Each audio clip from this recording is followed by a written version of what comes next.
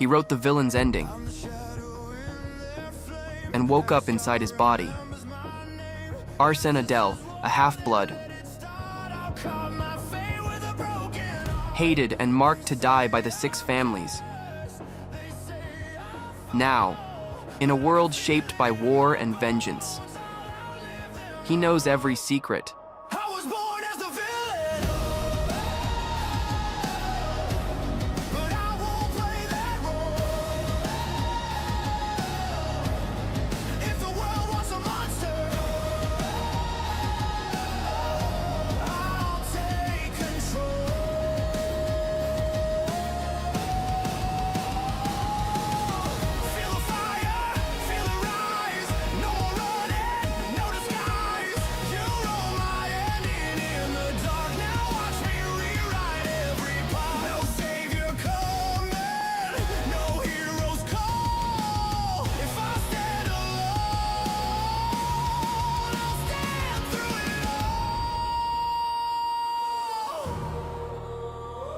But this time,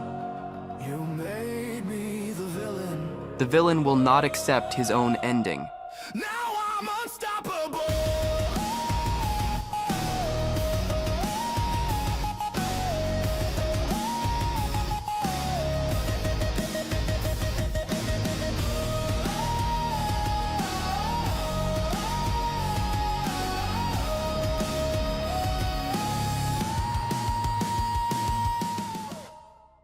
A beautiful dream, and I want to destroy it. That was what a young man said on the brink of the end of his life, impaled on a rocky stalactite. As life drained from that mysterious boy, another watched him closely while he mumbled empty words. To devour it, to reduce it to ashes. In the end, the young man's life finally slipped away. The observer only murmured, "Now it's too late, if only I hadn't done this. This is a pathetic end, fit for the villain of the villains." Without hesitation, the warrior turned and left, leaving the lifeless body behind. And so the story ended. The epilogue, the end of the villain. In a dark room, someone rubbed his face in frustration. It was Nam Woo-yun, a novelist. He thought, with the end of the world's most powerful villain, my series will soon come to an end. While typing, he muttered softly, the next chapter should wrap everything up. Nam had a downcast expression and thought, anguished, it's a miserable experience to write a story you don't want to write. He stretched. His whole body was trembling. In the end, none of it seemed to matter. Well, anyway, I can finally put a full stop to this tomorrow. Nam leaned back in his chair, trying to convince himself, I guess I should leave my regrets behind. Suddenly, he heard knocking at the door. It surprised him. Who could it be at this hour? It's too late for someone to be knocking. Nam stood up and went to the entrance of the house. He asked who was there, but got no answer. He stood still, staring at the door. The knocking had stopped. He thought it might be a drunk person, but he was too exhausted to care. Maybe he should just go to sleep. Then he saw something floating above him. It looked like a piece of paper, but emitted a strange, hypnotizing glow. The paper fell to the floor, and Nam approached, confused. Huh? Where did this paper come from? He picked it up and read the message. It's a gift. Please use it when in need. This was confusing. A gift? What did that mean? Moments later, the paper began to emit an intense energy, red with black tones. Nam barely had time to react. Before his eyes appeared the figure of the villain from his story. His body was lifeless, with a hole in his chest. That devastating vision made him recoil in shock. Breathing heavily, Nam realized the villain had not truly been eliminated yet. The villain spoke to the young author. So this is how my life ends. Still with closed eyes, the villain slowly stood up and spoke to the writer. It took many years of time and effort. 10 years I spent sharpening my blade to take revenge on those who destroyed my family. He was very close to Nam and showed pure terror with his intense energy. The villain continued with an eerily calm tone. My family, my friends, I lost so many things and gave up even more, yet I failed. Then he shouted with restrained fury, but you know that better than anyone. Seconds later, a red energy with intense black spikes surrounded the entire room. Nam didn't understand what the villain was trying to say. The protagonist could only say, confused, failed? You mean you are? The red-haired villain extended his hand toward the boy and in an almost pleading tone murmured, please, but the phrase was cut off when all the energy around began violently penetrating Nam's body, making him scream in despair. The villain finally opened his eyes and completed the sentence, do it for me. Nam's existence began to unravel. He no longer belonged to the human world he once knew. Later, Nam was lying on a strange bed. The sun hovered over his body, and a gentle breeze moved the curtains at the window. He struggled to open his eyes, now a deep shade of red. Nam thought he had just fainted the night before. He hadn't yet realized the new environment. Then he realized this was not his room. He looked at his own hands and thought, what kind of clothes are these? Slowly, he stood up and walked to a mirror. The shock was immediate. What is happening? He carefully observed his new features. A sinister blood-red hair, and that ironic mouth. The moment he saw the narrow, cold eyes devoid of any emotion, he knew. A symbol on his neck confirmed what he already suspected. Looks like I possess this body. The body of Arsene Adel, the most powerful villain of my own novel. He laughed, disoriented. And this happens just days before my own end. The mixed bloodline of that character descended from demons began to make sense. The Adel family was one of the most powerful in the Empire until it was destroyed by 6 specific families. Sitting, leaning against the door, Nam understood. This is the story of Arsene Adel. That's why he became a villain. He tried to take revenge but failed, and that's why he brought me here, me, the creator. In a few days, I will be eliminated by the knights of the 6 families. Determined, he raised his hand and called up the status window. Soon, a panel appeared before him. In terms of talent, Adel is one of the most skilled in the novel, but he didn't even compare to the talents given to the protagonists. Nam brought his hand to his head, reflecting, no matter how charismatic the villain is, I never intended to let him beat the hero. Besides, I'm completely unable to control mana. His thoughts left him deeply uneasy. Who would have thought that the dark past I created to make him more intimidating would end up turning against me? He held his head in despair until something caught his attention. On the bed, there was a glowing piece of paper. It was identical to the one that mysteriously appeared in his apartment before he was transported into the novel. Nam ran to it, thinking, I'd completely forgotten about this. Even if it doesn't help much, I'm not in a position to be picky. Staring intently at the paper, he tried to remember. I recall it said to ask for help when I needed something. But when he picked it up, the paper was completely blank. He shouted, disoriented, Why is it blank? Where's the text? The only thing written was about how to use the gift. The paper glowed blue, and a question appeared. Creator, if you don't know how to use the gift, please answer yes or no. Without a response, it asked again. At that moment, Nam cursed the paper in every possible way, or rather, Adel cursed it, but the instruction persisted. Please write yes or no on the paper. Realizing he was being ignored, Nam wrote, yes. The instructions finally appeared. How to use the information purchase. I will answer anything you write on this paper, creator. Some questions have no cost, others do. Nam thought, information purchase? So it will answer anything? The paper warned him. The more important the question, the higher the price. Without hesitation, Nam wrote, how can I return to the real world? The answer was straightforward. Impossible. Anger grew. Then he asked another question. Tell me the detailed method to use Adel's mana and abilities. His situation wasn't the best, and Nam just thought, I need to deal with what's urgent first. The paper replied, enveloping Nam's body with intense blue energy. This question requires no payment. The manipulation of mana and use of its traits were recorded in your body, creator. Do you wish to accept? Yes or no? Nam wrote yes and immediately began to feel mana flowing inside him. He began testing Adel's abilities. The first trait, the ability to steal someone's 5 senses, darkness. It worked, albeit on a small scale, barely extending beyond his fingers. Even so, he considered the ability useful. Next, the power to restrain the opponent with aura, assassin's intention. Again, it worked. A smile formed on his face. Knights or experienced soldiers might resist, but it should work on ordinary people. Now Nam only needed to understand Adel's most absurd talent, position transfer. It was literally the ability to swap places with an object of his choice, the best assassination technique there is. A magic circle with several arrows appeared beneath his feet. Nam thought, for now I can only designate about 20 square meters. It's pathetic compared to Adel's original power, but if I keep training, let's test it with that armor. The transfer began, and Adel's body was dragged to the armor's location. He fell awkwardly to the ground.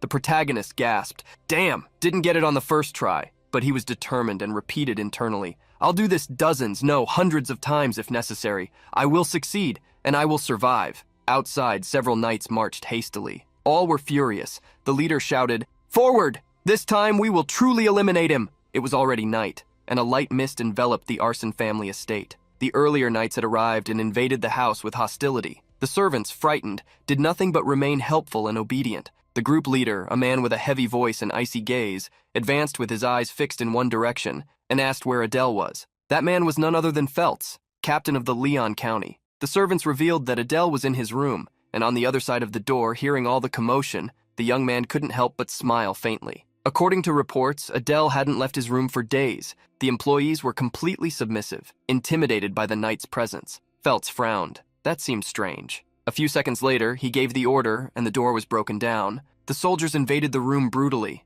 Inside, Adele was sitting relaxed on the bed, facing the entrance. He showed no sign of fear. He only raised his eyes and greeted the captain with a provocative tone. "You came, Captain Feltz? Didn't even think for a second about sparing a boy's life, huh?" Without wasting words, Feltz ordered his men to finish off the young man. But Adele was already prepared. Quickly, he activated his ability. Position transfer. The target, the sword wielded by one of the knights. The weapon began to glow intensely golden. In the blink of an eye, the swap was successful. Adele disappeared and appeared exactly where the sword was. The soldier barely had time to react. Adele, falling toward him, struck a precise blow with his dagger. With accuracy, the young man plunged the blade between the armor gaps directly into the enemy's neck, eliminating him effortlessly. The other soldiers were shocked. No one expected Adele to fight back. Everyone except Feltz, who just watched him with an impassive face. Adele jumped back with agility, landing firmly while still holding the bloodied dagger. Then Feltz shouted, "What are you waiting for? Get him!" The soldiers advanced, but before they could reach him,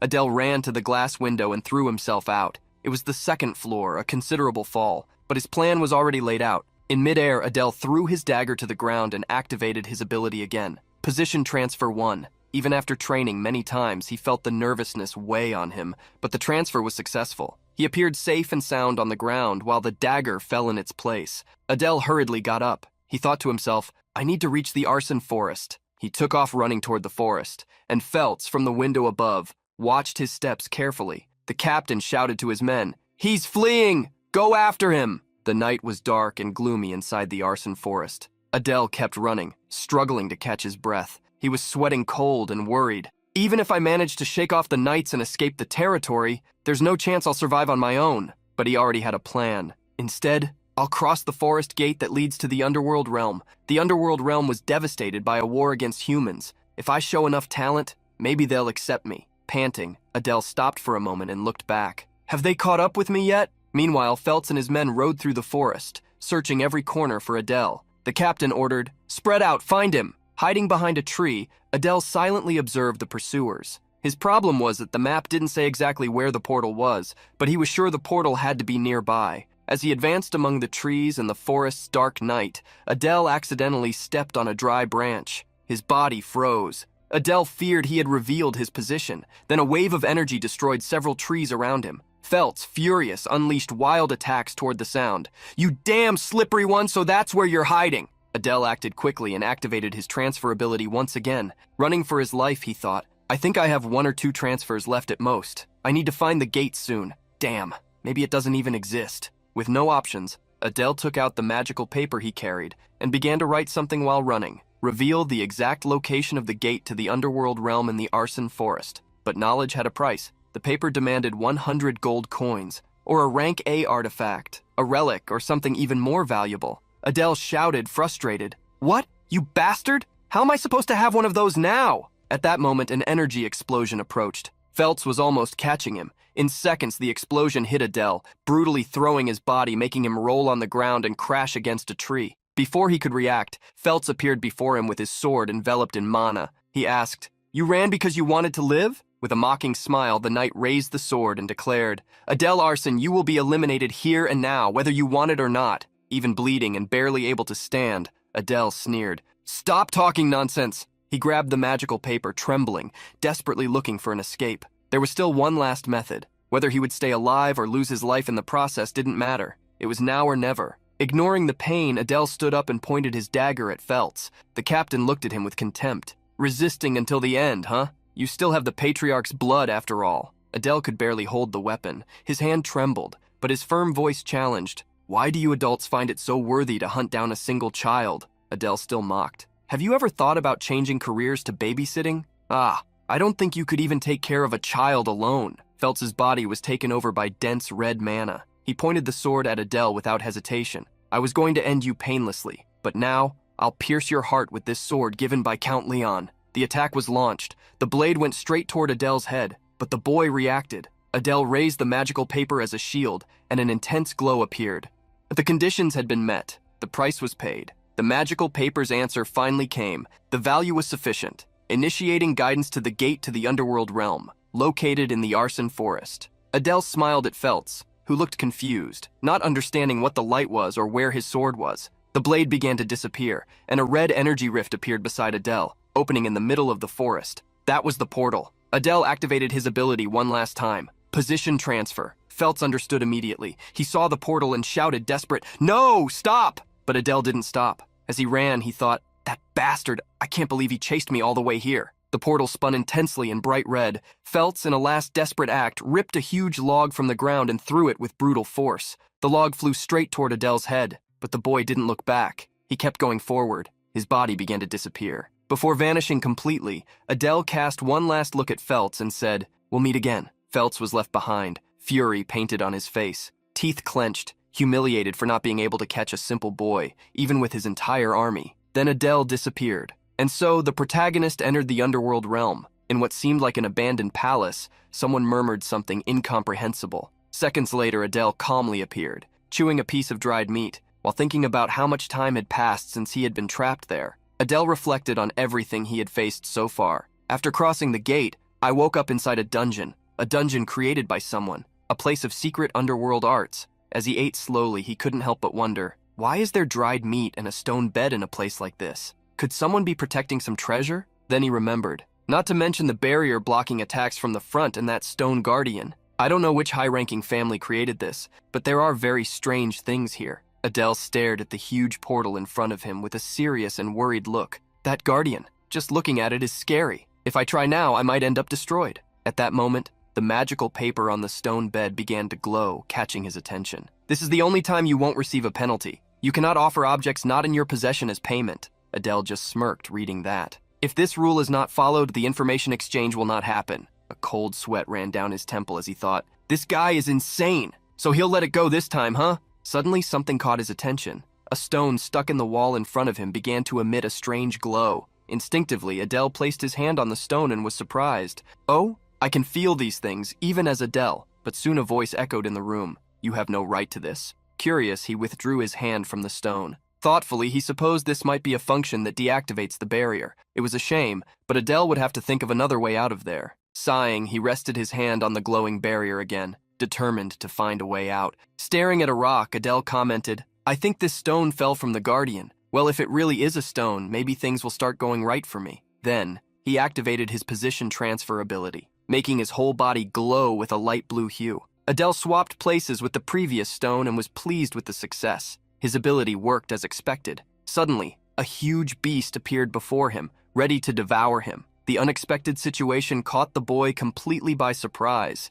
Meanwhile, outside the dungeon, a huge castle stood out in the underworld's gloom. Inside the castle, someone was harshly reprimanded for knocking over a bucket of water. On the second floor of the vast hall, a mysterious being observed the events, though showing little interest. That was Patriarch Crete of the Barres family, one of the families present in the underworld. In his room, he spoke to himself while staring at the dark, reddish sky of the underworld. Things are moving, maybe because my daughter is about to invade the hidden domain of the intermediate level. This will be complicated. If she succeeds, she'll earn the right to enter Saitan, but even if I order her to fail, she will go against my will. That's because only by entering Saitan can she avenge the humans who killed her mother. Crete sighed. That weakling. Will she survive in a place where only demonic bastards gather? Soon, a servant burst into the Patriarch's office, desperate, announcing a problem. Crete's eyes glowed yellow, revealing his threatening side. He said with disdain, What kind of nonsense is this that you're causing such an uproar? The woman bowed quickly, apologizing, and revealed, We received news that there is an unidentified person in the hidden domain right now. This caught the Patriarch's attention. What do you mean someone appeared in the hidden domain? She confirmed, There's no sign anyone opened the door to enter, so everyone is confused. Crete asked if the person's identity had been discovered. The servant explained, Apparently this person triggered a function only you can access, sir, but we don't know who it is. Nervous, the man began tapping his fingers on the table, thoughtful. Maybe he was forcibly summoned by the portal created during the Human-Demon War. Then he ordered the woman to leave. He'll be eliminated anyway, so don't worry about it. Just focus on preparations for my daughter's exam. Soon after, he walked to a huge glass window, and staring at the cloudy skies, thought, If all goes well, I might get a good piece for my game. If he's not eliminated in the hidden domain, of course. Meanwhile, our protagonist once again used his transfer ability. Fortunately, he managed to escape the wolf beast from before, but barely. On the other side of the portal, a gigantic stone warrior was hitting the barrier intensely. Sitting on a stone bed, Adele just stared at the monster's fury and commented, So even if the barrier disappears, it'll be a problem if I leave now.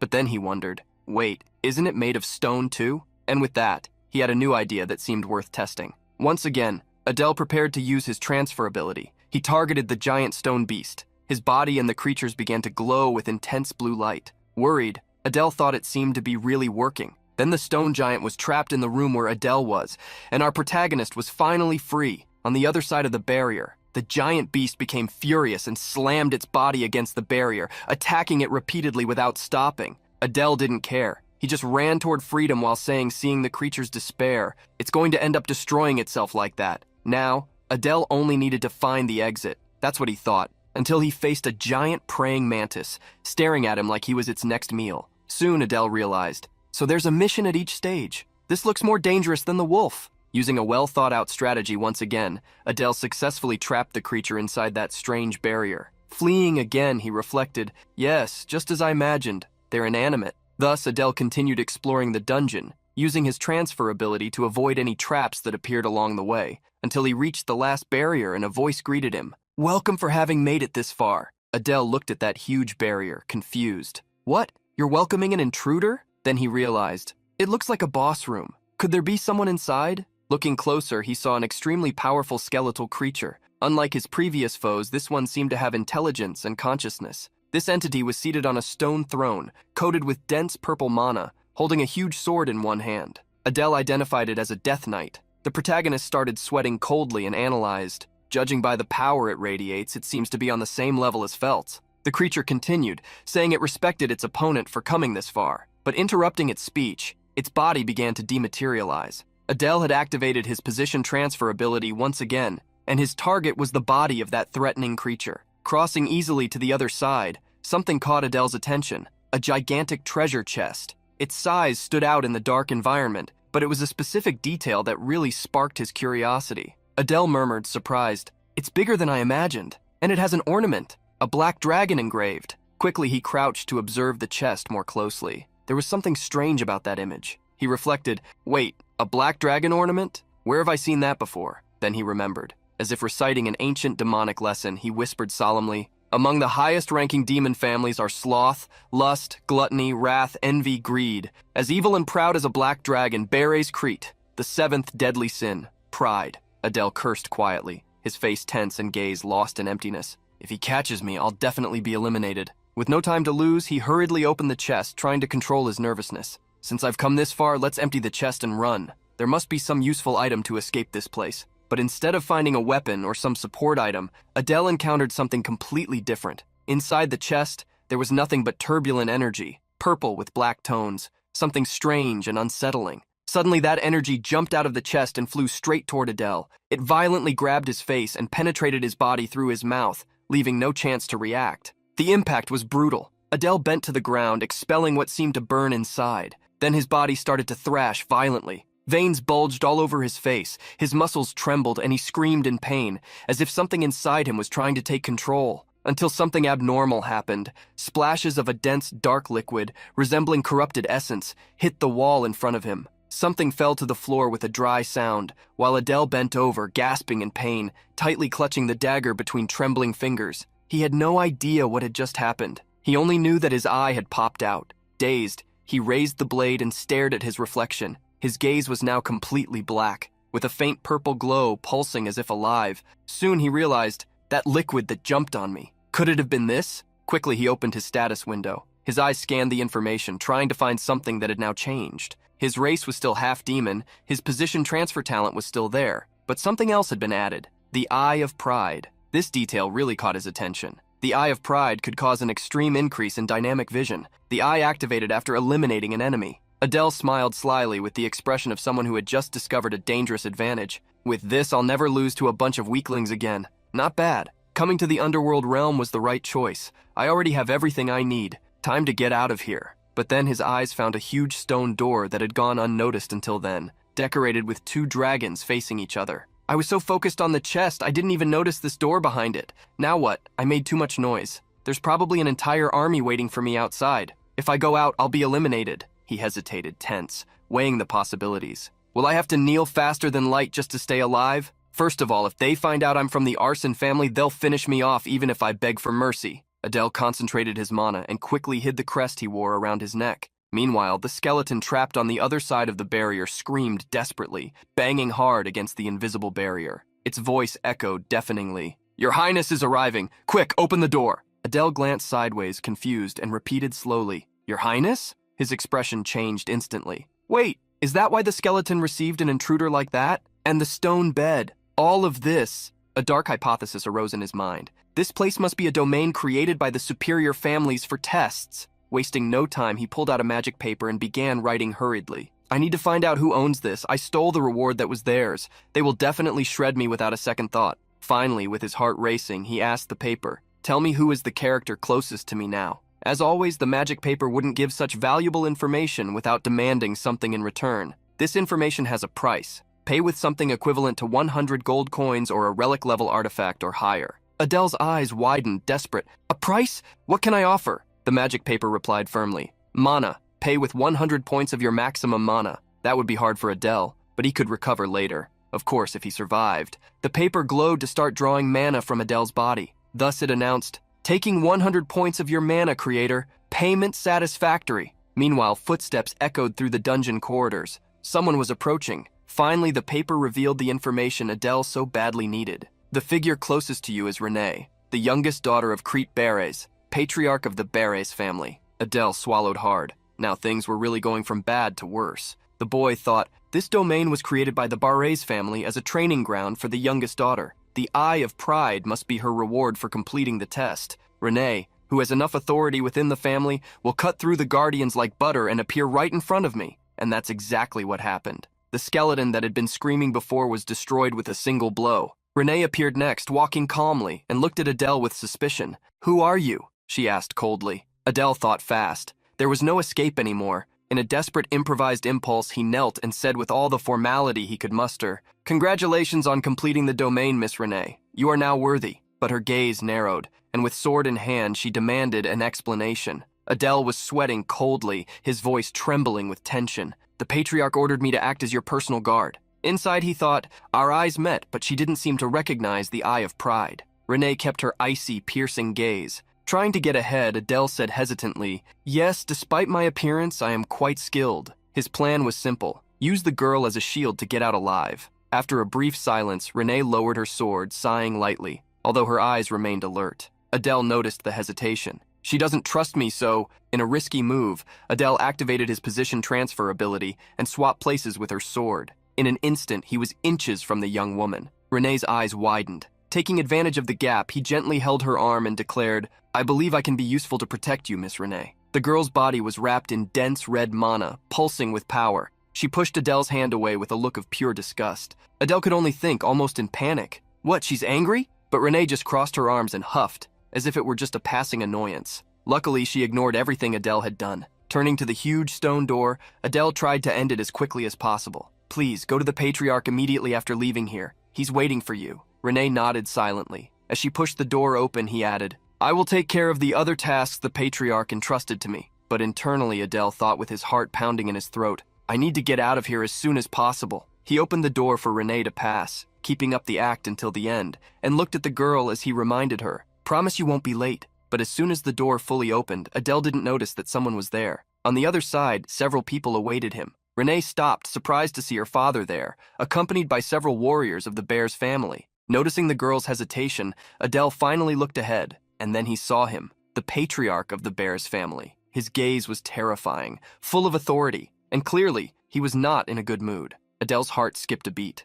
Now everything was truly over. His mind was racing with questions. "Why is Crete here?" Desperate, Adele could only predict the worst. "He will try to eliminate me if he finds out I took the Eye of Pride, but why isn't he reacting?" Crete then calmly turned to his daughter and asked in a direct tone, "Did you clear the domain successfully?" Somewhat hesitant, Renee nodded in confirmation. Understanding the situation, Crete simply said, "Come with me." No words were addressed to Adele, which only increased his anxiety. Without even realizing it, he started following Renee, who walked behind her father. Deep down, he felt the soldiers' gazes devouring him alive. It was impossible to face them in that state, so he just followed the girl, even more nervous. Adele thought, "I have nothing to give the paper, which means I can't use its power." Soon they arrived at the imposing mansion of the bear's family. Adele continued to follow silently until Crete ordered the soldiers, "Return to your quarters." Then he turned to Adele and said coldly, "Wait here. We will talk later. After that, he went upstairs with his daughter. Adele's heart beat faster. Is he going to leave me alone? Could this be my chance? But when he glanced discreetly back, he noticed tense and watchful eyes observing from behind the bushes. Soon came the boy's frustration. I can't run away. I'm still being watched. Meanwhile, Crete took Renee to his office. Sitting at the desk, he calmly watched her while she stared at him, curious. Then he said, "You've completed my last task. Do you really intend to enter the training facility?" Renee just nodded. Crete was silent for a few seconds, then asked, "And the boy? How did he do?" With her usual cold gaze, Renee remembered Adele's teleportation ability and answered without hesitation, "He is strong." Crete slightly raised one corner of his mouth in a rare smile. Internally, he thought, interesting. Then he stood up, turned his back to his daughter and declared, "You've proven your worth. You may go to Saitan as you have always wished." For the first time, Renee truly showed excitement. With a face shining with joy, she sincerely thanked her father. Looking at the sky through the window, Crete thought to himself, I thought he would be eliminated as soon as he invaded the domain. But he survived? And even obtained the Eye of Pride? And with Renee speaking well of him, he's definitely worth using. Outside, Adele remained motionless, petrified with worry. He had no idea how much longer he would have to wait. It was already night in the underworld when Adele was led to the mansion. A servant silently guided him through the corridors to Crete's office. As soon as he entered, Adele found himself face to face with the family patriarch. Crete's gaze was piercing, as if looking right through him, analyzing him from head to toe without saying a single word. The atmosphere was suffocating, and the man's look was sharp and frightening.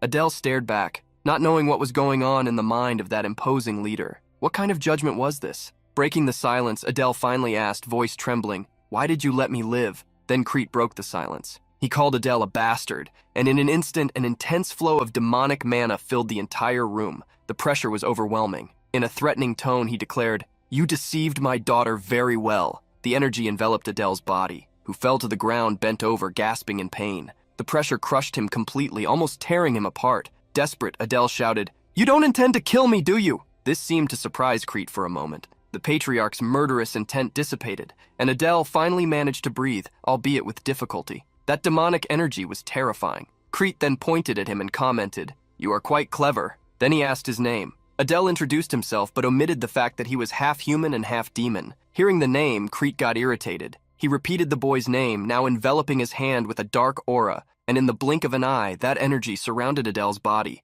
who began to levitate toward the patriarch. Not understanding what was coming, Adele was forced to ask, "What do you want from me?" Crete ordered, "Open your mouth." Before the boy's face appeared a small creature, a miniature dragon hovering in the air. Crete's gaze was cold as he ordered, "You only need to continue telling my daughter what you were already telling her." The little dragon invaded Adele's body, and Crete coldly revealed, "If you have any other thought, this poison will tear your heart apart." Adele writhed in pain, trying to resist the creature's invasion. When Crete finally ceased his magic, the young man fell to the ground. Turning his back, the patriarch announced, "I will prepare a place for you to stay. Wait until I call you later." Adele could barely breathe, but was expelled from the room shortly after. Inside, he could only think about the huge mess he had gotten himself into. Later, he was taken to a small, modest house. One of the servants announced, "You will stay in this room from now on." Adele looked at the place with a lost expression. Inside, he thought, "I have become dependent on this family by Crete's will." Adele added, "I'm grateful enough that he let me live."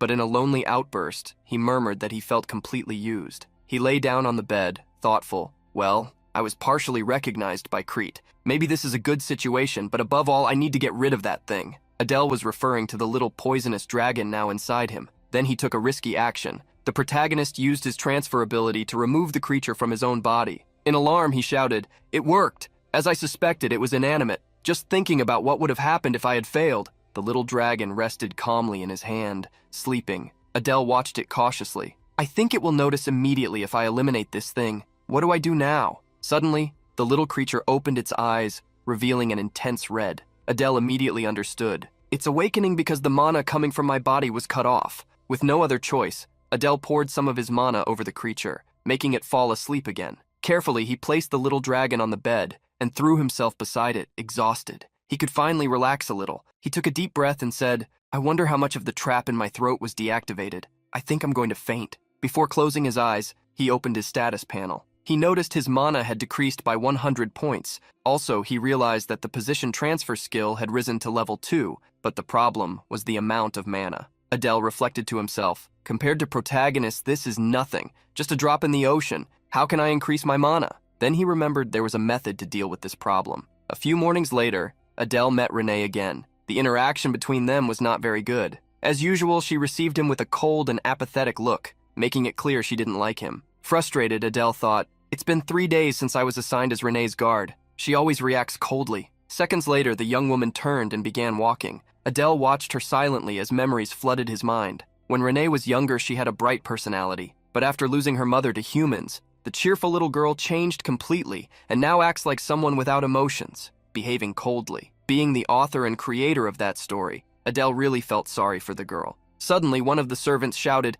"Adele! Renee! The Patriarch is calling you both!" Adele looked back, confused. That was unexpected. Both headed toward the Patriarch's office. On the way, Adele reflected, the reason for the call can only be about Renee's entry into Saitan. Although Renee had successfully invaded the domain and eliminated all creatures with extreme skill, Crete did not allow the girl to go to Saitan alone. Upon arrival, the Patriarch spoke firmly. "Saitan is not an easy place. With your abilities, you would be eliminated quickly, without even avenging your mother." As he spoke, a dense aura of hatred and anger began to emanate from Renee's body. Adele felt a shiver run through him. "I have the feeling I shouldn't be here." But before he could retreat, the Patriarch continued. "However, if you take Adele as your guard, I will allow your entry." Renee immediately refused. For Adele, this could only mean that Renee hated him deeply. Adele mentally affirmed, "Saitan is the school of the demon kingdom where all the promising children of this world gather. They are always in conflict with the Imperial School, the protagonist school, and in this scenario, many students, including Renee,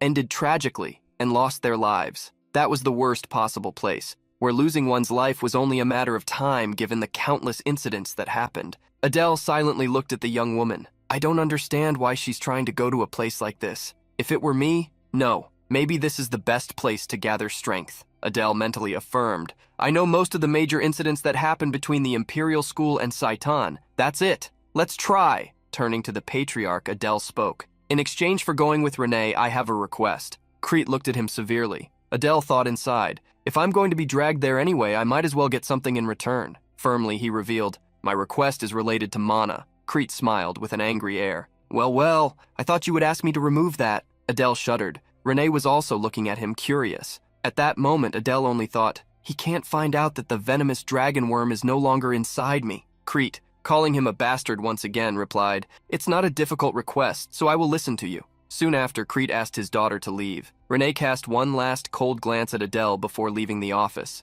And Adele, left alone there, couldn't help but think bitterly, "Does she hate the idea of going with me that much?" Adele stared at the man before him, worried and deep in thought. What will he give me? A mana elixir? An artifact wouldn't be bad either. Then Crete revealed, "This is a treasure that can cause sensitive reactions among family members, which is why I sent my daughter out." The words family treasure immediately caught Adele's attention. Standing up, the Patriarch was enveloped by a powerful aura of mana that filled the entire room. With seriousness, he argued, "I know the mana you have is very little, and since you will be eliminated instead of my daughter, this is the least I can do for you." Crete gestured for Adele to come closer. The man's appearance was terrifying, as if he was about to explode the boy into 1,000 pieces with the manosphere pulsing in his hand. In a deep voice, he declared, "I will transfer to you the basic mana cultivation technique of the Kalanan family." But at that moment, it felt like he was about to rip Adele's soul out. The boy was shocked, unable to move, as if in a trance. "What? Mana cultivation technique?" The Patriarch placed his hand over Adele's head and recited, "Grant your heir the blessing of the flow of chaos, that he may reign with justice, and not allow thousands of demons to go hungry. But do not test him. Should he do so, let his name be glorified." Soon, Adele's body exploded with mana as he bowed to the Patriarch on the ground. The Patriarch was surprised. An ordinary person would lose their sanity just by hearing this chant. That's why Crete really found Adele interesting. With this cultivation technique, mana will be granted directly by the demon god. Thus, you will be able to achieve what you desire. Adele reflected, "Demon god?" Then Crete stated, "However, it seems your family is related to the 7 deadly sins." But Adele didn't understand that. Crete became furious and thought to himself, "Even so, now that I planted the worm's poison inside you, it wouldn't matter if you were a spy." Little did he know that Adele no longer had that creature inside him. The protagonist was confused and questioned himself. "My family is related to the 7 deadly sins? I don't remember creating that plot." After that, Adele left the office and went to the forest to train, since his mana could get out of control.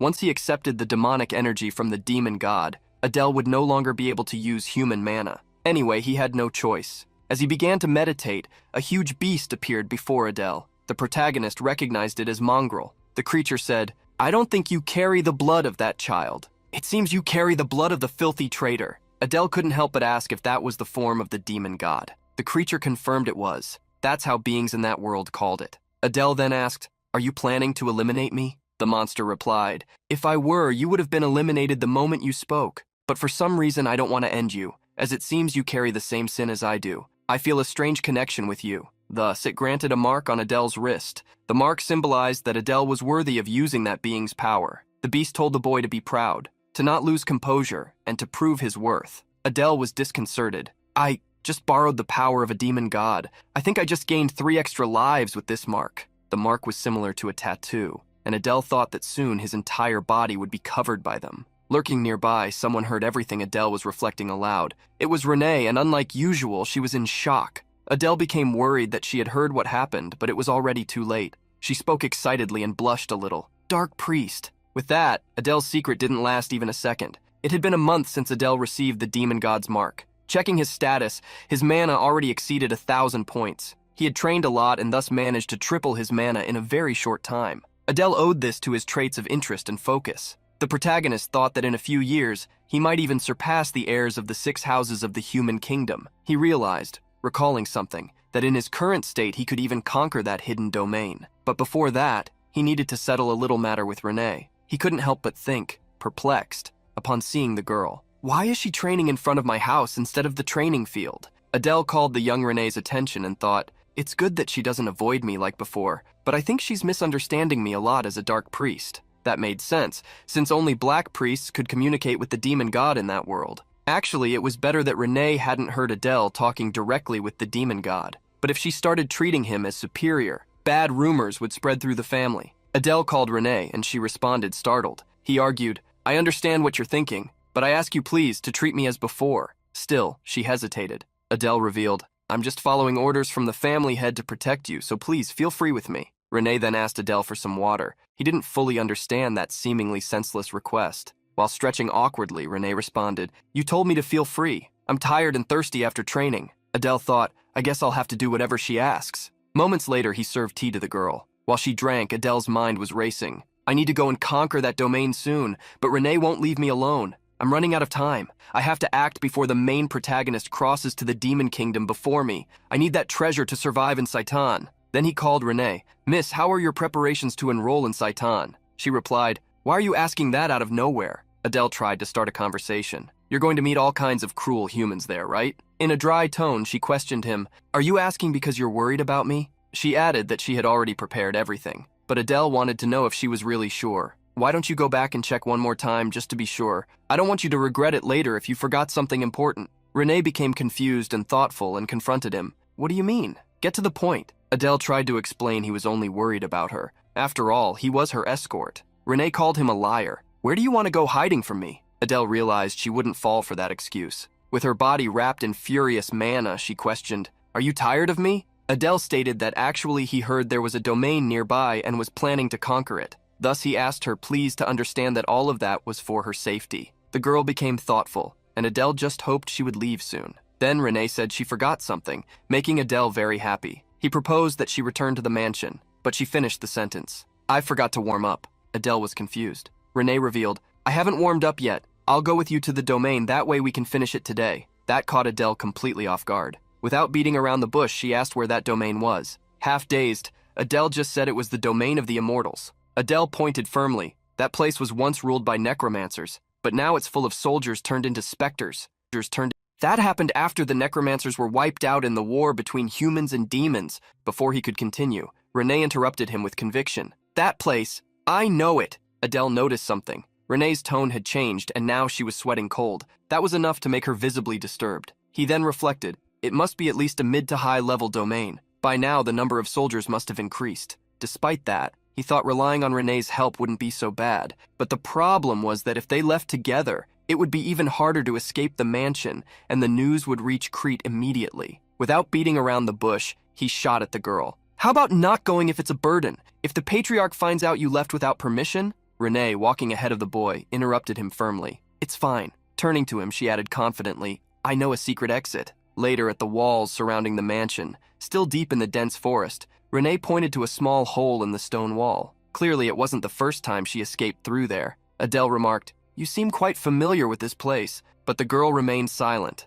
naturally ignoring him. Adele gave up insisting. However, he was sure. She must escape frequently. Hiding the basket with tea in a bush, he gave the order, "Let's go before they catch us." Soon, both were walking through a vast mountain covered by a light mist. Adele, a bit nervous, asked, "Is it still far?" Renee looked back, staring at him with an uncertain expression. Realizing he had spoken too much, Adele justified himself. "I never had a reason to leave the mansion's surroundings, so I don't know much about the region." Without suspecting anything, Renee pointed to the top of a mountain. "Ah, we're almost there. We just need to get over that hill." Adele just nodded. "Then we're almost there." A few kilometers later, both reached their destination. The place was in ruins, broken walls, and an air of total abandonment. Renee seemed excited, even started cheerfully cursing in her own dialect, which caught Adele's attention. Even without understanding the words, he understood the feeling. Stepping back a little, he thought, "I need to hide from Renee that I'm from the Ars lineage at all costs. Only I know the entrance to the domain." Pointing to a pile of loose rocks, Adele called her, "I think we can get in by digging here." Soon he found something unusual, a message carved into the stones. "Under the largest stone statue, soldiers of rotting flesh guard these lands," he stated. This must be the entrance. Both faced a staircase leading to the underground. Adele offered, "Should I go first?" But Renee, as always determined, refused. "No, I'll go first." Thus, they entered the dungeon. The place was surprisingly well lit. Adele observed, "It's brighter in here than I expected." Further ahead, Renee pointed to something curious. It looked like a small, forgotten church. The atmosphere was eerie. Still, she confirmed, "We're in the right place." Adele faced the place, worried. "It's on a different level than Byers' domain. I bet there are at least 100 new graves here." Without hesitation, Renee announced, "Let's go." Adele drew his dagger, ready for whatever came. Moments later, a skeletal hand emerged from a tomb. Several undead soldiers began rising from the ground, sniffing the intruders. Soon, both were surrounded. Adele called to Renee and shouted he would hold them all off. The young woman, confirming, infused a dense layer of mana into her sword.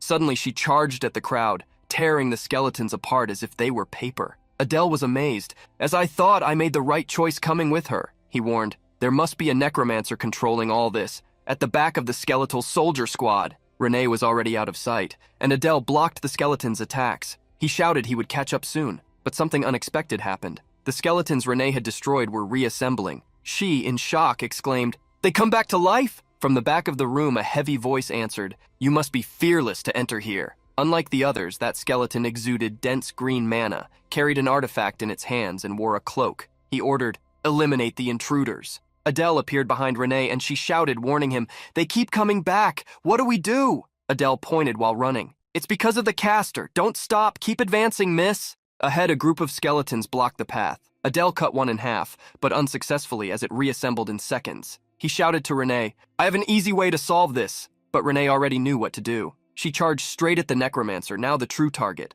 The skeleton, holding a crystal, ordered all others to restrain the girl. Adele understood the situation. "We just need to reach him. Everything ends when we break the caster's orb."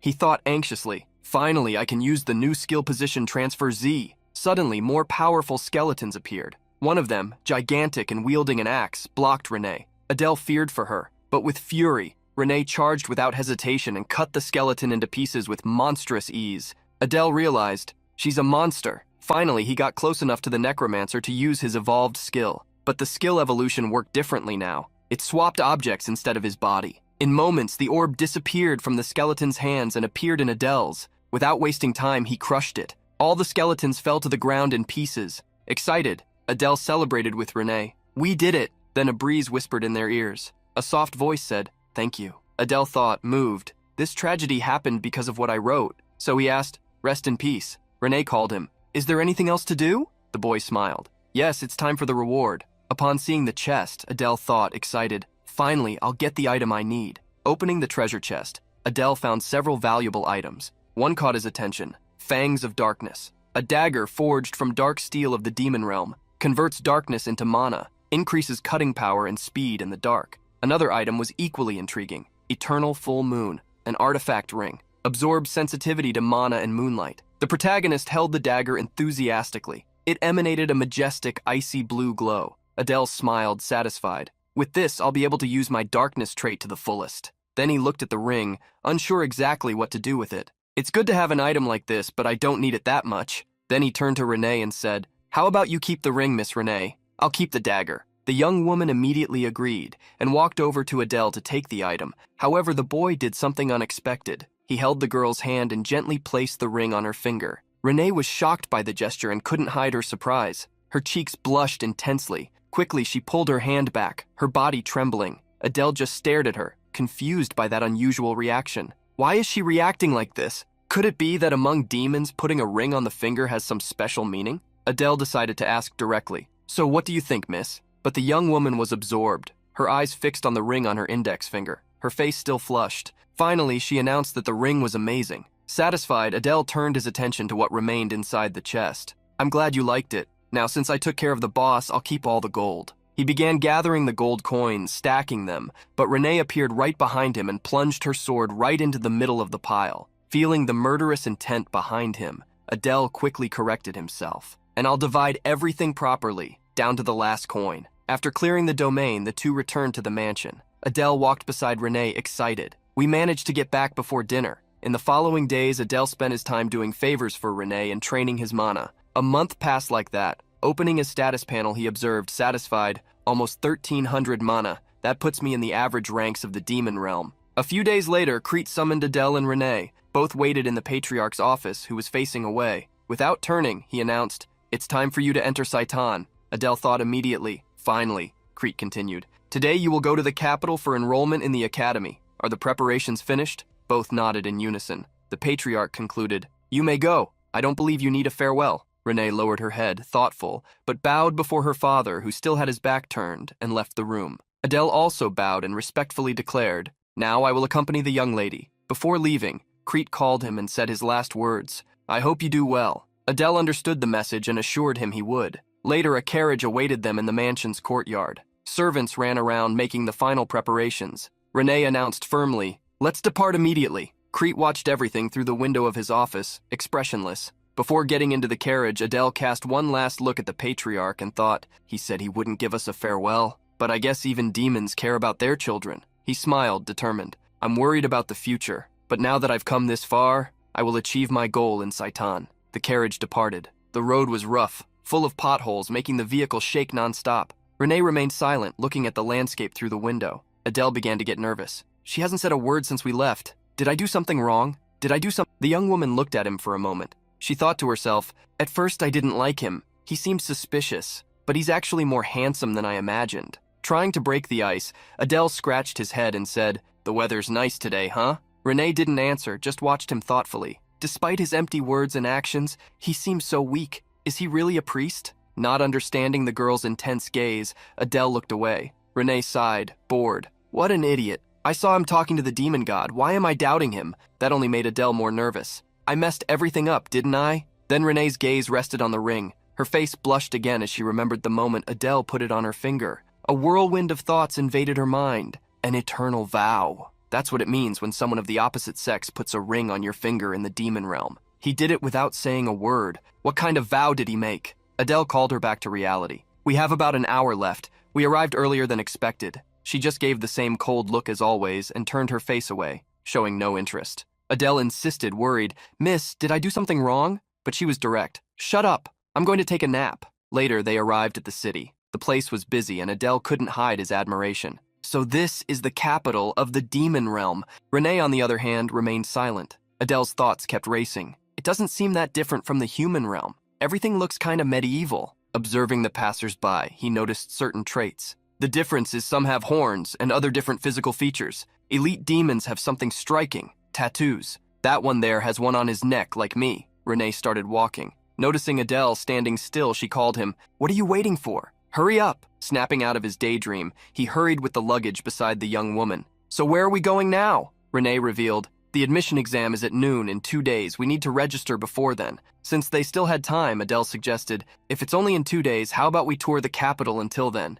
Cold as always, the young woman said, "I'm not interested." The conversation died before it began. Adele tried to continue, but Renee said they had no time. Registration was the priority. He just thought, her story was that she hadn't left home since her mother's death, right? I can't understand her. Soon they arrived at the registration place. Adele was impressed by the size of the academy. So this is Saitan. Incredible. It must be 3 times bigger than a regular university. A man with a shiny bald head was handling registrations. Without looking much, he announced, "Registered. Return in 2 days. Next." Adele introduced himself. The man looked at him suspiciously and asked what he was. The boy didn't look like a demon. Veins bulging on his shiny bald head, he shouted furiously, "A half-demon dares to apply? We lost the war, but what do you think about this place?" Speechless, Adele just thought with a sigh, "I think my future is going to be very complicated." The bald man pointed at Adele arrogantly. "It's because of miserable rats like you." Before he could finish the sentence, Renee appeared, interrupting the commotion. "What's going on here?" She gave the bald man her usual icy look. He recognized her immediately. It was impossible to ignore those black horns. The man grumbled, surprised. "This new generation is unbelievable. Seeing a child of the House of the 7 Deadly Sins around here. If you're a candidate, declare your house and identity." Without much emotion, Renee answered that she was from House Bears, and that her name was Renee. Then she introduced Adele. "And this is my guard. He will also be admitted with me." The bald man started writing, muttering disdainfully, "A half-demon as a bodyguard? The House of the 7 Deadly Sins really lost its standards." Tired of that nonsense, Renee discreetly moved her hand to her back, almost drawing her sword. In a threatening tone, she declared, "I won't stand here listening to you insult House Bears for another second." The mood changed immediately. The man cleared his throat, changing posture. "We don't discriminate candidates' identities, so let's forget what I just said." Adele responded firmly, "House Pixie, Adele." Thus, their registration was completed. They were to return in 2 days. During the war between humans and demons, half-demons fought alongside humans and were stronger. It's natural that everyone there still feels hostility toward half-demons. Despite the anger, there wasn't much to be done. Adele, trying to calm Renee, who was almost tearing the bald man's head off with her gaze alone, took her away. "Come on, Lady Renee, we need a place to stay now." Later, they arrived at a modest but clean inn. Renee was not pleased with the place. Everything seemed too old. Adele just reflected, staring at the inn's entrance. "The 10 gold coins Crete gave us will barely be enough for both of us for a month. Because of the war's consequences, House Bears is poor, so I couldn't ask for more." Excited, he turned to Renee. "Shall we go in then?" At the reception, Adele requested a room for 2 people for 2 days. Renee feigned disinterest, but blushed completely when the clerk asked if the room would be shared. Quickly, Adele corrected, "2 rooms, please." But Renee's head was already on fire, too embarrassed to even respond. For 2 gold coins, they got 2 rooms on the inn's 2nd floor. Adele thought, "That's about 200,000 wons in human currency. Not so bad." Renee hurried up the stairs, saying she would go ahead. Adele replied, "I'll bring the luggage right after. Have a good rest, Lady Renee." She just gave that typical cold look and went upstairs. Adele observed, "She always lived in a huge mansion. This must be her first time sleeping in a place like this, but she'll probably get used to it soon." Finally, he thought with relief, "Time to rest too. I have 2 days to recover." 2 days passed quickly, and the day of the admission exam arrived. At the academy entrance, soldiers directed the youths, "Candidates, enter and follow the instructions." Adele walked beside Renee, attentive to the surroundings. "There are so many people. Are there at least 100 here?" He became worried. "To think so many are signing up to fight humans. I have to be careful, not to reveal my identity." Soon they reached a large room, even more crowded. An announcement echoed, "From here, present your documents and board in order." Adele was confused when suddenly a train appeared before them. No one expected that, not even Adele, the novel's writer. He remembered what he knew of the story. They say several dimensional portals shaped like a labyrinth were installed to prevent intruders. It's only possible to reach Saitan via the train. He then reflected, "And to think that huge fortress we saw from outside was only a part of this place. What's the real size of this?" Adele and Renee sat side by side on the train. The vehicle was fast, and soon it was announced, "We will arrive at Saitan shortly. Prepare for impact." Upon arrival, Adele was enchanted by the grandeur of the place. Even seeing only the facade, they knew this place was on another level. As everyone got off the train, they heard, "Candidates, follow the guide and enter the auditorium where the exam will be held." The candidates, including Adele, were amazed by the place. It was huge, and even somewhat intimidating. All present were young demons, which made Adele even more uneasy. Are there other heirs of the House of the 7 Deadly Sins here? Soon, a group entered with an imposing posture. The crowd murmured, "They're not students. Judging by their clothes, they seem like instructors." Adele thought, "Maybe if I make a good impression, life here will be a little easier." Renee commented that time was up. The doors slammed shut violently behind the candidates. No one could leave anymore. The lights went out. Tension filled the air. Adele thought, it was bright outside. Could it be some kind of magical effect? An authoritative voice echoed, "Silence!" A light revealed a young woman with golden hair and pink eyes. She looked at everyone with a sharp gaze. "Welcome to Saitan. Bunch of brainless fools, so many of you eager to lose your lives this year." Adele couldn't believe it. Her voice alone carries that much weight? Laughing like a psychopath, she ended the brief introduction and announced, "The admission exam will begin now." A wave of energy swept through the room. Adele looked worriedly at Renee, but she ordered, "Focus on the exam." Some candidates began to suffocate. The instructors just watched, not interfering, even seeing bodies bending in pain. An instructor with a small scar on her eye commented, "The director has a very twisted taste, don't you think?" But the muscular man beside her replied, "No matter the talent, if the mental strength is weak, it's useless. That's why Director Lucian personally supervises the first stage of the exam." That was the mental resistance test. It serves to check if candidates can withstand critical situations and keep secrets if captured by humans. The man looked at Lucian and said, 5 minutes have passed and almost no one is standing."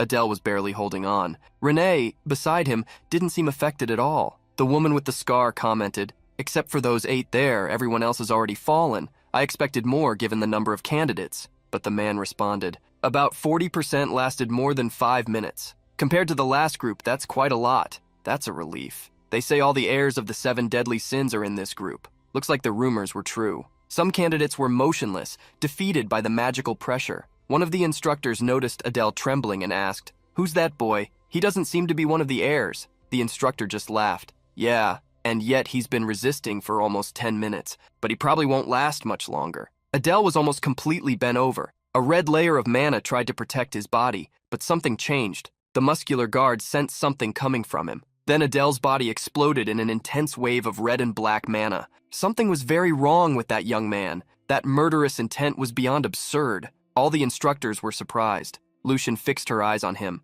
The muscular instructor thought, "This is dangerous." Without hesitation, he drew his sword. Adele needed to be eliminated immediately. Suddenly, all the instructors turned their attention to the boy, and the muscular instructor reacted even before Adele realized. But before the instructor could threaten Adele's life, Lucian stared at him with a severe look. It was clear. That man should not take another step. The instructor took a deep breath, trying to compose himself. Still disturbed, he finally withdrew his hand from the sword. He couldn't help but think, "Damn, am I getting nervous in front of a mere rookie?" The instructor beside him barely contained a smile, seeing the confusion on her colleague's face. To understand what really happened to Adele, we need to go back a few minutes. While the other candidates were already down, exhausted, Adele was still fighting to stay standing. With difficulty, he murmured to himself, "I'm about to lose my head. I need to find a way to endure." Then he reached a conclusion. "Wait, what if it's my murderous intent? Maybe that's enough to face that girl's aura. I have no other choice." Then, an explosion of mana took over his body. Adele screamed like a madman, taken by that brutal power that seemed to consume him entirely,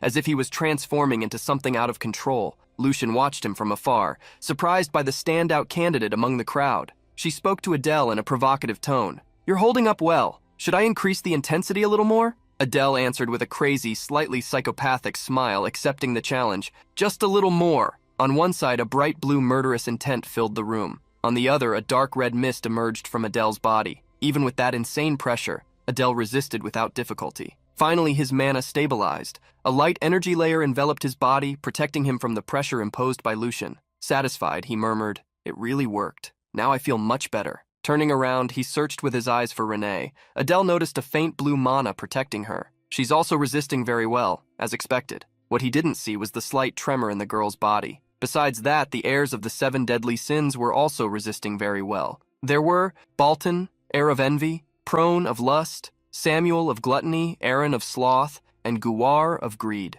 Adele thought sadly. Some of these characters were written with real care, but all are doomed to be eliminated by the protagonist group, 6 of them, including Renee. That idea made him deeply uneasy. Then Adele saw someone who made his heart freeze. Long white hair, red eyes, and a brown crown of thorns. There was no mistake. That was the worst villain of the demon realm, the Demon Lady, but that would be in the near future. At present, she was known as Diana, heir of wrath. The tension suddenly dissipated. The hall lights turned on. A voice announced, "All right, that was the end of the first exam." But Adele was still absorbed. The Demon King traditionally comes from the family of Wrath. It doesn't make sense for her to be here. A successor of the Demon Lord as a candidate in Saitan? Did something happen that I don't know about? A shout snapped him out of his trance. "I failed! Impossible!" The young people who had fainted began to wake as Lucian's pressure disappeared. Soon, angry shouts echoed in the hall. The candidates were furious with the instructors, especially with the muscular man who remained standing. Some soldiers even had to intervene.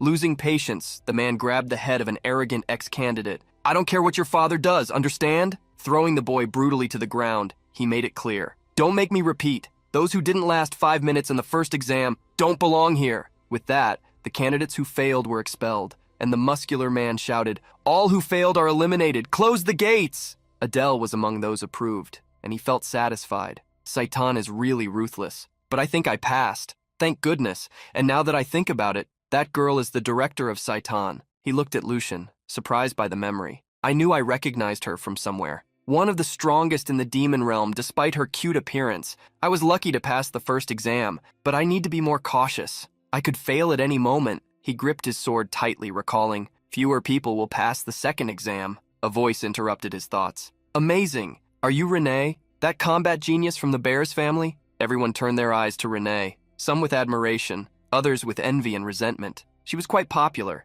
Adele looked around and thought, that makes sense. After all, they are the heirs of the 7 deadly sins, and they withstood the deadly pressure from the director. Frustrated, he thought, but why is no one paying attention to me? Soon, Renee approached, smiling. She was happy he passed. Finally, Adele gathered his thoughts. But I think I should be satisfied. I gave the impression that I'm not an ordinary candidate. I'm sure the instructors and the director will remember me. The muscular instructor stepped forward, shouting firmly, "I'll introduce myself. My name is Ares, and I'm the instructor responsible for you." All the candidates were surprised. Ares stared at them. "Congratulations on passing the first exam. It was a test of mental strength, a simulation of forced future submission by humans. The 8 who resisted until the end will receive extra points, and if you perform well in the second exam, you will gain access to the armory." Adele almost exploded with happiness. The armory? How lucky. I'm glad I lasted until the end. But in the back, he felt envious glances upon himself. Ares continued. "Now I will explain the second exam.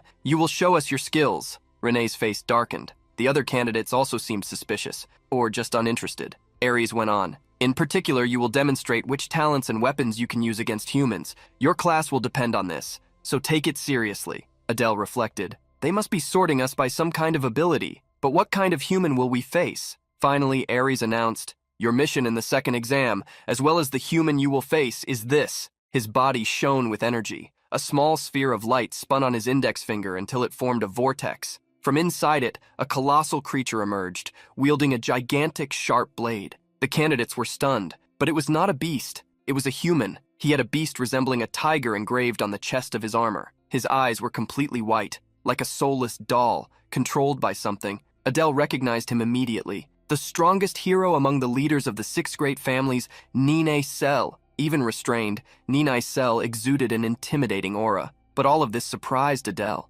After all, why was there a human there? This was a completely random event. Noticing the astonishment on Adele's face, Renee asked if he knew that human. With a worried expression, Adele thought yes, but did not reveal it to Renee. That was Nine Cell, the head of House Nine. Adele recalled, he has a very close connection to the protagonist of the original story. And it's not just a close relationship. His bloodline is determined from birth. He is the protagonist's father, the Sword Saint, who created the most powerful house purely by talent. Meanwhile, the other candidates began murmuring. "It's the Sword Saint. They're trying to eliminate us right at the start?" Adele realized. Others know him too. Well, he did defeat several demon houses after all. Seconds later, Ares revealed, "Naturally, we don't expect you to withstand the full strength of the Sword Saint. He will use only 10% of his power. If he used everything, you wouldn't stand a chance." Renee stared at instructor Ares. Then she turned to Adele and commented, 10% is way too easy. Adele didn't think so. No way. Even weakened, a monster is still a monster. He looked at Nine and thought the whole situation was insane.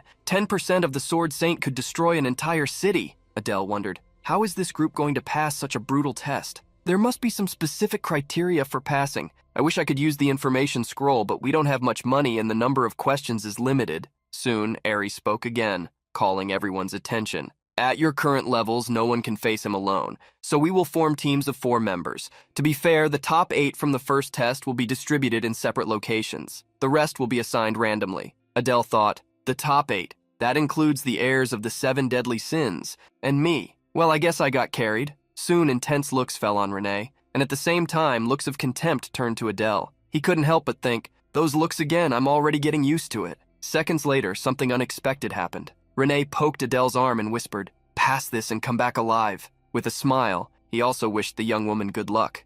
In the background, Ares announced, now I will call the names, starting with Group 1, until Group 33 was revealed. Leader, Adele. Members, Kina, Chris, Sanchez. This was our protagonist's group. but he didn't recognize any of the names. He then wondered mentally, could they be minor characters without importance in the original story? Seconds later, the group was gathered. A beautiful blonde young woman, a polite young man with silver hair, and a grumpy brown-haired boy. Adele introduced himself, saying it was a pleasure to meet them. Chris and Kina responded politely. Adele then called for Sanchez, who was still facing away. Suddenly, Sanchez shouted, "A half-demon as team leader? That's a disgrace to my house." Adele was frustrated. Ugh, now even the minor characters are looking down on me. A disgrace to his house? Does he think he's one of the heirs of the 7 deadly sins? Ignoring him, Adele asked the other two to give their best. Then he continued, "First, we need to define roles. Please tell me what kind of weapons or abilities you use." Chris was first. "My ability is mana transformation. I can create this triangular prism and turn it into armor or a sword." He demonstrated by creating a shield. It doesn't have much lethal power, but it's versatile. Adele thought, not bad, he's useful. Next was Kina. "I'm not good at combat, I'm more of a support type." Adele evaluated. "A buffer?" She confirmed, "Yes, I pray to the demon god to increase allies' speed." Her body glowed golden as she cast the blessing. She buffed Adele. Tired, barely able to breathe, she asked, "Do you feel lighter?" Adele, a little awkward, just said, "I think so." She felt embarrassed and blushed, saying Adele was mean. Adele laughed and then said he was just joking so the young woman wouldn't be upset. But inside, he thought, better than nothing, but so weak it's barely noticeable. Honestly, I don't know how she passed the first test. Finally, it was Sanchez's turn. The boy wrapped his body with a layer of rocks. That cheered Adele up. "Hardening ability, huh? Perfect to be the tank." Sanchez pointed at him brutally. "Now it's your turn." In an instant, Adele swapped places using Sanchez's ring, appearing right near his face. It would be a fatal attack if they were actually fighting. The boy was startled. Adele, with a piercing look, revealed, "My ability is teleportation." With his hand on the dagger, he saw Sanchez take a step back, trembling with fear. Chris and Kina were excited. That was a great ability, but Adele was cautious. "I won't reveal all the details of my ability so soon. There might still be some variables." Adele then organized the formation. "Chris and Sanchez, who are good at defense, go in front. I stay in the center and Kina supports me from the rear." Everyone agreed. Position set. Soon, an instructor shouted, "Let's start the second test. Each group, get ready. Group 1, forward." Adele watched, excited and thoughtful. Even facing the sword saint, they have fire in their eyes. The human swung the sword with precision. Even using only 10% of his strength, he seemed extremely powerful. In milliseconds, he advanced with a sequence of attacks against all members of the first group. The candidates were shocked. One of the group members was seriously injured. He had been practically split in half. Not literally, but the pain was excruciating. Adele watched, perplexed. "I didn't even see him move. Is this really only 10% of his strength?"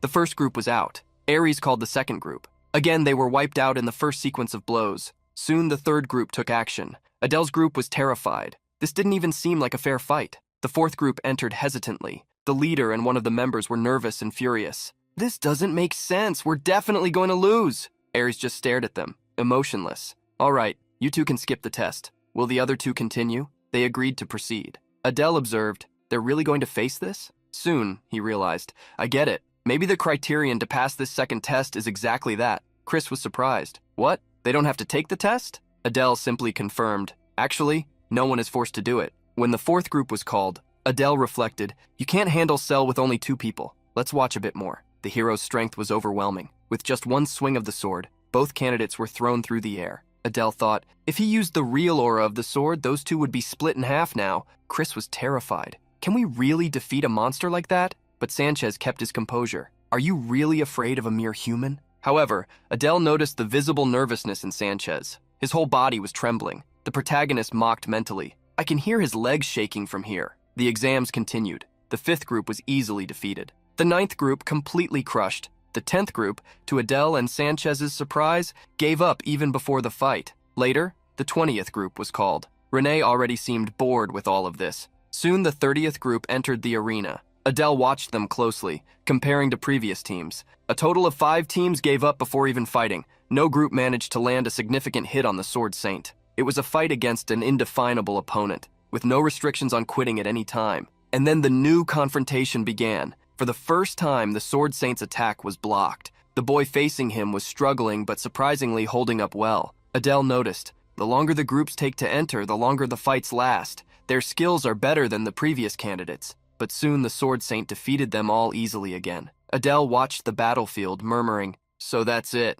This is the real condition to pass the second test." Sanchez shouted, warning their group would be next. The candidates were clearly more tense. Then Adele revealed, I figured out how to pass the second test. Sanchez immediately focused on him. Adele explained, the criterion is that even defeated by overwhelming force, you need to get up and keep fighting until the end. Judging by how the instructors deal with quitters, and by the Sword Saints level, I'm sure of it. Adele then proposed a plan. It was the protagonist's group's turn. Adele revealed his intention to try to defeat the Sword Saint and declared firmly, with our power, we can do it. Everyone got excited. Everyone except Sanchez, who again didn't like Adele's confidence. Adele thought with a strange gleam in his eyes, so what if I'm only half demon? With Adele's talent, the strongest villain, I can win. The battle began. The silver-haired boy led the formation, followed by Sanchez with Adele and Kina further back, all aligned one behind the other. Adele faced the Sword Saint, who took his attack stance. Unlike the protagonist, I don't have much information about Cell. I didn't specify him much. What should I do here?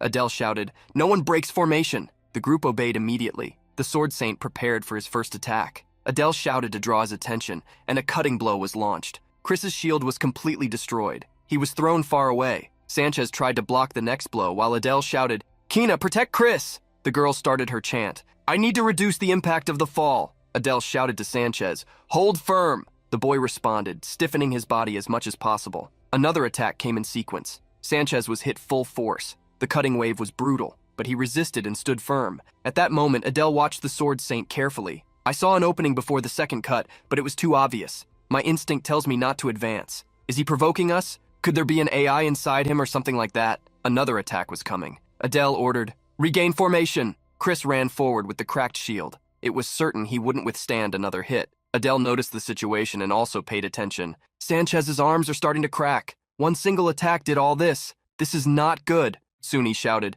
just hold on a little longer. Then came another devastating blow. Adele watched, tense. Chris was knocked down at once. The attack was now aimed at Sanchez. The young man shouted, frustrated, this got even stronger? What are you waiting for, Adele? We're going to perish here. Adele replied, we just need to hold on a little longer. You're crazy, Sanchez retorted. Adele thought, we're the only group that blocked the second attack. Will the hero repeat the same pattern? The hero wielded the sword differently. Adele stared at him. In the background, Chris lay fallen, too weak to get up. Worried, Adele asked if he was okay, and then did the unthinkable. I know it's hard, but trust me just one more time. He wanted the boy to return to formation. Desperate, Sanchez shouted, drawing Adele's attention. What are you doing, Adele? He's going to attack again. Meanwhile, Chris trusted his leader, but they no longer had time to return to formation. With the look of a true maniac, Adele revealed, I'm definitely going to stab a blade in his throat. This phrase shocked Chris and Kina. In the background, Cell prepared another charged attack. Sanchez, desperate, shouted for Chris, who was out of position.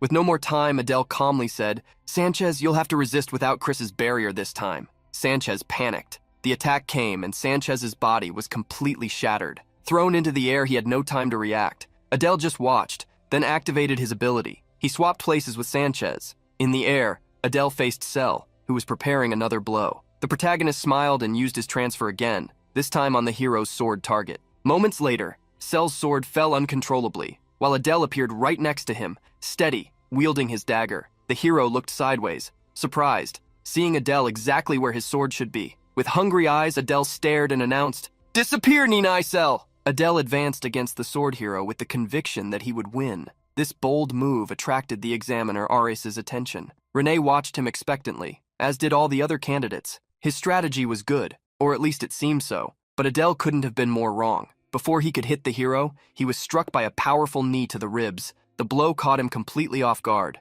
Moments later, he spat blood. Frustrated, Adele called the hero a bastard while thinking, I just need to hold on one more time. He then activated the trait darkness trait, enveloping himself and the hero in a dense layer of black energy. Both were trapped inside a dark whirlwind, and no one outside could see what was happening inside. Adele was nervous and thoughtful. He looked at the place where he was hit and sighed inwardly. If it weren't for Chris's barrier, my organs would have exploded. The position transfer failed, but at least I managed to trap him. A completely dark space without any trace of light. The hero was motionless. And Adele reflected, not even I can see anything inside here. But I have the darkness fangs. In this space, it's stronger than any weapon. He grabbed his dagger and prepared for the next attack. I'm going to defeat him with everything I've got. Adele sneaked up behind the hero, who had remained still since being caught by the black energy. But then, suddenly he turned around, staring at Adele with thirsty eyes. Adele's surprise was immediate. The hero lunged at him, ready to attack with his fists. Adele stepped back, frightened. This guy is a complete monster. Seconds later, he raised his arms. A suspicious look appeared on his face, followed by a laugh. He had thrown his dagger up over the hero's head, preparing to use another one of his tricks. Before making his final move, Adele spoke directly to his opponent. "This time, you're the one who got hooked, Sword Saint." In an instant, a wave of daggers emerged from the darkness, all similar to his own. Clenching his fists, he unleashed the attack, Fang of Darkness, rain of black blades. The blades fell together, piercing the hero's body. Meanwhile, outside, no one knew what was happening inside that whirlwind of energy. Chris, worried, asked what was going on, but no one could answer. That's when Ares faced the vortex and declared the fight was over. The black mist slowly dissipated. Adele appeared. Next to him, lying on the ground, was the sword hero, motionless, defeated, with countless black blades embedded in his limbs. Shock spread everywhere. No one imagined a single candidate would defeat the hero, especially alone. Adele was pleased with the silence around him. An orange-haired warrior watched the scene, intrigued. Chris and the young support behind him, on the other hand, couldn't contain themselves.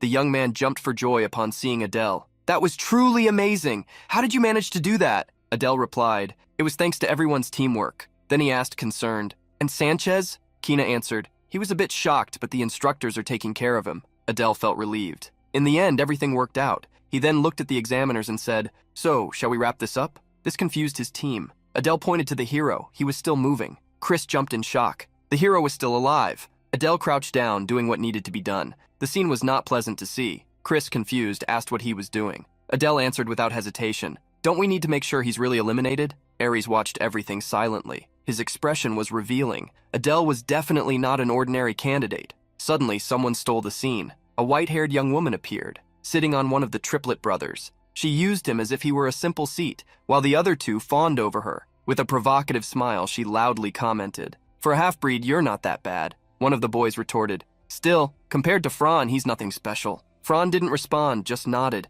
She stared at Adele and declared, "He was born inferior. His true nature will eventually show no matter what happens." So stupid and vulgar. At that moment, a murderous aura hit Fran. Renee was furious at the girl's words. Fran noticed the presence and, frightened, wondered, "What? Who is that?" When she saw the girl's horns, her eyes widened. "Those horns. Is she from House Beres? Why is she looking at me like that? This is scary." Renee devoured her with her eyes. Her fury was palpable. The other candidates also felt the aura and began murmuring. As expected from the heirs of the 7 deadly sins, they've already started intimidating each other. Who do you think will win, huh? The lackeys bet everything on Fran, but even she didn't trust herself. After all, Renee was literally a monster. Adele, wiping sweat, noticed the tension in the air. "Wait, isn't that Renee? Why does she have that bloodthirsty look?" Before he could approach, Ares called him. Adele looked back, confused, but Ares said nothing. Smiling, Adele asked what he wanted. Ares replied with another question. "Are you really asking because you don't know?" Adele answered the obvious. "Of course I don't know." Ares turned and walked away, saying, "I'll be keeping an eye on you from now on." Adele sighed. "What? I thought I was going to get a compliment or something. Looks like now I have to watch Renee too." Meanwhile, Renee and Fran were one step from facing each other. The tension in the air was palpable. Adele approached, trying to understand who the girl facing Renee was. Blue eyes, long hair, an oni horn on her exposed forehead. Finally, he remembered. She's from the House of Lust, Laurel Fran. But why is she trying to fight Renee here? He thought, somewhat disoriented, "I paid so much attention to the human world's history that I'm completely lost about the demon world." Until Fran's eyes turned to someone in the crowd. She stared at Adele and shouted, pointing her finger, "Hey, half-breed!" Adele was startled. "Why is she calling me?" Without beating around the bush, Fran ordered, "Become my slave." That was the last straw. Renee exploded in fury and charged without hesitation at Fran. She leapt, pulling the sword from her back, ready to cut that insolent girl in half.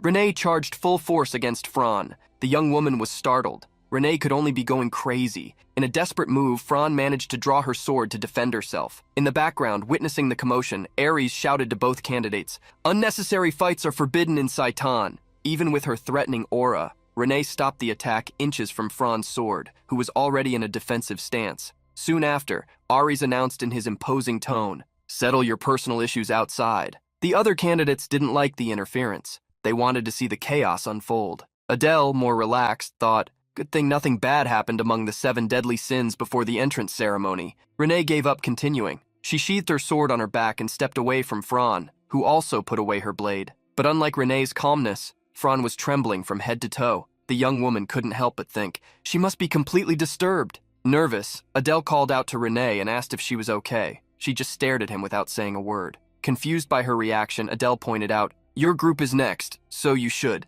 Renee lowered her head. This made the boy even more confused. It was a new reaction. Then she took a handkerchief from her pocket and wiped the sweat off Adele's face. A totally unexpected gesture. And finally, she congratulated him, "You did a good job." Seeing this scene, Franz shouted from the background, shocked, "What? What kind of relationship do you two have? Are you dating a half-breed?" Adele could only think, "She's treating me better now that I passed." Then he thanked Renee. Seconds later, the young woman looked at him and said, "You hid your strength, didn't you? To seem weaker." Adele didn't understand the conversation, but soon someone called Renee's group for the test. She said goodbye to Adele. "I have to go. I won't tell anyone." Adele was stunned and thought, "I used all my strength to pass. Did I really seem that weak? I think she thinks I'm a family priest." Suddenly, someone shouted to get his attention, asking his name and house. It was Fran. She was interested in him. As soon as Adele revealed his name, she smiled and said it was a good name, but the boy had no idea why she was talking to him. An intense aura appeared around the young woman, and she declared, "Why am I asking? You interrupted me before." Then she ordered with some hostility, "Serve me and humiliate that crazy girl you were with." Franz smiled outwardly, but inside she was pure venom. "Now witness my irresistible appeal. I will conquer you and crush that girl's nose." Adele quickly rejected her. "Sorry, but it's my lady's turn to fight. Maybe next time." Fran didn't understand why her ability wasn't working and told Adele to wait. He was excited. He would finally see Renee's power. Deep down, Fran couldn't believe she had been completely ignored. Adele, staring at Renee's group, thought, "How strong is she? I have high expectations for the children of the 7 deadly sins." Unlike Adele's group, Renee's exuded authority and strength. She was leading her team, staring down the sword hero. The girl with the crown of thorns didn't take her eyes off her. The orange hair from before was wild. Renee overflowed with power. She seemed as strong or stronger than the previous candidate. When Adele saw what Renee was doing, he could hardly believe it. "She's just walking up to the sword hero. What is she thinking?" In seconds, she was face to face with him, inches apart. Both stared at each other with authority. The height difference didn't even matter to Renee. Their eyes shone together with the hero's, and then they both charged. Renee attacked him directly and broke the sword hero's sword in half before hitting him squarely, splitting him in two. It was a precise and calculated strike that shocked everyone present. She then turned her back and calmly walked away. All the candidates were ecstatic. She did the unthinkable, defeated the hero alone in a single move. Ares found the girl interesting, and deep down everyone was shouting her name in unison. Adele couldn't believe it. "I didn't even see clearly what happened. How did she defeat him so easily?" Then he understood. That's why Cell didn't attack her when she approached. He had already realized her power level. In the background, Fran commented with disdain, "Too bad I didn't see her get humiliated by the hero, but she has to be at least that strong if she wants to face me." Adele then asked, "You mean if all the children of the 7 deadly sins united, they could defeat the real sword hero?" Fran laughed. "What? No being can defeat the sword hero currently. Maybe if the old Dark King were still alive." But Adele countered, "What if the children have abilities surpassing 10% of the heroes?" Fran got furious. "Are you insulting me? Anyone with eyes would see that pathetic fake hero wasn't even 10% of the true sword hero's power." Adele was speechless. He stared at the fallen hero and thought, "So I struggled against a copy that wasn't even close to the original. I may be the creator of this world, but I know nothing about the evil realm. But this expectation, it beats in my heart. Let's see where this leads." The next group was called for the entrance exam. Only the children of the 7 deadly sins remained, maybe due to the impact of Renee's test, but the others also defeated the sword hero easily. Group 40 was the redhead, one of the children of the 7 deadly sins. He passed easily. It was so one-sided that it was hard to distinguish the strength differences among the children of the deadly sins. The girl with the crown of thorns also passed easily. Adele thought, "I know who the 2 strongest are, so I shouldn't worry." Finally, Ares declared in a stern tone, "This concludes the entrance exam. Gather in front of the podium. We will announce the results of the second test. Everyone who participated in the combat passed, whether they won or not. The others failed."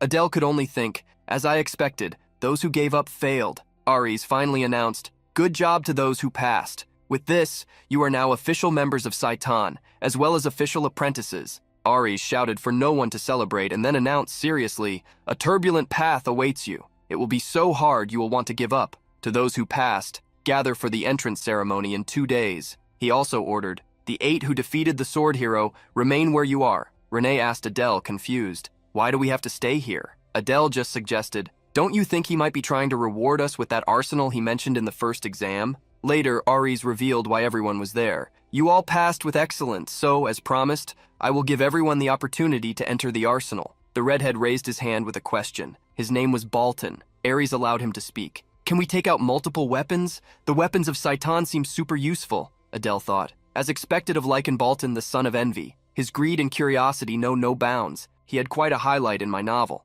Ares replied, no, it will be hard to maintain focus if you use multiple weapons, so only one will be allowed. Since we are short on time, I won't answer more questions. Follow me. I will take you to the arsenal. Ares turned and touched a relief on the wall. A symbol filled with mana began to glow intensely. A door appeared, surrounded by magical energy. Ares announced while the students watched, impressed. This is the privilege that Saitan is granting you. Whether it will be the best or worst choice of your lives depends solely on each of you. Adele was excited. This really is an arsenal? Why does this door look like the entrance to a dungeon? Ares pointed with authority. You may enter one by one in the reverse order of the second exam. As a precaution, everyone will be inspected upon exit. Adele thought, confused. So I'm the last? He's just doing whatever he wants, right? The orange-haired boy, all excited, shouted that he would be the first to enter. The young man said goodbye, saying he would grab the best item, which deeply irritated Ares. Annoyed, he ordered, shut up and go in now. While waiting, Renee started a conversation with Adele. I'll choose an artifact since I already have a weapon.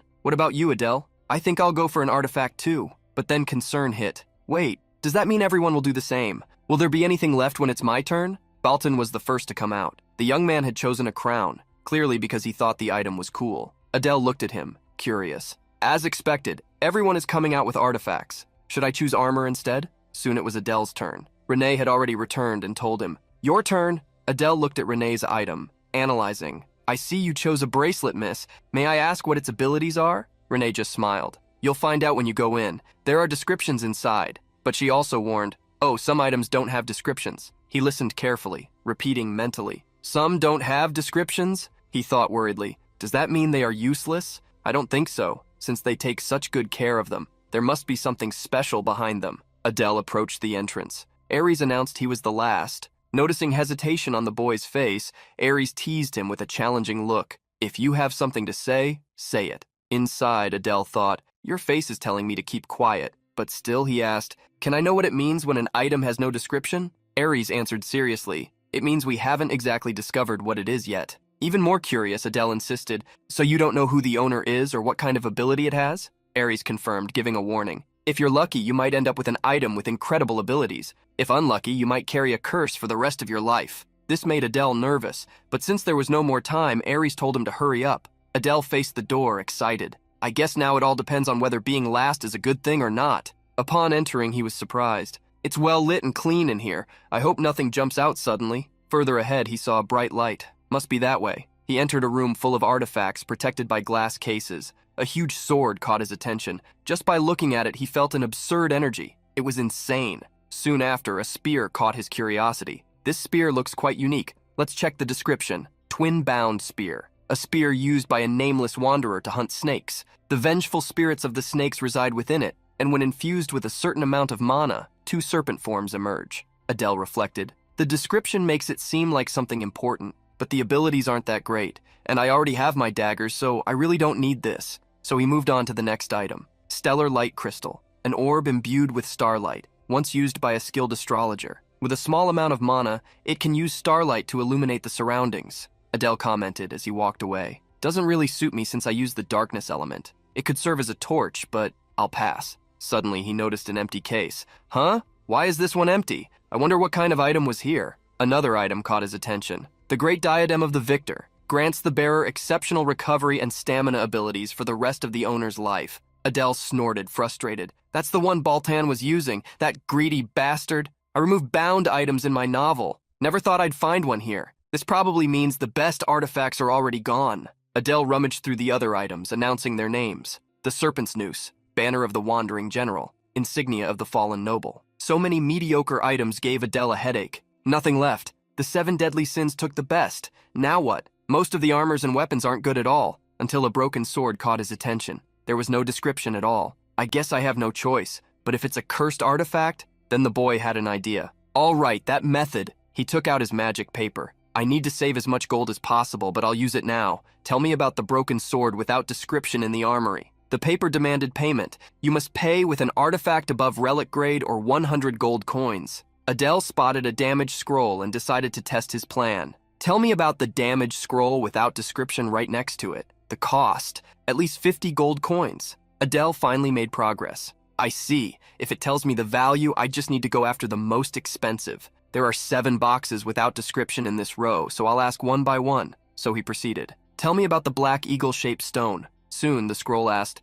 please pay at least 1 gold coin. Adele muttered. If it costs only 1 coin, it's probably useless. Finally, the magic paper revealed, swaps the owner's luck with another person's bad luck. Mocking the situation, Adele said, ah, this must be the item I was looking for. All right, next, he kept asking. Some items cost 100 coins, others 50, but nothing seemed good enough. Now only 2 remained, and Adele hoped at least 1 would be good. Finally, the magic paper revealed, this is an artifact of at least mystic grade. Please pay 300 gold coins. Adele's eyes shone. Wow, mystic grade, big luck. Maybe this is even better than the artifacts others took. I'll take this one. But something strange ran through Adele's body. Looking to the side, he felt a strange energy emanating from a necklace. He couldn't help but say, what a weird feeling is this? That necklace. It feels like someone's watching me. All right, 1 more item left to analyze. He was confused. Adele's senses. Can I use them too? In moments, he started writing. Tell me about this unnamed necklace. But something unexpected happened. The magic paper trembled, releasing intense and heavy mana. Adele had no idea what was happening. Then the paper revealed. To get this information, Adele would have to offer an entity. He was shocked. Is this a legendary item? I thought I was doomed, but unexpectedly I got lucky. But soon he became thoughtful. He knew nothing about that item, only that it cost a lot to reveal its information. So he reflected, wait, it's too soon to celebrate. What entity should I offer? Right now, I don't even have a lesser entity, let alone a dark being. What exactly is this necklace? Determined, he took a risk. Maybe I should try infusing some mana into it. With that, he coated the necklace with his dark energy, but nothing happened. Adele stared at the necklace, hesitant. Sitting across from it, arms crossed and visibly frustrated, he murmured, damn, if only I knew what this is capable of. It just keeps telling me to offer an entity, nothing else. Maybe I should try some tricks. Then he started writing on magic paper. Tell me which entity is related to the unidentified necklace in the armory. But the paper insisted, offer an entity. Cold sweat ran down his face. That didn't work. Adele stared intently at the necklace. Even if I rephrase the question, I'll probably get the same answer. Should I just give up? He then lifted the case protecting the necklace and in the end, put the necklace around his neck. The item was decorated with stones that looked precious. No, I'm sure of this. This is way more valuable than any common artifact. My instinct tells me so. Just to be sure, let's check one thing. He opened his status window. Something had changed. Before the eyes of pride, 3 question marks appeared. It was something new but didn't say much beyond that. Adele was thoughtful. Well, no one else would be interested in something like this anyway. I can take my time trying to figure it out. Moments later, Adele left the armory, and Ares, curious, asked, what is that necklace? The young man replied with a worried look. It was one of the items without a description. This caught the instructor by surprise. You chose an artifact without knowing its function or identity, so do you know anything about it? But Adele just counted on luck and answered, no, I really don't know anything. Ares stared at him suspiciously, not quite believing the answer. Adele returned the gaze, thoughtful. He's making that face again. Why does he dislike me so much? Finally, Ares stepped back and declared, all right, I'll trust you. As Saitan's instructor, I need to trust my cadets. Ares then addressed everyone. Now take good care of the artifacts you chose. In hard times, they might even serve as an extra life. Adele watched the group in front of him with enthusiasm, but also some concern. Everyone here, except me, will probably lead part of the underworld someday. They'll get tons of investment and support in the future. If only I could get some of that too. That would be amazing. Will I really survive here in Saitan? The armory door began to slowly disappear, and in the background, Ares' voice said, dismissed. We'll meet again at the welcome ceremony. Adele approached Renee. Shall we go back to our dormitory, Miss Renee? This time, unlike before, she answered with a firm and clear voice. But before Adele could leave, someone called him, naming him leader of Group 33. It was the orange-haired boy. He placed his hand on Adele's shoulder in a friendly and enthusiastic way. Sorry, I was kind of rude when we met. This caught Adele by surprise. Why was Baltan talking to him? The redhead then formally introduced himself and extended his hand. The way you fought was really impressive. Adele, not noticing any malice, returned the gesture. Nice to meet you too, Baltan. I'm Adele. Internally, Adele noted, that came out of nowhere, but it's good he came to me first. However, something seemed off. Adele looked at his own hand. Baltan was squeezing with abnormal, almost crushing force. Adele cursed mentally. What the hell is this guy doing? Staring into the furious eyes of the redhead, Adele remembered, Baltan is the type who doesn't care about the weak. He's only interested in the strong, driven by envy and greed. He almost finished off the protagonist in the human world once, but when he realized his potential, he spared him and promised a rematch. In short, a battle-crazed lunatic. Baltan, still squeezing the hand with absurd strength, taunted, "What's wrong? Looks like you're struggling." Adele tried to pull back, saying it was nothing. "There are stronger people around than me, so why did he come straight to me?" To escape, Adele used his transfer ability, his target, the sword Baltan carried on his back. In the blink of an eye, Adele appeared behind the boy, surprising him. Hesitant but firm, he declared, "Let's stop this, all right? The test is over and we're all tired." His hand trembled. Baltan's strength was absurd. The redhead began laughing like a madman. "I didn't see that coming!" His gaze was hungry and insane. He shouted, "I'll get stronger. Let's fight here and now, until one of us is eliminated." Adele thought, "He's crazy. What a psychopath." The boy tried to control the situation. "I have no intention of fighting right now." In the background, someone shouted for Baltan to stop. It was Renee. With a look as fierce as Baltan's, she drew her sword from her back and declared, "If you want to fight my bodyguard, you'll have to face me too." She drew her sword and stared at him with furious eyes. This made Baltan calm down and step back. "As much as I love a fight, facing both of you would be too much, and I'd rather not get hurt before school even starts. All right, we'll have many chances. See you next time, Adele." Adele couldn't help but think, he says he doesn't want to get hurt, but wanted to finish me off minutes ago? A total psychopath. Now that I've seen him up close, I just can't understand this guy. Baltan then looked at his sword lying on the ground, not knowing how it got there. Renee turned to leave and called Adele. He was excited. "Only one day has passed, but it feels like I've lived several. I'm starting to like life in Saitan." The next day, back at the inn, Adele was relaxed. Watching the morning sun, he thought, maybe because of everything that happened yesterday, but today I feel strangely refreshed. In front of the mirror, he examined his body. "My body also seems better. I'm definitely getting stronger." He picked up the uniform that had arrived. "All right, let's try on the uniform Saitan sent." They knew where we were and sent it directly. Pretty thoughtful. Dressed, he felt surprised. The uniform was more comfortable than he expected. That was good, after all, the Academy had warned. The uniform would only be allowed during the 3 years of the course, but at least it was very practical. Adele became curious. "I gave Renee's uniform too. I wonder how she looks with it. I should go check." Soon, he knocked on Renee's door. She asked who it was, and Adele answered eagerly, "It's me, Adele, Miss Renee. I wanted to know if you needed anything before we leave." She opened the door slightly, and a sliver of light illuminated Adele's face. Renee invited him in. She was already wearing the uniform, but visibly embarrassed. Adele stared at her for long seconds and said she looked wonderful. Renee trembled and blushed from head to toe. Struggling and without looking at Adele's face, she asked if he was going somewhere. Adele observed the details carefully. Even her ears turned red. Renee is embarrassed. She also has a surprisingly cute side. Then Adele said, "Today is a rare day off, so I thought I'd take a walk around the city. Please rest too, Miss Renee. I'll take my leave now."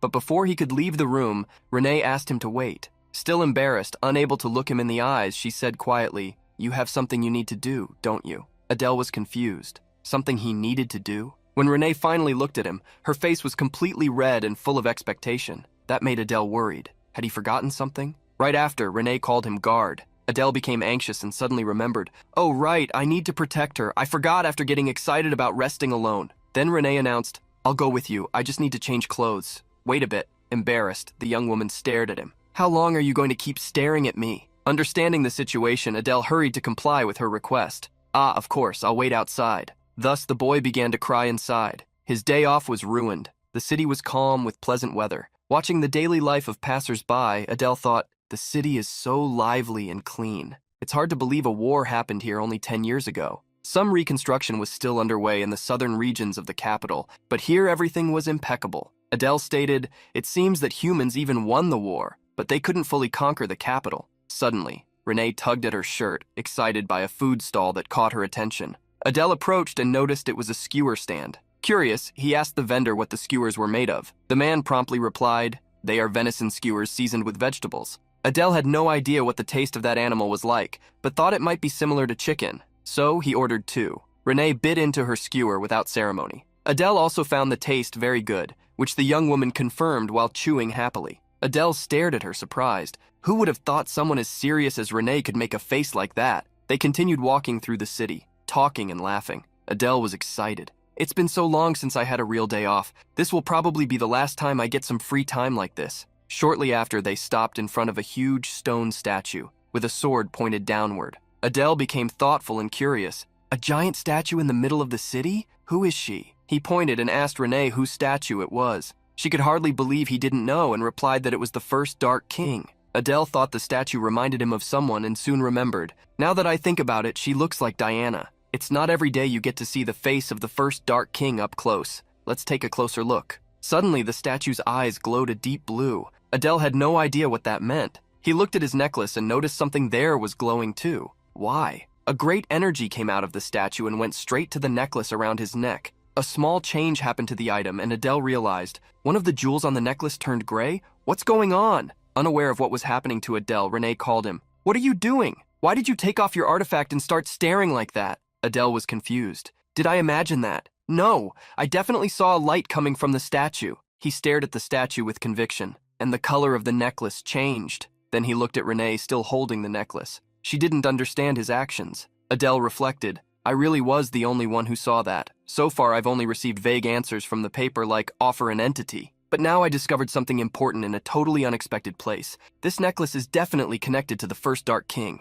If I investigate everything related to him, I'll end up finding something. Tired, Renee called him. Let's go back. Adele promptly replied, still holding the necklace. Inside, the boy thought thousands of things. I'm really curious about the true nature of this necklace now. The next morning, after the day off, Adele and Renee set off for Saitan. Adele was excited, and the two arrived together at the academy. He said to the young woman, let's go. The welcome ceremony is about to start. Both went to the auditorium. The director and instructors were already waiting for them, and about 100 new cadets had arrived. Adele observed, it's just a normal entrance ceremony. Some students whispered, I can't believe that kid is our director. Another pointed out, kid? That's the monster who dominated us just by his presence. But nothing could take away from that cadet's mind that still the director was very cute. Adele rolled his eyes inwardly. Cute, my foot. She's covered in tattoos and has the body of a child. You call that cute? But then something bothered him. Adele stared at the director with some apprehension. What's wrong with her eyes? Immediately, the director stared back at Adele, surprising everyone.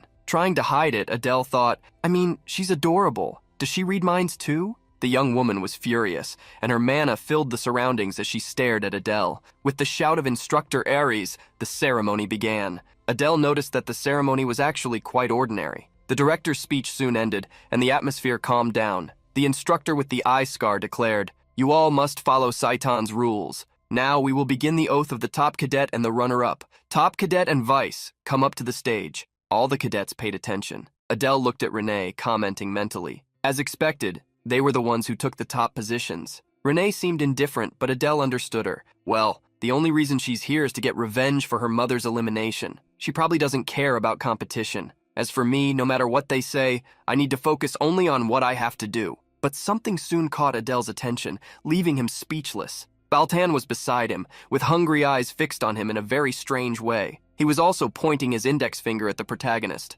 Adele thought, uncomfortable, this guy again. What kind of stalking is this? No, don't react, ignore, stay calm, don't let him get to you. Then he sighed, feeling defeated. Soon someone came to the front of the auditorium. It was Diana, the young woman with a crown on her head. Adele and the other cadets could hardly contain their admiration for her beauty. Adele thought, as expected from someone who claims to be blessed by the entities, the daughter of the Dark King, Diana. Now that she's taken the position of top cadet, who could stand in her way? Diana began her oath firmly. She promised to rebuild the Dark Kingdom, and soon tension filled the auditorium. Adele noticed that when the oath echoed, the atmosphere in the auditorium changed. You could feel the anger of those who lost their homes and families to humans. He touched the covered mark on his neck. If someone finds out I'm from the arson lineage, just thinking about it is scary. In the worst case, I'll be condemned to eternal suffering. And so, the Saitan entrance ceremony came to an end. Ares wasted no time and announced, Cadets, check the notice board behind you to find your class. After that,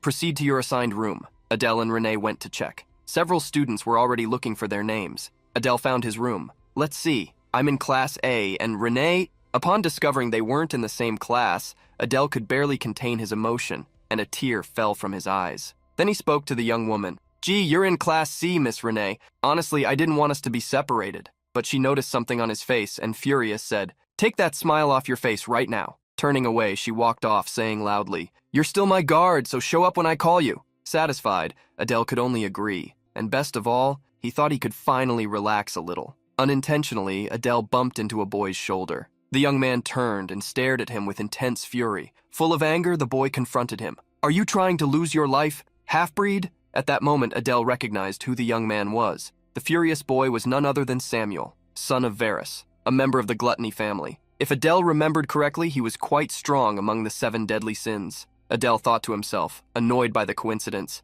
You want to fight just because you ran into me by chance? Ridiculous, but it's better to avoid trouble on a day like today. Acting quickly, Adele bowed and apologized. I wasn't paying attention, sorry. Samuel replied with an irritated tone. Get lost. You're lucky today is the first day of class. Intrigued, Adele reflected, why are all the children of the 7 deadly sins like this? It can't be that Baltan is in Class A as well, right? Inside the academy, a meeting was taking place between Director Lucian and the instructors. Someone slammed the table hard and shouted, "So you refuse to believe me?" Ares, with his calm demeanor, explained, "That's not exactly it." But the other instructor, indignant, retorted furiously, "I am a true Saitan instructor now." Still, Ares remained calm. "But that child is too dangerous. I say this from experience. It's better if I take care of him personally." That was Instructor Idea. She protested firmly. "He's already been assigned to me. I'm the instructor of Class 1A. Lucian, tired of the argument, asked Idea to calm down. Sitting down in frustration, Idea muttered how unfair it was and asked why she always got the short end of the stick. Lucian then questioned firmly, "Instructor Ares, why do you want to swap the class under your responsibility?" Ares replied, "I intend to personally take care of Cadet Adele. I've faced many like him on the battlefield. This boy was born to take lives. He could turn his blade against his own allies at any moment. He needs to be contained now." An instructor with glasses opposed. "Aren't you exaggerating just because he's a half-demon?" Another agreed. "Besides, he's much weaker than the children of the 7 deadly sins." Ares declared firmly, "Strength isn't measured only by power. His courage to attempt the impossible, the calm he showed, they are no less than the other sins." The other instructors exchanged confused looks. With an imposing tone, Ares concluded, "That's why I want to take over Class 1A. Adele requires caution." But before he could continue, Idea shouted, confronting him, "So deep down you're saying you don't trust me." Lucian, now irritated, unleashed her furious mana and ordered everyone to be silent. The atmosphere became tense. Without anyone daring to speak, she turned to Ares. "I understand your concerns, Instructor Ares, but the classes have already been assigned. Changing now would bring more harm than good." Before Lucian finished, Ares confirmed he understood. To calm the instructor, Lucian asked Idea to pay special attention to Cadet Adele, and the young woman promptly accepted. Finally, Lucian declared, "Now we can end the meeting. Instructors, head to your classes and welcome the students." Adele finally arrived at room 1A, and as always, he felt his bad luck was with him. As soon as he entered, he ran into Fran. Still, he sighed with relief. At least it's not Diana, and not Baltan either. But at the back of the room, there he was, Samuel, the same boy he had bumped into. As he sat down, Fran approached and confronted him. "You followed me here?" Adele answered simply, "The classes were assigned randomly." Fran smiled excitedly. "Then I'll grant you the privilege of being my slave here." And there she went again. Suddenly, Samuel called the two and spoke through clenched teeth. "If you don't shut up, I'll finish you off." Fran got irritated,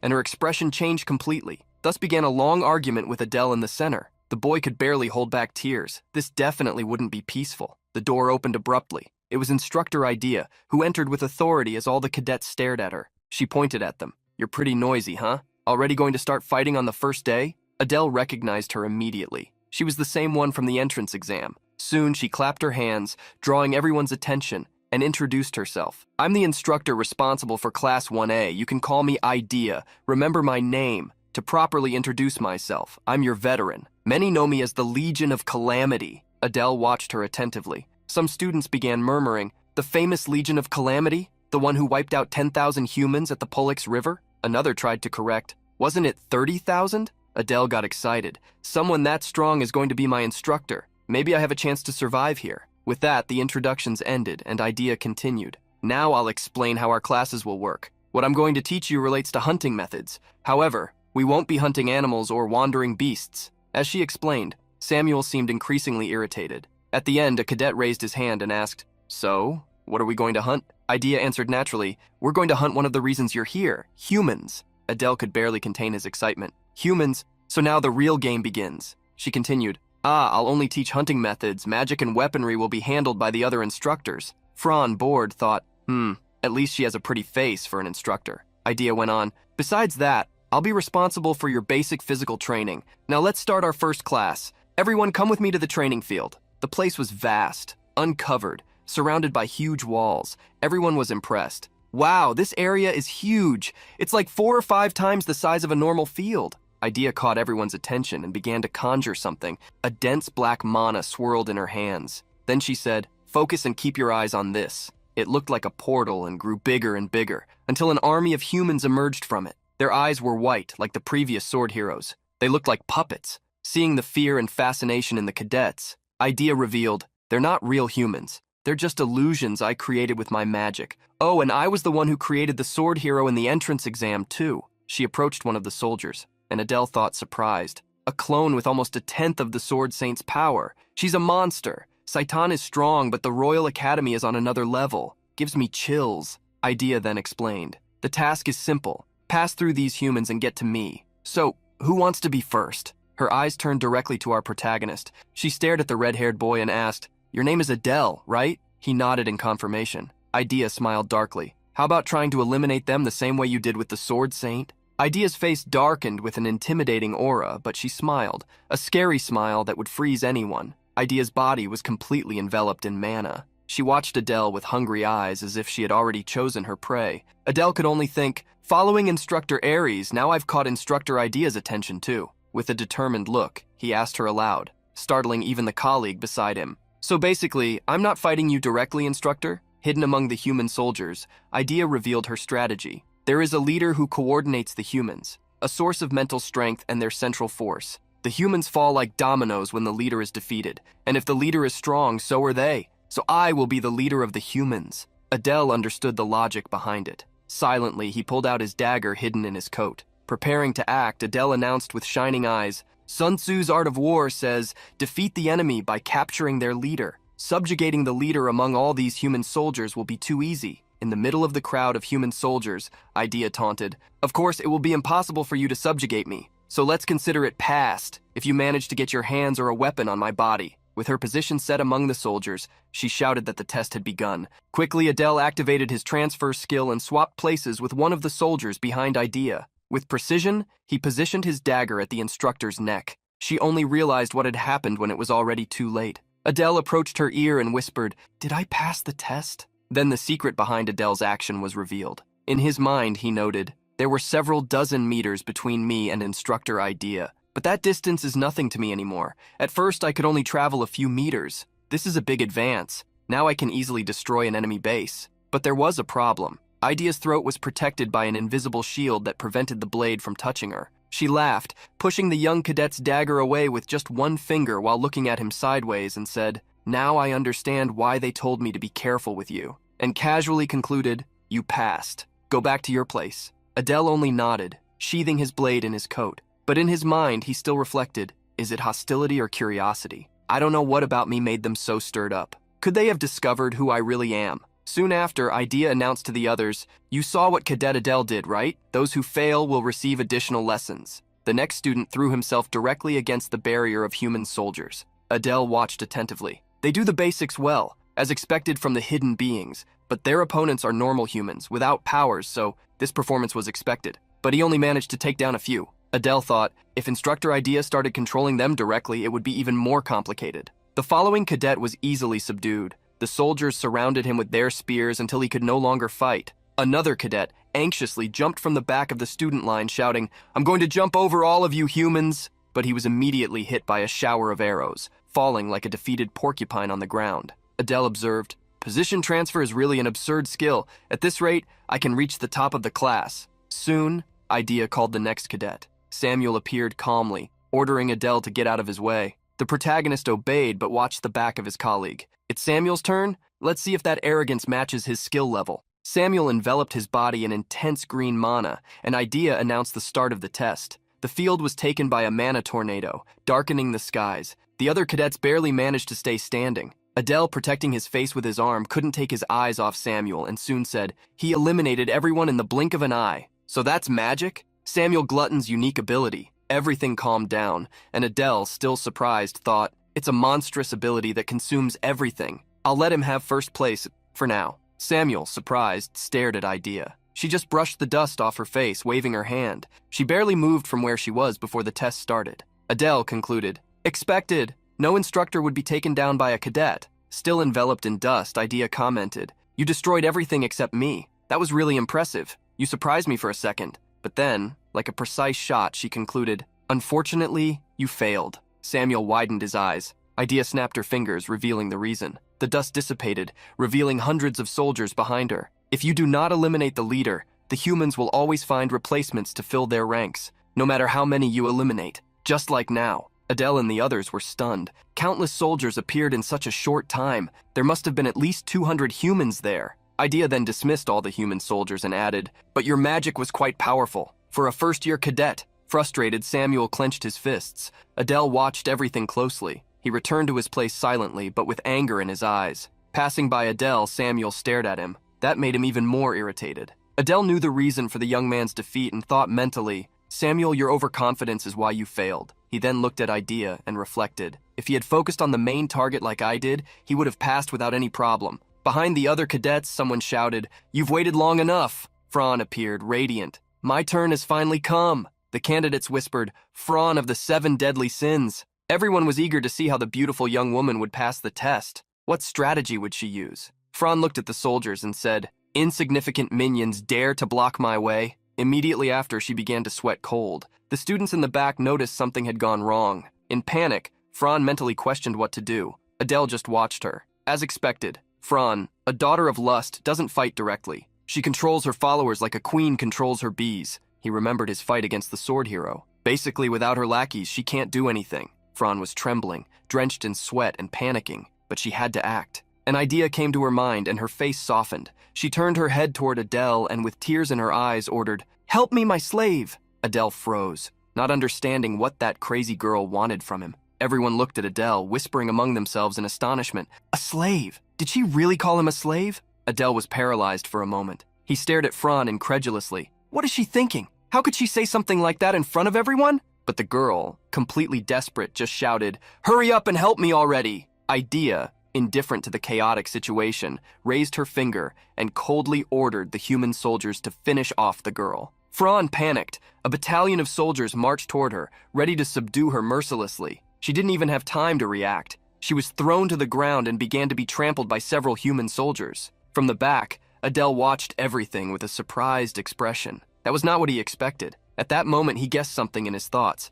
Wait, could it be that she can't cast spells on herself? But he quickly discarded that possibility, his eyes shining and mind racing. No, that can't be it. Maybe she has some special reason. While Fran continued screaming desperately for help, Adele looked away, still intrigued by something else. There was a green light radiating from somewhere. He turned his face to observe better and came across a pink-haired girl. She was kneeling beside one of the cadets who had been injured in the fight against the instructor and her soldiers. Gently, she touched the young man's injured knee. He, sincerely grateful, said, thank you. But the girl just replied with a light smile. You didn't need to thank me. I'm glad it wasn't serious. The boy's knee fully regenerated before Adele's eyes. The protagonist was shocked. His eyes widened. That can't be healing magic? In this dark world? His astonishment had a reason. After all, this was a power that, as far as he knew, only humans could use. That could only mean one thing. That young woman was also a half-breed. Adele became euphoric. To think I'm in the same class as someone with the rare talent of healing. I don't remember her name,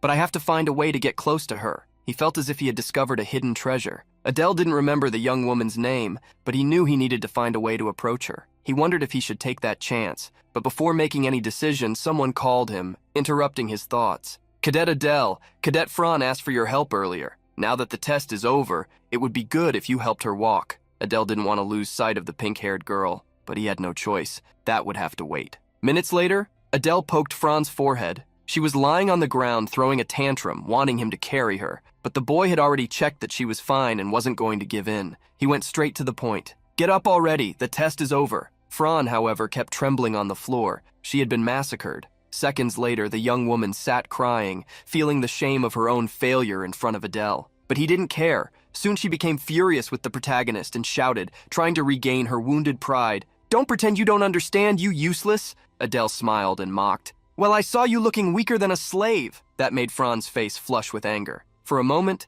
she even forgot the pain running through her body. Then, Idea clapped her hands, interrupting the tension. Very well, time to clean up. Everyone, gather around. I had some expectations, but the results were as expected. Still, good job on the first lesson. It's important to go through situations like this to understand where you are, where you err. Samuel snorted. clearly frustrated.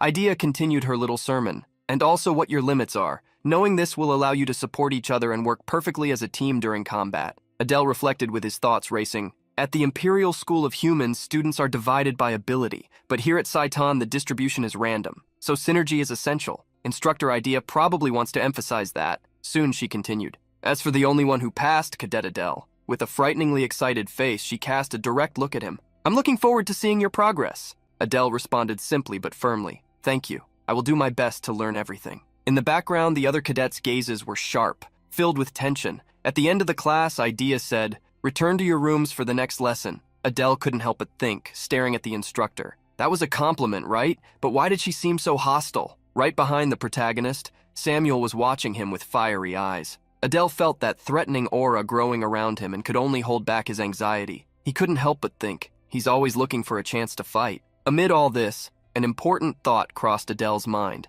Is it possible for me to build my own faction in this place? Then, the students returned to their rooms. After Instructor Idea's class, the next lessons proceeded normally. The next teacher introduced himself. Nice to meet you. I am the instructor responsible for theoretical education. Thus, he began the explanation. In theoretical class, we study the history of the underworld kingdom and the weaknesses of humans. The 7 mystics originate from the first Dark King, and our body structure is very similar to humans. Adele sighed, thoughtful. If they get hit there, it will hurt the same way, huh? Interesting. While the teacher spoke, the whole class seemed almost asleep. The instructor then announced, in the next class, we will have a test on today's content. If you want to avoid remedial classes, memorize everything. Adele slammed the book shut and collapsed on the desk. Is this serious? It's just like when I used to go to school.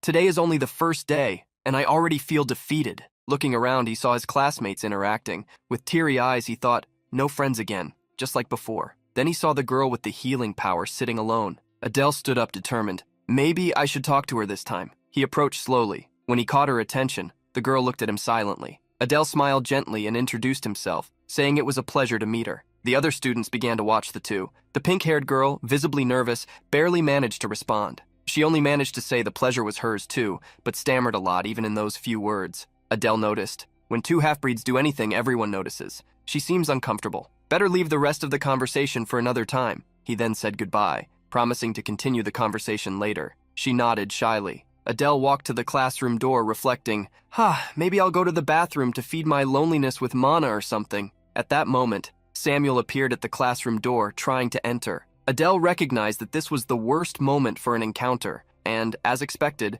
Samuel was already irritated. But without creating conflict, Adele smiled and said, I was just about to leave. Go ahead, I'll come later. As Samuel passed by him, he muttered with contempt, what a disgusting low-class creature. Tired of the hostility, Adele didn't let it slide and retorted boldly, your family must be amazing, huh? Samuel froze, turned furious, and Adele added, I mean, to have raised trash that walks and talks like you? Samuel stared at Adele with clenched teeth and pure hatred. Veins bulged on his jaw. He shouted, threatening, I'll cut you into 1,000 pieces! Adele calmly analyzed him. Unlike Baltan, this one shows pure hatred and hostility. If he gets in the way of my plans, maybe it's better to eliminate him right now. Both were ready to fight. Samuel thought, if I use magic, no one will care if I blow off one of his arms. But suddenly the tense aura disappeared. A professor wearing glasses suddenly appeared in the room. He entered unnoticed, appearing between the two behind his desk. Calmly, the man announced, we are about to start class. Sit down, both of you. Adele and Samuel were shocked.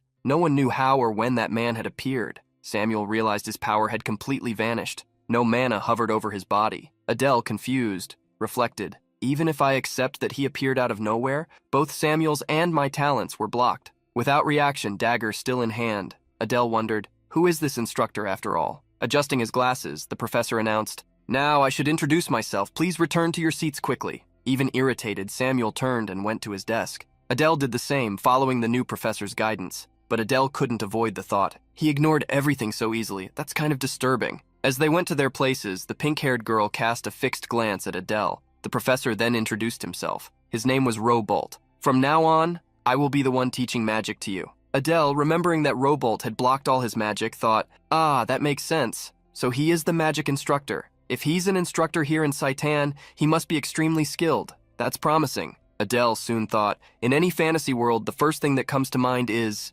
magic. Pointing to his own theory, Adele commented, in my novel, magic wasn't categorized as talent or trait. It was something completely different, maybe closer to a skill. Depending on the perspective, it could even be considered academic. With enthusiasm, Robolt continued his explanation. To learn magic, there is something you need to understand first: attributes. The central elements are earth, water, wind, and fire. 4 basic elements. If we add darkness and light, we have the 6 fundamental attributes. Adele reflected. Attributes. Most people have only 1. But maybe I have 2. The Bears family definitely has the darkness attribute. But as for the Arson family, I'm not sure. Robolt proceeded. That's why, in today's lesson, we will identify each cadet's mana attribute. Showing a black orb with purple tones, he asked, "Place your hand on this orb. The color change will reveal your attribute. Now form a line and come one by one." The first cadet approached hesitantly. Adele thought, "I'll stay back here and watch the others for now." Even though scared, the student was instructed, "Please place your hand on the orb." As soon as he touched the orb, the color changed to an intense red. Robolt then revealed to everyone, "This cadet has the fire attribute." Adele already knew that and added mentally, "Green means the wind attribute." The professor continued with the tests. "Next cadet, please place your hand on the orb." One of the students had the earth attribute. When Adele finally stepped into the line, he commented lightly, "The instructor says the cadet's attributes very quickly." Soon the instructor called, "Next, step forward, please." Finally, it was Adele's turn. The protagonist was beginning to gain fame at the academy. Robolt knew his name, which Adele found curious. "How did he know that? I never introduced myself." Robolt asked him to place his hand on the orb. As he approached, the orb shone with a dark blackish tone mixed with gray. Adele didn't recognize that color, and the professor was surprised. "That's extremely rare. Half is black, and the other half is gray." Adele, confused, asked, "What does that mean?" Robolt answered, "Black usually indicates the darkness attribute, common in high-ranking shadow entities, but this gray tone is new to me." Adele was even more surprised. "So you don't know either, instructor?" Adjusting his glasses with a sparkle in his eyes, the professor said, "Actually, I do know. I'm just surprised by its rarity." And then he revealed, "Gray represents chaos, the attribute of magic that defies natural order." Adele was amazed. "There is magic like that?" But the professor regretted, "Sorry, I fear I don't know more than that." Adele didn't insist, but remained thoughtful. "It's the first time I hear of such an attribute. I don't think it even appeared in my novel. Magic that defies natural order. Maybe that phrase is the key. For now, I'll focus on the darkness attribute since that one I know." The day outside the academy was pleasant, but Adele remained restless, reflecting. Magic that defies natural order. Suddenly, someone sneaked up. Adele sensed something and turned quickly. It was Fran, surprised to have been noticed. "How did you detect my stealth technique?" Adele, confused, had no idea what she was talking about. Fran composed herself. "But that's not the problem here." Then she confronted him. "What were you thinking?" Adele was even more confused. "What do you mean?" Fran was already showing irritation. "Don't play dumb." Pointing to Samuel, she said, "You provoked that guy." Adele answered firmly, "I just can't accept being bullied." Fran was surprised by the answer. "Don't you realize what you did?" Adele wasn't worried at all. "Well, external forces can't enter Saitan anyway, so it doesn't matter, right?" But Fran shook her head. "You really don't get it? This isn't just about shadow beings against shadow beings. That boy's family is..." She stopped, sighed, and gave up continuing, "Anyway, I'll go back now. Just be careful from now on." Adele was curious. What was she going to say? Was she warning me because Samuel's family is known for brutal vengeance? It doesn't seem like that, but he quickly dismissed it. "Whatever, it's the last class of the day. Better focus on it." Suddenly, someone slammed the table brutally. With an authoritative presence, the new instructor shouted, "Weaklings, under normal circumstances, none of you would deserve to be here." Ares, the fencing instructor, had arrived. He continued in his authoritative tone, "Despite facing a dummy with only 5% of its power, all groups except the top 8 were annihilated. Am I wrong?" Adele understood the game. "He's hitting us in our pride from the very first class. Is he provoking us on purpose?" Ares went on, "That's why I will now be responsible for teaching you fencing, so that even if you get eliminated, you can at least take an enemy's arm with you. For that, well, you'll see soon enough." Then Ares took everyone to the training track and ordered them to run. As the cadets ran non-stop, Ares shouted, "The foundation of fencing is physical strength. A technique with endurance becomes 2 or 3 times more powerful." The activity was exhausting, and many were on the verge of collapse. "I'm going to collapse any moment now. Aren't we already at lap 50? Noticing something wrong, Ares called 2 cadets, Fran and Samuel. He then shouted, "Who said you could use mana to run, huh?" Both, bent over on the ground, apologized, but the response was brutal. "You will start over, from the beginning." Almost crying, the 2 returned to the starting line. Adele found all this comical. "Seriously, these rich kids always try to cheat. Back in my time, I defeated knights right after possessing a body and fled to the dark world. I caused pure chaos."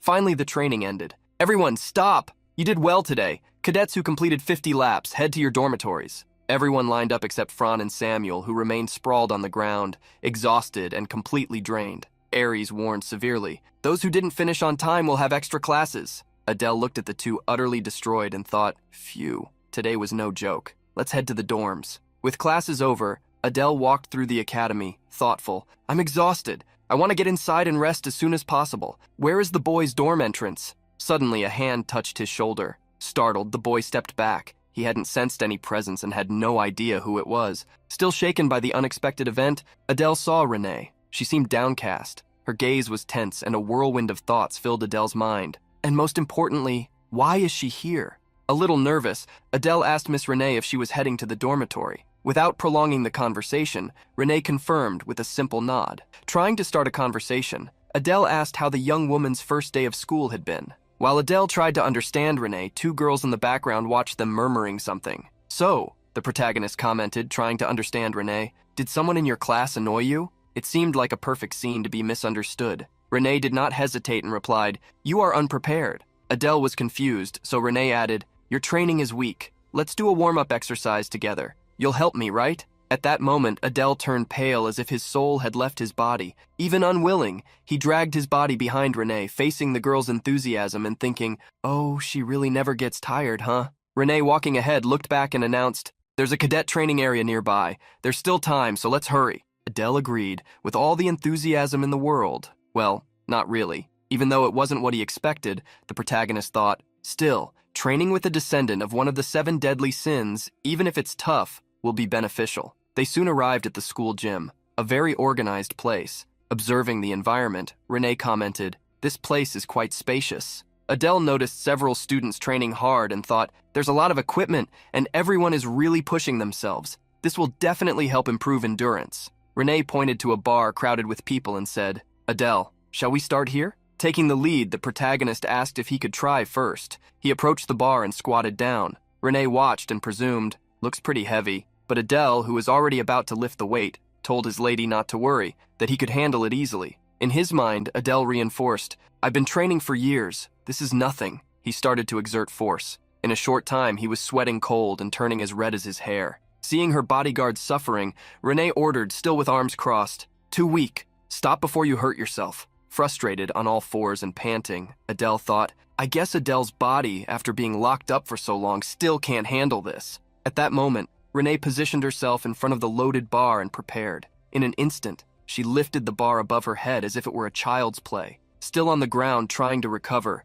Adele complimented her. Wow, that was amazing, my lady. And that made him face the harsh reality. I really can't compare to her even in brute strength. I'm going to have to work very hard. The day was beginning to darken, and Adele and Renee were still training in the gym. Adele approached the girl who was still lifting weights and pointed out, Miss, it's been 2 hours. Shall we finish and go back? She agreed and lowered the bar, still loaded with heavy weights. While holding the young woman's jacket, Adele said, I'll escort you to the dormitory entrance. Renee took the jacket from Adele's hands. At that moment, he pondered while looking at her. Even putting today aside, she's been training a lot lately. I'm curious about my condition. Maybe I should take a quick look while she changes. While Renee finished changing, Adele opened his status screen. The protagonist was still a half-blood, with a disposition toward chaos and the rare talent of position swap. His traits remained the same. Curiosity, immersion, intention to take lives, darkness, mana control, and the dreaded eyes of arrogance. What caught his attention most, however, was the mana. It had increased from 1,297 to 1,321. Even with the nightly energy control training, progress was slow, a gain of only 24 points. But soon he reflected, well, this is the slowest growth period. Should I get an elixir or something? Finally, Renee finished dressing and called Adele, who was distracted analyzing the stats. He didn't respond immediately, and Renee asked what he was doing. This time, Adele listened and quickly disguised, nothing, let's go. Both left the gym and walked across the campus. Minutes later, Adele and Renee were at the entrance of the female dormitory. Adele said goodbye to Renee. Well then, have a good rest, miss. Renee wished the same. As soon as she entered, Adele thought, phew, finally over. I'm about to faint. Time to go to the Bali dorm and rest. He went up the stairs with a map in hand, murmuring, stairs up and to the right. Let's see, my room number on the acceptance letter was 407. On the 4th floor, he finally found his door and thought, I wonder who my roommate will be. I hope it's someone skilled and with a good personality. If needed, I can bring him to my side. Preparing to open the door, he said, trying to cheer himself up. My first male friend in the underworld kingdom? This is pretty exciting. Upon opening the door, Adele came face to face with a young man sitting on the bed sucking a lollipop. They stared at each other for long seconds. And for better or worse, Adele's roommate was none other than Samuel, his #1 enemy at the academy. Both were shocked, and Samuel's lollipop fell from his mouth. They both said in unison, "What the hell are you doing here?" Adele entered the room, sat down, and started drumming frantically on a table, thinking, "Damn, I'm seriously screwed." Samuel bit his lollipop angrily and wondered, of all people, I had to share a room with him. They stared at each other again and their faces exploded with rage. Samuel cursed him as a filthy half-blood. Adele thought, should I get rid of him? Trying to stay calm, Adele let out a long sigh. Samuel got up from the bed and shouted, "You want to fight now? Is that it?" Adele turned around and answered, "Are you crazy? You want to fight here? I'm just leaving." Before leaving, Adele stared at Samuel and told him to enjoy his rest. Samuel just grumbled that he was one unlucky bastard.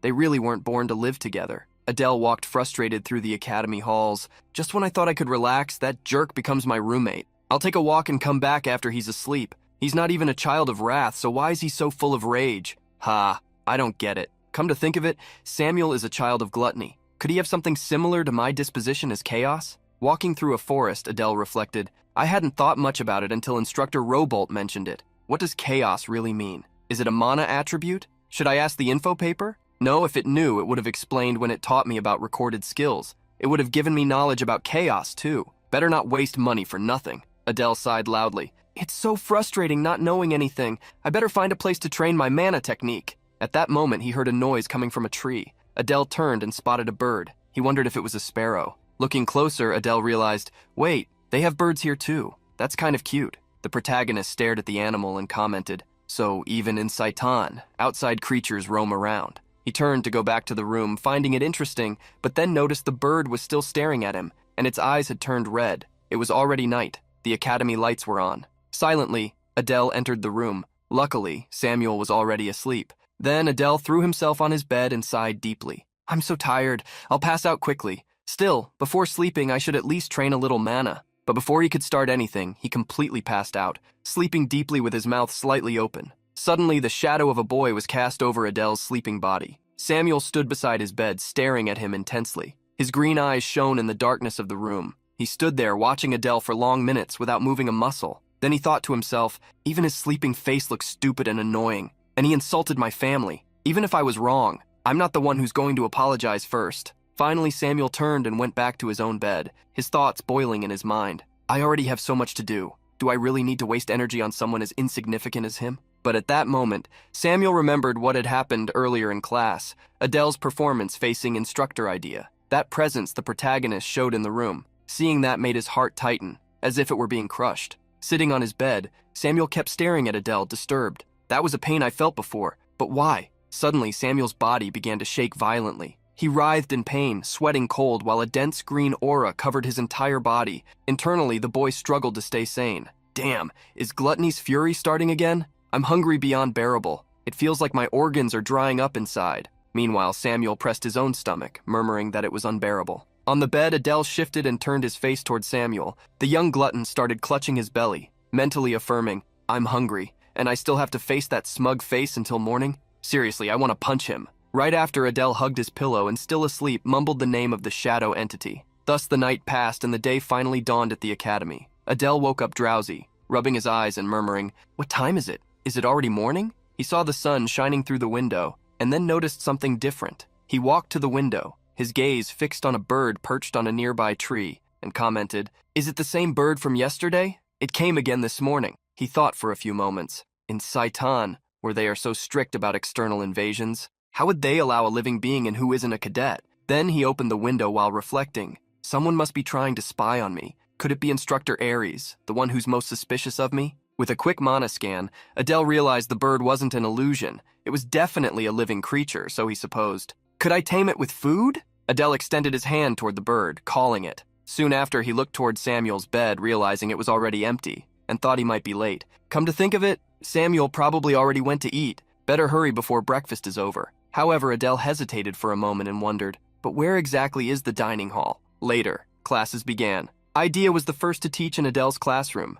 She greeted the students with her authoritative and firm voice, saying, Good morning, everyone. Adele sat at his desk, pale and almost skeletal in appearance. The boy thought, exhausted, "I got lost looking for the dining hall and ended up missing breakfast. I'm worried if I'll be able to concentrate in class today." Suddenly, Idea caught everyone's attention in the room. "I have an important announcement to make. Is everyone here?" This immediately drew Adele's attention. What kind of announcement could it be? In a serious tone, Idea revealed, "Today, during the opening class, we will choose the class president." Adele and the other students were surprised. Class president just like that? One student raised their hand and asked, "How will the president be chosen?" Idea replied, "At first I was going to let you vote among candidates, but I changed my mind. The class president I will appoint is..." At that moment, before Idea could finish her announcement, one of the students was enveloped by a faint purple aura. It was Fran. The young woman stood up excitedly, interrupting the class and affirming, "A wise decision, instructor." She really believed she would be chosen as class president.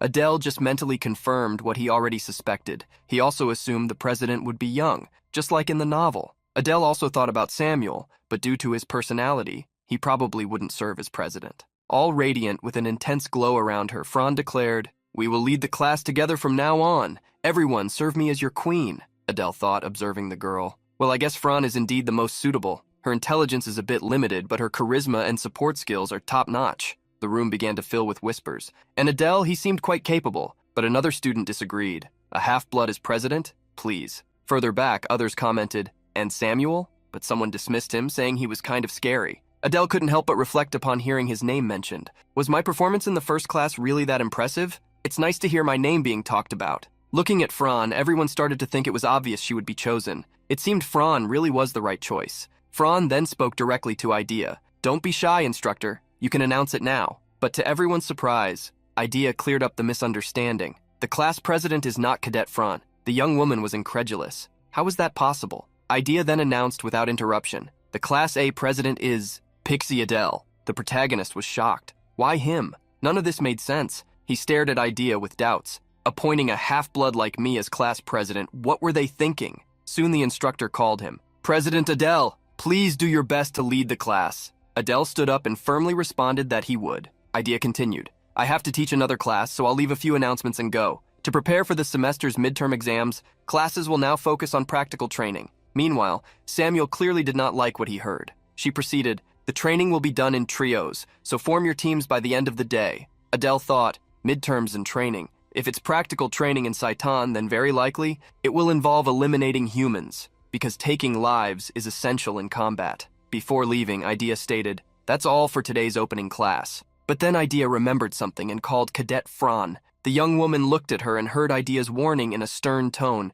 "If you speak to me informally again, you will have private supplementary lessons." Fran was extremely shocked, but Adele just smiled quietly, thinking, she put Fran in her place. While leaving the room, Idea addressed Adele. "And class president, please submit your team list in the last class. And everyone, do your best in today's lesson." Adele pondered, putting team formation aside. Where will we train? Will we use those dolls instructor Idea made yesterday? No, if that were the case, we wouldn't need to form teams. At this point in the original story, it's not yet time for the attack on the human world. Anyway, the priority now is to form a solid team. Then he looked at a pink-haired young woman, a half-blood like him, and concluded, "Well, I kind of already chose mine." In the academy corridors, an instructor walked with an imposing presence. It was Ares. His expression radiated fury, drawing the attention of other instructors nearby. Meanwhile, Idea was in her office, handling administrative matters. Ares burst in abruptly, shouting for her. She greeted him calmly, but the man exploded with rage like a bomb. "What were you thinking?" Idea remained impassive and simply commented, "It's good to see this serious side of yours again, senior." But Ares shouted again, "That's not why I came here. Why did you appoint that boy as class president?" With serenity, Idea pointed out, "That only happened this morning. You must have eyes and ears all over Saitan, senior." Still, Ares continued, "Giving him the role of class president, you can't ignore what that implies." Losing a bit of patience, Idea stood up, slammed the table, and shouted, "Of course I know. It's only temporary, but it gives him command of Class A as a unit." Ares couldn't believe it. He almost lunged at Idea but held back. He slammed the table hard and shouted again, "And you still went through with it? You're out of your mind!" He then ordered, gritting his teeth and staring deeply into her eyes. "It's not too late yet. Immediately replace the class president with someone else. If not..." The woman showed no reaction, just looked up, staring at Ares without averting her gaze, silently waiting for him to finish his threat. The instructors faced each other, determined to defend their points. Instructor Idea, crossing her arms, firmly rejected the suggestion to replace the class president. Grinding his teeth, Aries scratched his head, feeling like he was going crazy. Idea had reasons to select Adele as president. Sir, I like that student. He is at a high skill level and is not arrogant like the children of the 7 deadly sins captains. He is supported by the Bears family, so his identity is guaranteed. Aries confronted the instructor's words, stating that merely confirming someone's identity did not make them trustworthy. Idea sighed, seeing she wouldn't be able to convince the instructor. Knowing it was a waste of time, she decided to ignore him. I will take care of my class alone, don't interfere, sir. I may be a rookie instructor, but I trust my eyes to find talent. Furious, Aries shouted at Instructor Idea, but she left him alone in that room. Aries frowned with a dark expression. He told himself he needed to take over that class, as someone so dangerous couldn't be under Idea's responsibility. What caught his attention most was the aura of that being who had inflicted an unforgettable wound on him. He felt that the aura of that man and Adele's were similar. The chance of Adele being that guy was small, but Aries didn't want to let a suspicion go uninvestigated. Still wanting to find out who Adele was, the instructor walked to a window and whistled. In moments, a bird flew toward him, the same bird the protagonist had seen in recent days. To Aries, nothing particularly strange had happened, so he extended his hand once again, sending the bird to continue watching Adele. Aries didn't want to lose sight of him for even a second. In Instructor Idea's classroom, several students were talking after she left. The protagonist noticed that everyone there was already forming teams. Still, he, the class president, hadn't received an invitation from anyone. Suddenly, he heard an invitation behind him. Do you want to form a team with me? The protagonist thought the invitation was for him, but when he turned around, he realized the young man was speaking to Samuel, who replied without much interest. I don't care much, as long as you don't slow me down. Grinding his teeth, Adele couldn't believe that even someone like Samuel had found a team, but he hadn't. Seeing he had no choice, he stood up, determined to make the first move. In a corner of the room, a shy girl was worried because no one approached her since she was a half-breed. While trying to gather courage to invite someone, a person approached. The pink-haired girl, looking up, faced a student with an extremely dark, overwhelming aura. Frightened, she almost stepped back. Trembling, she sobbed. Adele was confused by her reaction. He was just scanning her mana, but she was surprised. The protagonist managed to check that her mana levels were good, and since she had healing abilities, she would be a perfect teammate. Doing the best he could, the protagonist introduced himself. I'm Adele, we met briefly before. Have you found a team yet? Looking downcast, the girl revealed she was alone. For Adele, who wanted her on his team, that was perfect. Having introduced himself first, he asked the girl's name. Though reserved, she revealed her name, Luna. Adele used his sweetest tone. Your name is lovely. How about joining my team? Being on the same team as the class president will benefit you. Luna clasped her hands, trying to refuse the offer but couldn't find the right words. The protagonist approached Luna, unaware he was scaring her. With his sharp gaze, he tried to convince her with a smile that made him even more intimidating. Luna, there isn't much time until the last period. We're both half-bloods, so we should get along. Stammering and trembling, the girl was convinced and accepted the offer, leaving Adele excited. Hearing how much Adele liked the idea, Fran jumped on him with a raised eyebrow. What exactly is excellent? While Adele wondered when the girl had appeared, Fran sat down, crossing her legs while smiling. Ho ho ho, it seems you still don't have a team formed. Very well, I will accept both of you on my team as long as you serve me. Suddenly, shy Luna found herself in the middle of an argument. Adele said they had already formed a team, but Fran responded that she had heard everything. Fran acted like a tremendous dictator. I don't recognize your position as class president. The true leader here is me, ho ho ho ho. Seeing the girl irritated because he didn't respond, Adele wondered if he should reject her, but he realized she probably didn't have a team either, so he decided to be humble and let her join his group. Since Fran wanted to be the leader, Adele imposed a condition. She would have to consult him before making any decision. Still, since she was the daughter of one of the 7 deadly sins, Adele would keep a close eye on her. With Fran becoming the leader, Adele's plan, to boost her pride and use her at the same time, was underway. After a week in which nothing interesting happened, the protagonist looked at his stats and realized he would soon need to get an elixir or something similar. Although he had managed to understand the mana attribute, the chaos attribute was still something he didn't comprehend. At least he had some hope of learning more about it in that week's magic classes. Suddenly, the protagonist felt a vibration on his desk. Krita's loneliness was becoming unstable. That was another thing he needed to deal with. At least he could feel relieved since Samuel was quiet. Things seemed to be starting to improve. As that day's class began, Idea cheerfully wished everyone a good morning. Seeing how excited the teacher was, the protagonist wondered if something good had happened. As he suspected, the teacher announced, Today's class will be a little special. We will do practical training outside. Although eager for the practical training, the protagonist wondered why they would do it outside the academy. The teacher confirmed his expectation. We will leave Saitan Academy and travel. We're going to a place called Orgon. The protagonist was surprised to hear the name of the place. Orgon was where humans who failed to return to their realm during the war were imprisoned. The teacher, leaving the room, told everyone to follow her. They would be traveling on a dimensional train. Several people who didn't know Orgon got excited. They thought they were going on a fun holiday trip. However, with a smile on his face, Adele already anticipated the shock they would experience upon arrival. There was something more important than the training in Orgon, a special opportunity that the protagonist of this story would discover. For Nam Woo Yun, the true Adele, this was the chance to get that thing first. However, a problem arose. The protagonist wondered how he could find what he wanted and at the same time avoid everyone's eyes, since the guard's strength was impressive. Franz, seeing Adele's rigid expression, approached and patted him on the shoulder a few times. The protagonist quickly made an excuse. "It's our first external training. I think I'm a little nervous." Surprised, Franz mocked, "So you can get nervous even with that dark appearance?" Cheerfully, she reassured him, "You have your team leader with you. Don't worry and just follow me." Seeing the girl remain enthusiastic, the protagonist became curious whether she would keep that confidence once they arrived in Orgon. Thanks to Franz, Adele felt more at ease during the train ride. Going to Orgon was a unique opportunity. He vowed to himself that he would not waste it. As the train crossed the dark terrain, the conductor communicated with the passenger cars. "Passengers, we are arriving at Orgon. Please be careful when disembarking." As soon as they got off, the students faced a huge fortress surrounded by tall walls amidst sharp rocks. In the air, a dark energy hung, making visibility difficult and terrifying. Idea, at the front of the group of students, asked everyone to follow her closely. With cages holding skeletons scattered around the area, everyone felt the intense atmosphere. Ahead of the protagonist, two students were talking. "I have a bad feeling about this," the other replied, questioning. "Are we really going to train here?" The instructor heard the student's doubt and answered, "Yes, this is your training ground, Orgon. But don't worry, there shouldn't be any battles here." Seeing the teacher's habit of smiling even knowing what was coming,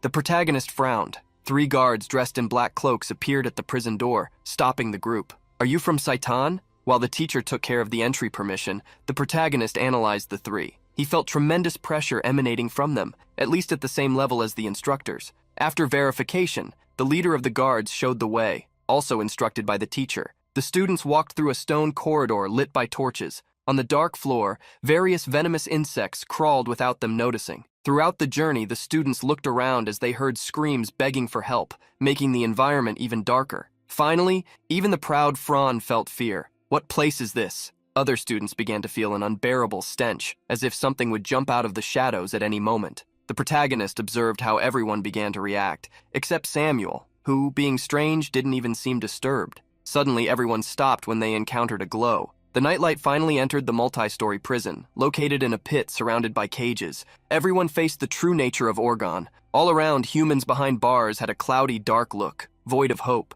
Instructor Idea finally introduced the place. "As you can see, this is a place of incarceration for humans who attacked our kingdom. Each one carries the worst possible crimes, even against those who did not participate in the war." As a human was brought by a guard, the teacher asked if they were curious about how they would train. Asking them to pay attention, Idea released a dark aura in front of the man who was placed on his knees. The man trembled before that energy, before that woman. Idea walked up to him, leaving him confused as she held his chin. With a manic look, Idea created a small sphere of energy and instructed the man, "Now swallow this silently, it will be over soon." She forced the sphere into the man's mouth, leaving some students disgusted, although others, like Samuel, really enjoyed the sight. As soon as the man swallowed the energy, a transformation began to occur. A great instability formed in his head, which began to inflate like a gas balloon, until surpassing the point it could support. In moments, the students were splattered with the liquid that sprayed in all directions. Even without being hit, the protagonist stepped back to avoid the explosion. The teacher then explained the training. "All you need to do is repeat what I did, in your own way." Simple, right? All around, the students couldn't hold what was in their stomachs, dirtying the stone floor. Even after witnessing that cruel scene, the protagonist was barely affected, probably because he was synchronized with the body's owner, the true Adele. He told himself, "No matter how much things get worse, my goal will not change. I will survive until the end, fix this damned world, and fulfill Adele's wish." Having explained the mission, the instructor addressed Adele. "Class president, do you have any last words?" Being summoned, the protagonist walked to a cell, drawing a dagger. There was a man immobilized, handcuffed to the wall, who was startled to see the boy. Before the man, the protagonist asked, "Any last words before the end?" The human, enraged, shouted, venting all his hatred. "My only regret is not having eliminated even more damned ones like you. We humans will wipe out every one of you to the last." Before the man could finish speaking, the protagonist made his move, silencing him forever. A small smile appeared on Adele's lips. He was truly satisfied to have done that after hearing the man's words. Leaving the cell, the protagonist asked the instructor if that was enough. Idea couldn't help but applaud and praise him. "Perfect!" Then the instructor guided the other students, including Fran, as the class president did, enter a cell and start the training. Seeing Luna's frightened look, the teacher asked all the half-bloods to form a line. Watching them being separated, the protagonist felt a little confused. He was surprised to realize there were more half-bloods besides him and Luna, who seemed extremely unwell. The instructor then revealed the reason for the separation. "You cadets have specific prisoners for your training." A group of men was placed on their knees in front of the group. The protagonist frowned upon realizing what was specific about those men. They were all half-bloods. Facing the group, trembling with fear, the teacher instructed the students, "You need to prove that you are different from these traitors." One of the students behind Luna gritted his teeth. He furiously advanced, attacking one of the targets. "Do you know how much we have suffered because of you?" The protagonist saw how quickly the training had begun, and how the screams spread even more through the corridors. Furious,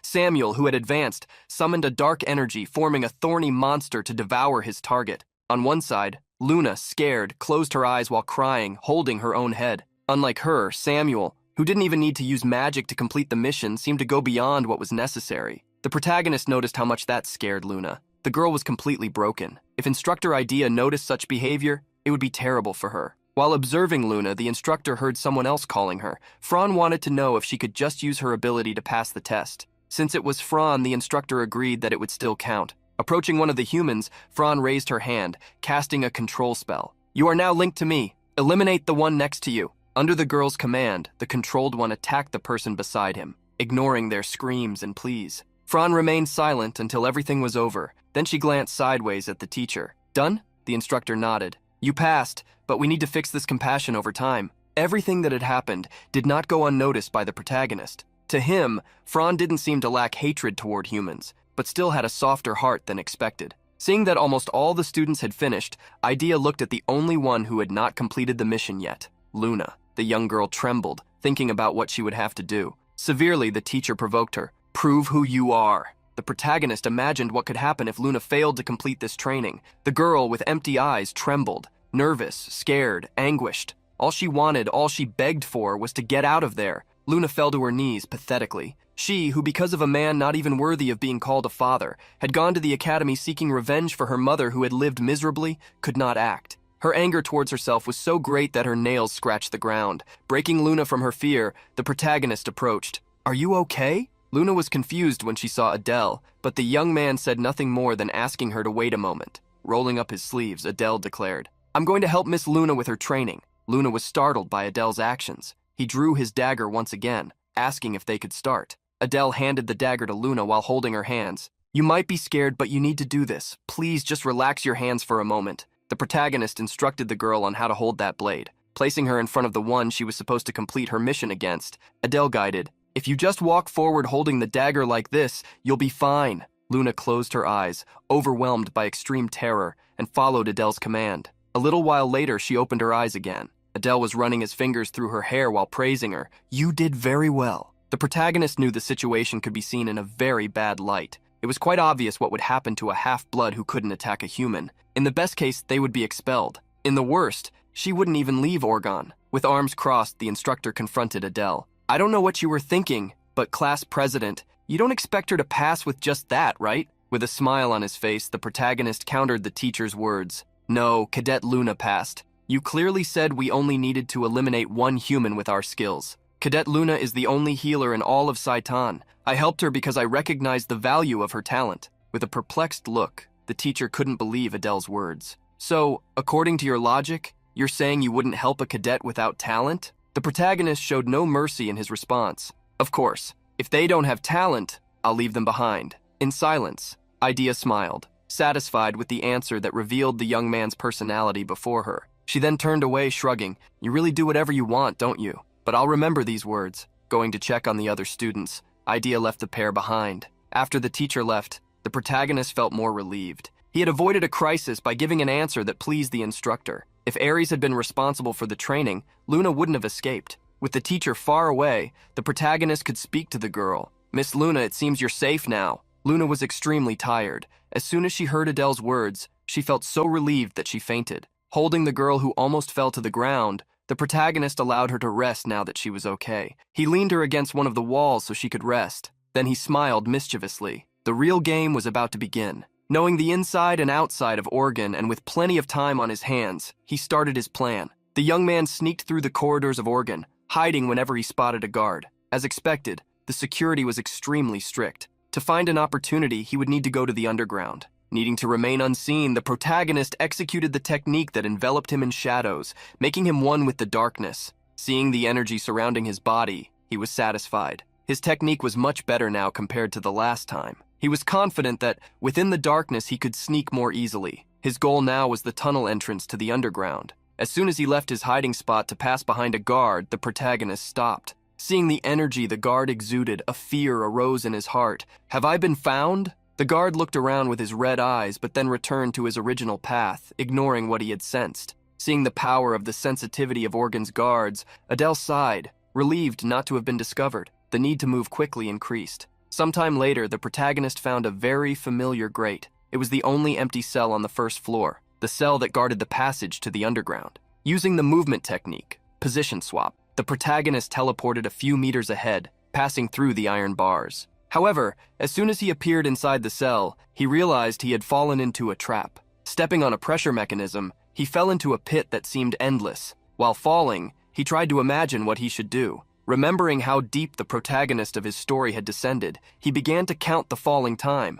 Calculating the distance to the bottom, he drew his dagger and threw it, making it fall faster than himself. As soon as he heard the sound of the dagger piercing something, the protagonist used the position swap technique once again. Thanks to that, he landed on solid ground. In front of him was a long corridor, with a small river of dark water running alongside it, like a sewer. He had reached the underground waterway. Being in the sewer, Adele already expected to face monsters. Soon the first poison-type slimes appeared. They were powerful enough to eliminate everything they touched with their poison. To defeat them, the protagonist needed to hit their cores with ranged attacks. Therefore, he immediately summoned the Fangs of Darkness, causing a shadow to appear, creating new daggers. The daggers were thrown by the power of shadows, hitting the slimes crawling toward Adele. The protagonist easily defeated the monsters because he knew their weak points and was thus able to continue his journey. Reaching the edge of the corridor, he came across the river, into which he had to dive to access what was below. As soon as he plunged into the water, a voice appeared in his mind.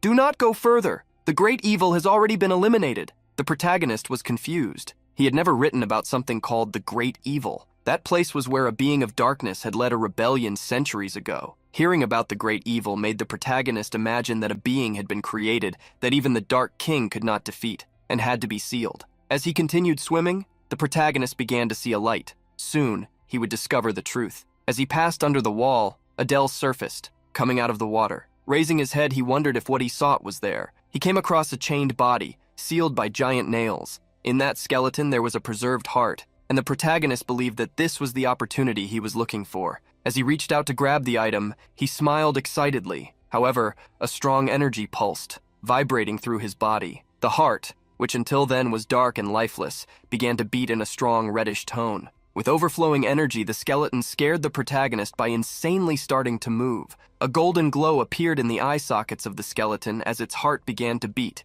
Filled with energy, the skeleton was lifted into the air, with a strong golden cross of energy emerging on its back. The protagonist couldn't believe that something so absurd was happening. That cross symbol was the same as the tattoo of the Asen family that Adele had on his neck. This meant that the traitor of the Dark Kingdom was connected to the Asen family. The skeleton, taken over by energy, addressed the protagonist. "Child of Asen, listen to my voice carefully." The protagonist decided to pay attention to the skeleton and listen to what it had to say. The skeleton communicated with Adele through a transmission of thoughts. "If you can hear my mind, it means you carry the same burden as I do. Blood of chaos, born from me. Do not be consumed by chaos. Chaos is the force that distorts the order of the world. If you lose yourself and focus only on that meaning, you will meet the same fate I met." As it spoke, the skeleton began to dissolve, turning into dust and ashes, while the golden energy that kept it alive for that last message dissipated. The heart returned to its original state and fell to the ground, lifeless.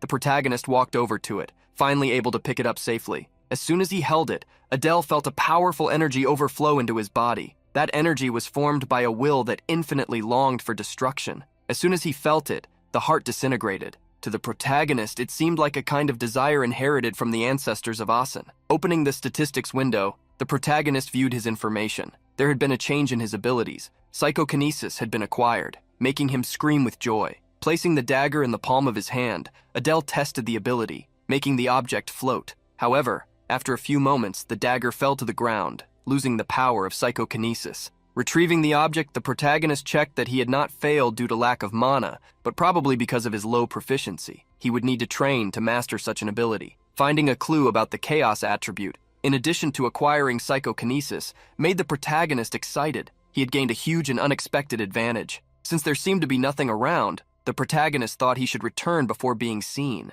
As soon as he returned, Fran confronted him. "What have you been doing, wandering around alone?" The protagonist gave a lame excuse. Just went for a walk." Furious, Fran did not accept the answer. "Do you think it's reasonable to just say you went for a walk?" Saying goodbye, the protagonist blamed the terrible vision of that corridor, saying he wanted to avoid it. Seeing him walk away in the middle of the conversation, Fran became even angrier. But Adele was already focusing on something else. Luna had disappeared from his sight. As soon as he thought of her, the young girl approached Adele, calling him. Seeing her, the protagonist joked, "Miss Luna, did you sleep well?" With a smile, the girl nodded. The protagonist felt a bit relieved. "You were sleeping so deeply that someone could have taken you." Shyly, Luna thanked Adele for helping her. With a smile, the protagonist told her not to worry. Despite the kind words, he knew that now Luna owed him a favor. Someday he would find a good opportunity to use it. While Luna and Adele talked, the instructor idea caught everyone's attention, ordering them to gather. With a smile, she nodded at the training results. "Fortunately, no one gave up during this training. You finally have decent looks in your eyes. Take what you did today as something that will polish each of you. Now, let's return to Saitan." All the students were excited to finally be able to leave, especially the protagonist, who would escape before being caught. Time passed quickly. A week had gone by since the return from the school trip, and nothing had changed. The cadets seemed to have lost some of their fear after what they faced in Oregon. Adele had been diligently training the newly acquired psychokinesis, while also preparing for the midterm exams that the instructors kept mentioning. In the novel he wrote, the first-year students of Saitan invaded the royal school during such exams. That meant the midterms involved invading the human world. Looking around, he wondered how many cadets would survive. As he looked around, Adele's eyes met Luna's, but the girl quickly looked away. The protagonist wondered if something had happened, as Luna's expression made him worried. He became even more tense when the girl leaned down, laying on her desk. Without Luna expecting it, someone poked her shoulder. She jumped from her chair, startled. Beside her was Adele with a smile on his face. Seeing the scared expression on Luna, the protagonist teased her. "You weren't answering me, so I thought I'd scare you." Speaking seriously, the protagonist asked if something was wrong, since she didn't seem well. However, Luna quickly shook her hands to deny. No, nothing happened." With a suspicious look, Adele insisted, "Really?" As the girl affirmed for the second time that she was fine, the protagonist did not insist. On the contrary, he invited her to have lunch together. Faced with the invitation, Luna looked confused. Seeing that she didn't accept immediately, Adele asked if she had other plans. But Luna quickly recovered and smiled, replying enthusiastically, "Let's eat together." Arranging to have lunch together, the protagonist said he would wait for her in front of the cafeteria at lunchtime. Although Luna was temperamental, the protagonist was easy to read. Seeing that she was no longer scared of his presence, Adele imagined he had gained some points with her during the trip to Oregon. The cafeteria building had an exquisite ceiling, showcasing the Academy's power. The protagonist stopped in front of the stairs leading to the building, waiting for Luna. He waited for several minutes until lunchtime was almost over and began to wonder where she was. Since he also wasn't used to eating alone, the protagonist decided to return to the dormitory, as he had no other choice. However, just as he was about to leave, he spotted two girls, Renee and Diana, walking toward him while talking. The protagonist was extremely frightened to see the two together. Realizing they hadn't noticed his presence yet, he decided to flee immediately, using position swapping. Renee looked around, feeling that something was wrong. Diana noticed her friend's attentive gaze and asked if there was a problem. After observing for a moment, Renee sighed. "I thought I saw my escort. Could I have been mistaken?" The protagonist was just a few meters from them, hiding behind a bush, wondering why those two, an extremely problematic combination, were there. He had heard some things in Oregon, which made him fear they would discover his origin as a descendant of the Asen family. If that happened, it would be the end for him. The Asen family had played a decisive role in the defeat of the Dark Kingdom. Worse, he had eliminated both the Dark King and his wife. Determined to avoid Renee, the protagonist tried to leave immediately. Luckily, the two girls didn't care to look for him and headed toward the cafeteria. Moving away from the building, the protagonist sighed, reminding himself to be more careful. Looking around, he realized that the place he had gone to when fleeing was much better than he thought. Facing the unknown scenery behind the cafeteria, he wondered if a place like that really existed there. Seeing some different buildings, he wondered if it wouldn't be better to train there instead of in his crowded room. Suddenly, Adele heard a girl's scream. Recognizing that voice, he ran around the building. The protagonist came across Luna, who was being grabbed by the arm by an enraged student. Around Luna, there were several students confronting her. Upon seeing Adele, Luna was surprised and relieved. Seeing who surrounded the girl, the protagonist quickly understood the situation. Even while smiling at the group, Adele looked like an evil being. "What do you think you were doing to my classmate? You'd better all go back to your classrooms." A burly young man gritted his teeth furiously when he saw Adele. Trying to intimidate him with his size, he stepped forward to confront the protagonist. "Acting like this just because you're also a half-blood in her class? You're a disgusting monster." The young man pushed his finger against Adele's chest while complaining.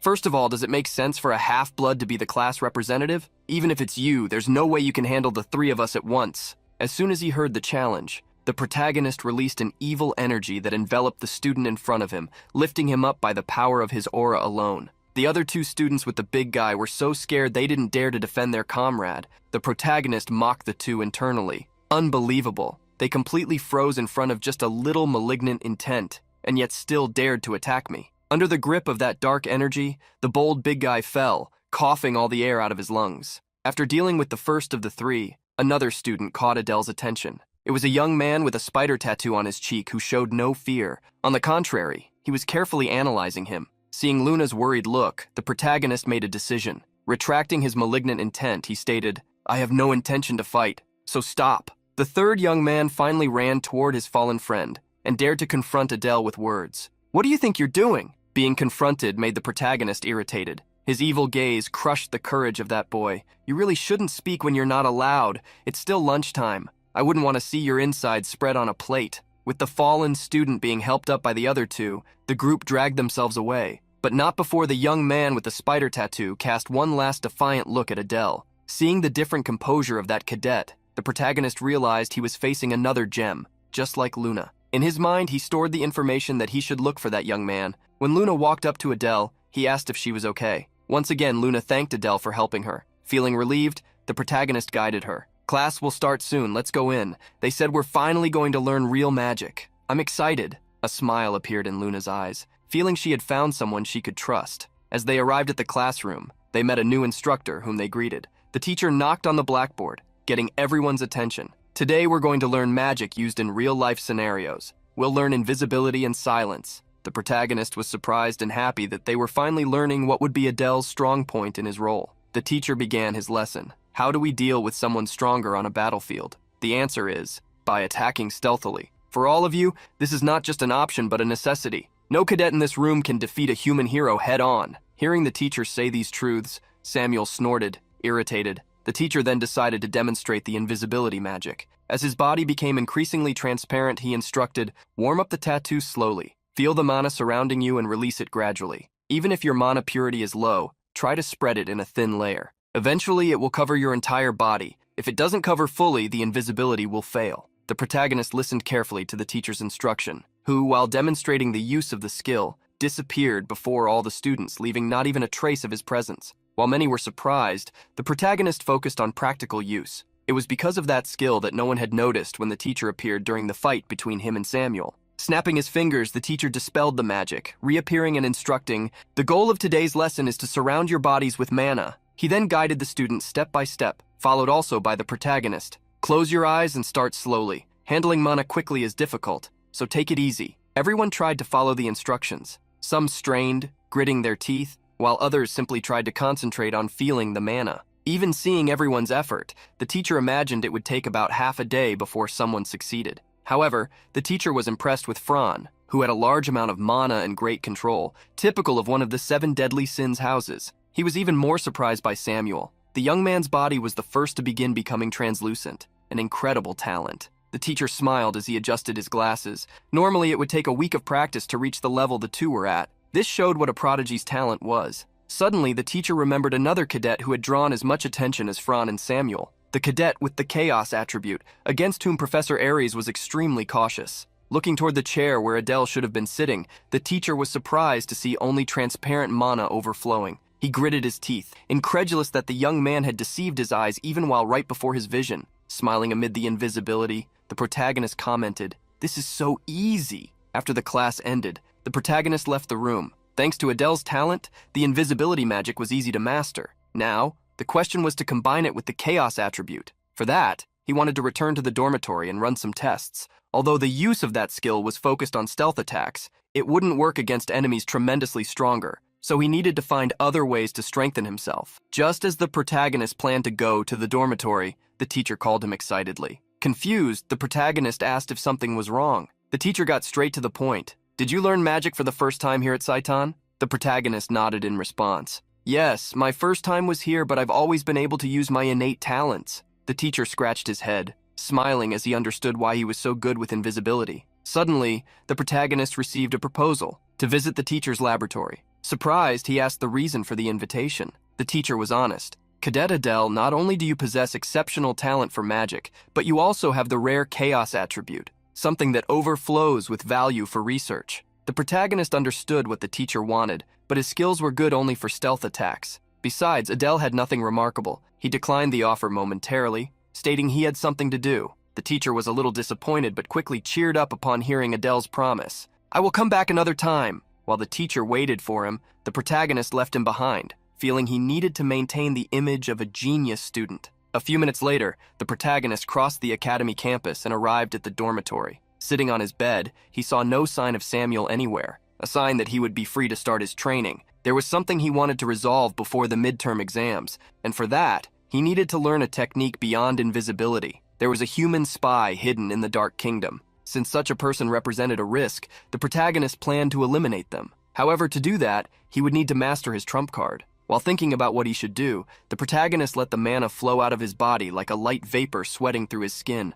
With the mana surrounding his body, he began his training with a goal in mind. "I not only need to hide my presence, but to make it exist and not exist at the same time, to become something that does not exist as a being." When the aura covered Adele's entire body, he became translucent. However, with the concentration the protagonist reached, he stopped even seeing his own body. Then a reverberation happened in his mind. With a shock shaking his body, he wondered desperately, "What is happening all of a sudden?" Adele was panting heavily, his hands moving toward his neck, the lack of air hitting him to the point of driving him crazy. His body felt strange, but he managed to calm his mind. He tried to release the stealth technique, but to his surprise, he couldn't leave that translucent state. He struggled, trying to get out of that state, but the effect didn't seem to want to deactivate. When Adele began to panic, he felt something change in his body. The protagonist fell to his knees on the ground, gasping heavily. Sweat dripped from his face, a result of his accelerated heartbeat. Time, senses, everything was becoming blurry. Adele shivered just remembering how terrible it had been. Sitting on the ground as his mana was running out, the stealth state barely deactivated. It had become difficult to control. He felt that if his mana hadn't run out, he might have lost his own mind. He began to understand why they always warned about the power of chaos. Still, he imagined that if he got used to such power, it could become a trump card. A new technique combining the chaos attribute with stealth. In Adele's mind, he could call it absolute stealth. Suddenly, Adele felt someone kick him. He fell, rolling on the ground because of the surprise attack. Samuel was furious, shouting at him, but no voice seemed to come out of the young man's mouth. Adele couldn't understand what Samuel was saying until he finally realized what was happening. Adele couldn't even hear his own voice, which left Samuel standing in front of him, confused by the lack of response. Hearing nothing, Adele realized he had lost his hearing. The morning dew rested softly on the leaf, sparkling under the sun rays filtering through the dense forest canopy. The forest around the dormitories seemed very calm, making it the perfect place for Arsene Adele to train the new stealth technique. With a gentle aura surrounding his body, Adele opened his mouth. This time he was satisfied because luckily he hadn't lost his hearing. He could hear his own voice. However, he couldn't see. He walked through the small forest, stretching his hands in front of his body so as not to bump into anything, since he had lost at least one of his senses. Not noticing a tree in front of him, Adele kissed it with his whole body. While checking if his nose was okay, he remembered that after a week testing stealth, this wasn't the first time he had lost one of his senses. whether hearing, taste, touch, or even sight, as was the current case. At least they returned after about 2 hours. The crucial problem, however, was not knowing which sense he would lose. Since absolute stealth only lasted 3 seconds, this caused a big headache. Sighing, Adele imagined this could be a completely useless ability. The risks were high, so it would be best to seal it and use it only when absolutely safe. Lying down on the soft grass, waiting for his sight to return, Adele remembered how he had tried to combine chaos with other traits but never succeeded, which made focusing on fencing and mana enhancement a more sensible choice. Seeing that he would be stuck for 2 hours, as usual, Adele felt calm at least for not being late for class since he had started his training much earlier. A few hours later, Aries crossed his arms, watching his students. They were running exhaustingly in an endless training session. Amid the exercise, Adele wondered when they would start learning fencing. After a few hours, Aries shouted, "All right, stop the physical training and line up." Adele raised his hand, signaling the students to stop, just as the teacher had instructed. Feeling Aries' fury when seeing him command the classmates, Adele realized the teacher was unhappy that he had become the class representative. Aries coughed, clearing his throat before speaking. He then announced something everyone expected. "From now on, we will reduce physical training and start fencing classes." Adele smiled, as did the other students, finally reaching this part of the course. Aries took his longsword, preparing for a demonstration.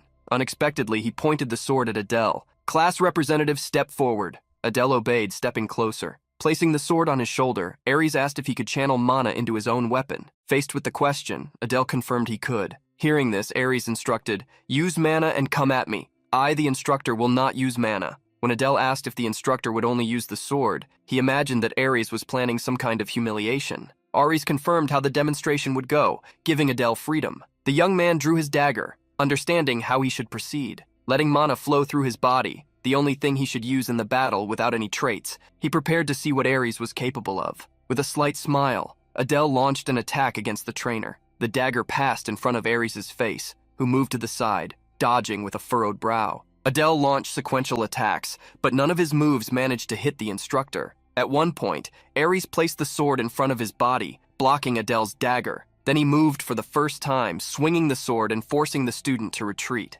Having dodged the attack, Adele landed on his knees. The protagonist stared at the teacher, who arrogantly placed the sword on his shoulder. Adele frowned because, as expected, he found no openings. For the human world level, he saw the teacher as a high-level expert. In the dark realm, sword skills and mana capacity didn't matter. Titles like Swordmaster or Expert didn't mean much. Just being able to infuse mana into the sword was already not easy, and Adele didn't like being underestimated. So he decided to push a little further. Immediately, he charged once again against the instructor. His target was a vital point, the teacher's neck. The dagger once again passed in front of Aries, who simply leaned backward. However, Adele turned his hand after the attack, changing the blade's angle. He made a reverse movement, pulling the dagger toward Aries. Aries' arrogant look didn't change. "Your attack is still not perfect." Adele's dagger hit Aries, but it didn't even manage to penetrate him. The protagonist was shocked and, in the next moment, found himself thrown to the ground. Large pieces of stone were thrown into the air, along with a curtain of dust. Adele coughed heavily after the attack that sank him into a crater. In the next instant, he looked up and saw Aries raising his sword with an intimidating look and aura.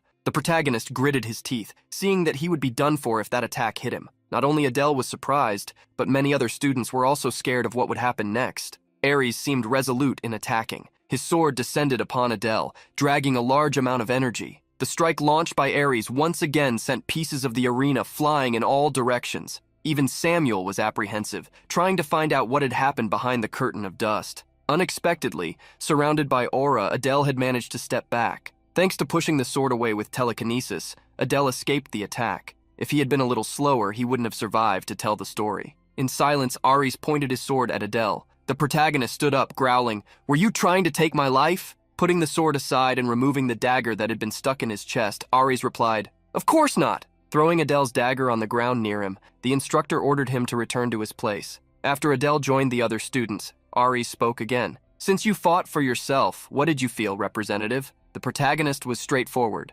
"This is how the weak fight." Curious, Aries asked why he said that. Adele then revealed his thoughts. "You said I could use mana, but you restricted yourself. The only way a weaker opponent can defeat a stronger one is sacrificing lunch to guarantee dinner, and that's what you demonstrated." Adele knew the instructor could have dodged the attack of his dagger, but he didn't. He took it on purpose, as if everything had been planned. Unexpectedly, even to Fran, Aries affirmed that Adele was correct. With a severe look, he assured, "The human world is full of powerful enemies. There's no way to defeat them all without being hit. Make them lower their guard, expose their weaknesses, and attack when they least expect it." Ares' voice and teaching were harsh. There was no room for noble fencing in his class. There, he would only teach fencing that helped them win. Hearing the instructor's teaching, Adele basically understood that they should ensure victory even if it cost them their lives. Ares then changed the terms. "Calling this fencing is very generous. Instead, let's call what we do here sword techniques class." Knowing that the midterm exams were near, there was a reason why the Royal Academy instructors had reacted so quickly. A spy from the human world must have already leaked the incident, as well as the exam contents. Even in the novel's story, only the cadets from Saitan suffered, while those from the Royal Academy were fine. Adele felt that Ares thought he was the spy. Therefore, the protagonist wanted to find the real infiltrator before the instructor did. After the instruction, the professor ordered everyone to return to their groups. Thinking this was a good opportunity to clear his name, Adele stood in front of the professor while the others retreated. Curious, Ares asked why he wasn't going back with the others, if perhaps he was upset. Smiling, Adele said it wasn't that. Turning his back to Adele, the instructor ordered him to go with the others. This made Adele extremely furious, staring at the instructor's back with a threatening look. Sometime later, Adele had returned to the academy building. He had discovered that Ares would not help him, not because he believed he was the spy, but because of the cruelty and threatening aura he had shown. However, Adele could not help but be relentless. He thought such brutality was necessary to stabilize his authority and influence over the 7 deadly sins.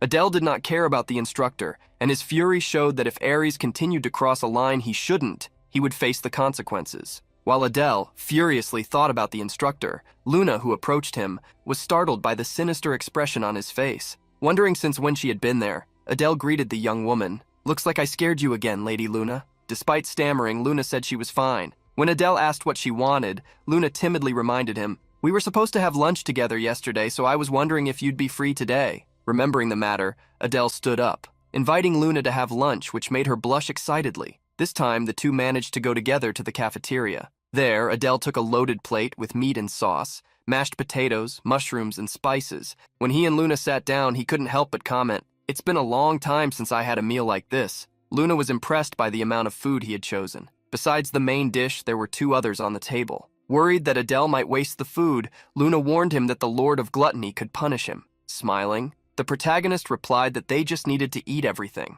While the pair prepared to eat, some other students entered the cafeteria, the group Adele had faced to defend Luna a few days ago. As soon as he saw them, Adele raised his hand to greet them, but the group leader fled, frightened. The only one who showed no fear was the same student with the spider tattoo on his face. He averted his gaze, staring firmly at Adele. Returning to the subject, Adele asked Luna what was up with those 3. However, Luna couldn't explain why they bothered her. The only hypothesis the girl could imagine, self-deprecatingly, was that they harassed her because of her weak physical ability. Adele realized he himself might be the reason since Luna only had healing skills. Despite the problems she faced, Luna reassured Adele, saying she had never been hurt or anything like that, only cursed, insulted, or forced to pay tolls. The girl treated it as something minor, but Adele cursed those 3 for it. To protect her, Adele asked Luna to walk close to him from then on, but Luna refused. "That won't be necessary. I just need to prove I'm different from the traitors." The girl's desire, however, only became another reason for Adele to insist that she walk by his side. Changing the subject, Adele asked who one of the cadets was in particular. Leaving Luna confused, he explained he was talking about the cadet with the spider tattoo on his cheek. Thinking a bit, Luna revealed the young man's name was Kyle. The name caught Adele's attention because it sounded very familiar. Unable to remember clearly, he tried to imagine if in the original work there was someone with that description. Curious, Adele asked if Kyle was a half-blood, something Luna found unbelievable. "He's pureblood, but he's a bit scary. Looks more like a disguised half-blood." Luna's comment made Adele even more curious. "You mean he has the look of someone staring at insects?" The question was strange, but Luna confirmed Adele's suspicion. The protagonist frowned because that was the same look they had given humans during the visit to Oregon, which made Kyle even more suspicious. Wanting to find out more, Adele considered asking the paper just to be sure, but decided not to. Instead, he wanted to check directly, since he already had plenty of information about the spy. Leaving Luna surprised, Adele stood up without even eating. He approached the table where Kyle and the others were sitting and directly greeted his suspect. Shocked, the other students around Kyle stood up. While Kyle tried to ignore him, the protagonist revealed what he wanted. "There's a certain girl in the first year at the Royal Academy. They say she's a half-blood and that her only familiar is her older brother. As Kyle ignored his words, one of his classmates who had stood up grew furious at being ignored. Kyle, already beginning to release a dark energy, heard Adele's provoking words. "Did you know that this girl's name is apparently Ray?" Upon hearing that name, Kyle gritted his teeth, glaring furiously at Adele from the corner of his eye. Irritated, the ignored cadet grabbed Adele's shoulder. "You better leave, got it?" Adele returned the gesture, grabbing his tie. Pulling the cadet, Kyle threw him against the table, making him hit his face. Letting the cadet fall to the floor, the protagonist looked at Kyle, certain he had gotten the name right. Kyle stood up expressionlessly, his face somber, hid any emotion. Struggling to ignore Adele's provocations, he turned and left the dining hall. However, that only reinforced Adele's certainty. He had found who he was looking for, the spy. In the bathroom, the water mixed with the red that dripped from the wounds of the cadet attacked by Adele. He furiously punched the mirror, raging, "Damn it, another bastard half-blood!" Raging, he turned to Kyle. "Hey, you're going to take revenge, right?" Without hearing an answer, he approached even closer, exalted. "You're not going to say anything? You said we shouldn't trust half-bloods. You started this, now you're backing down?" He was about to attack Kyle when the latter anticipated him, pressing his face against the wall. The marks from the single blow were imprinted on the cadet's face, but Kyle had no intention of stopping. He vented all his anger, striking repeatedly. As soon as he unleashed his fury, staining the broken wall red, Kyle cursed. "Insect, you really don't give up, do you?" The third member of the group, who until then had only been watching, was shocked by Kyle's reaction. "Hey, what's wrong with you?" But grinding his teeth, Kyle warned, "Get out of here before you lose your chance." Left alone in the bathroom, Kyle faced his own reflection in the mirror. He washed the sweat from his face and sighed. Using magic to fix his disguise, he wondered how Adele had discovered him. After casting the spell, he confirmed his disguise still worked perfectly. He trusted the high-class mage who had performed the magic,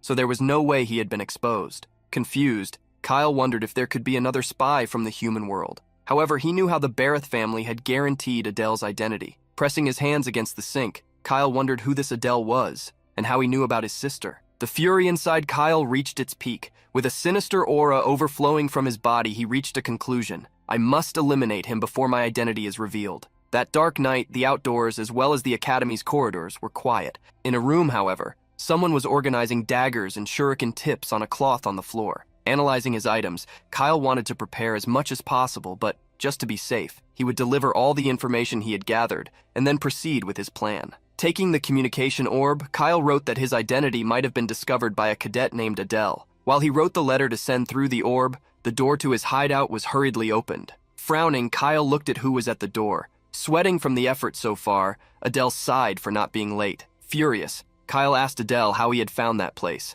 The protagonist ignored the question, putting a smile on his face and entering the storage room. "Good evening," Kyle shouted upon hearing the greeting. "The night would be good if you hadn't shown up." Immediately, he threw his pen like a dart at Adele. The protagonist moved to the side, dodging while teasing, "How malicious of you." However, unexpectedly, the pen that passed by him exploded into a ball of energy that shot a beam of light at him. Kyle was already prepared. Extending his hand, he created several electric spheres that surrounded him, overflowing with the energy in his body. Adele was surprised to see that, but not scared. "A second circle magic, Thundershock? Looks like you no longer intend to hide your identity." Seeing Kyle use circle magic spells, Adele taunted, "Are you a half-blood? Then your appearance must be fake too." Kyle did not deny it, already knowing Adele had discovered everything about him. Smiling, Adele teased, "Did I find out?" Questioning how Adele knew about his sister, Kyle commanded the shock spheres to launch lightning bolts at him. While running, surprised that Kyle was more concerned about his sister, Adele confirmed that the young man was not working for the humans.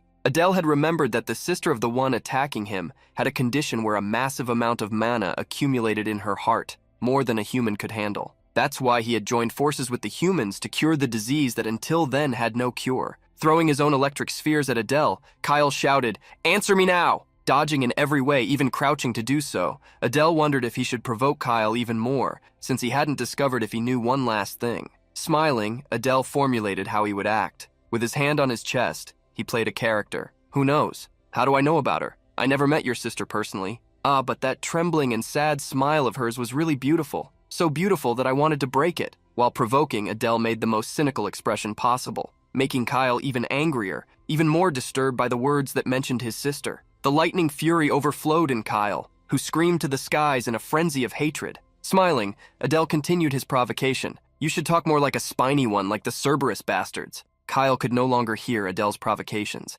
Gathering his hands, he began to create an electricity sphere, the largest he had created so far. I will make you reveal everything you know before I finish you. Adele managed to make Kyle fall into his trap. Facing the attack, he taunted, "Try to make me talk if you can." Provoked, Kyle threw the electricity sphere at Adele. Immediately, the protagonist advanced, targeting the energy sphere and using the position swap skill. Switching places with the electric sphere, he dodged the attack with extreme ease. Kyle was shocked, not believing what he had seen. Was that really a teleport? I saw it with my own eyes and I can't believe it. Faced with Kyle's surprise, the protagonist just smiled. He wouldn't reveal everything, so he said Kyle had come close in his guess. Curious, he asked, "Are you done investigating me yet?" Faced with the question, Kyle asked if Adele had always known about his identity. Smiling slightly, Adele answered with another question, implying maybe he did. Kyle seemed to realize that as things stood, he didn't have a chance. So he decided to change the situation, releasing all the lightning energy from his body. "If that's the case, I'm going all out."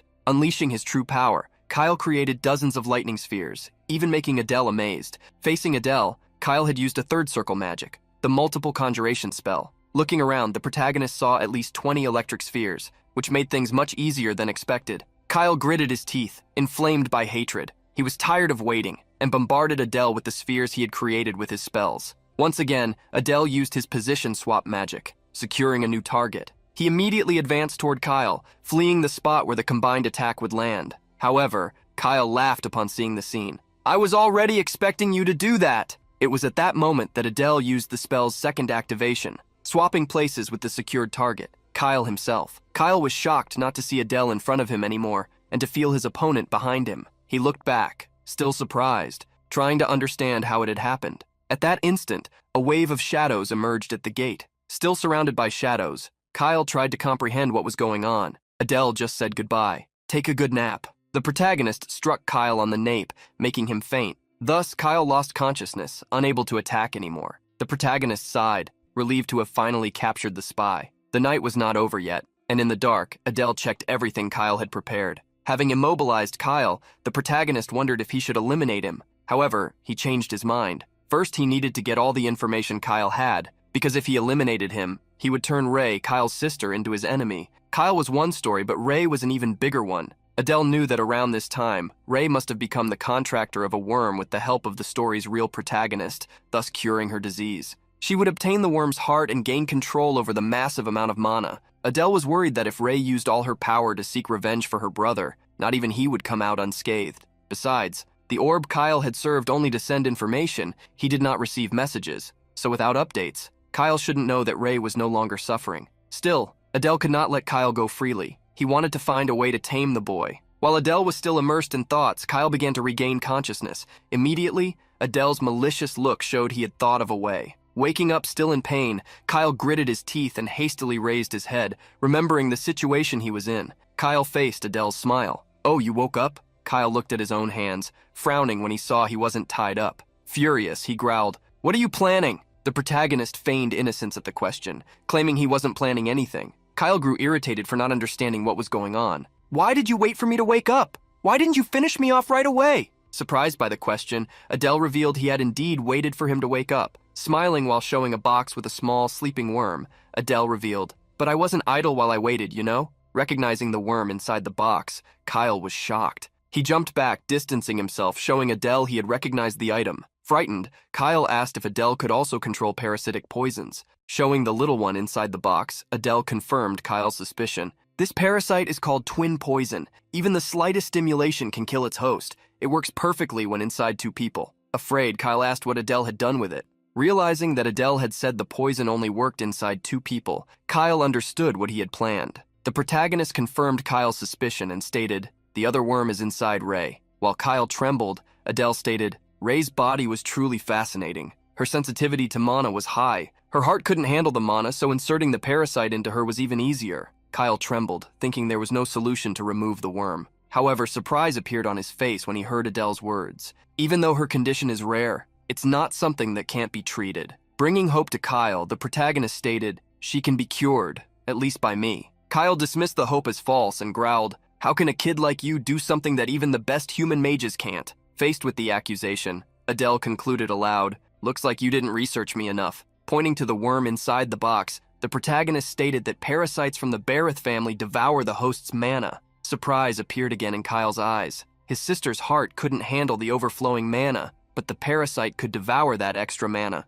Adele had used this information to lure Kyle. Acting as Adele expected made things even easier. Kyle, sitting on the floor, began to think about Adele's words, realizing that if it was true, the parasite was actually helping his sister. Since nothing is free, Kyle knew Adele wanted something. You wouldn't say all this unless you wanted something from me. Adele confirmed he wanted something, but before saying what, he released an evil energy. Intimidating Kyle with his smile and energy, the protagonist revealed, "I actually don't like your attitude. Don't forget, your life and your sister's are in my hands." Gritting his teeth, Kyle lowered his head, nodding. The small change in attitude pleased Adele. He then stood up, revealing he wanted two things. The protagonist instructed Kyle to send false information to the Royal Academy using the device, saying that the Citan Academy was planning to attack the third-year hero candidates at the academy. Knowing the school planned to attack another class, Kyle said he couldn't accept that. However, Adele reassured him, "I know you're worried about that since Ray is at the Royal Academy." Adele tried to calm Kyle, stating that if he cooperated,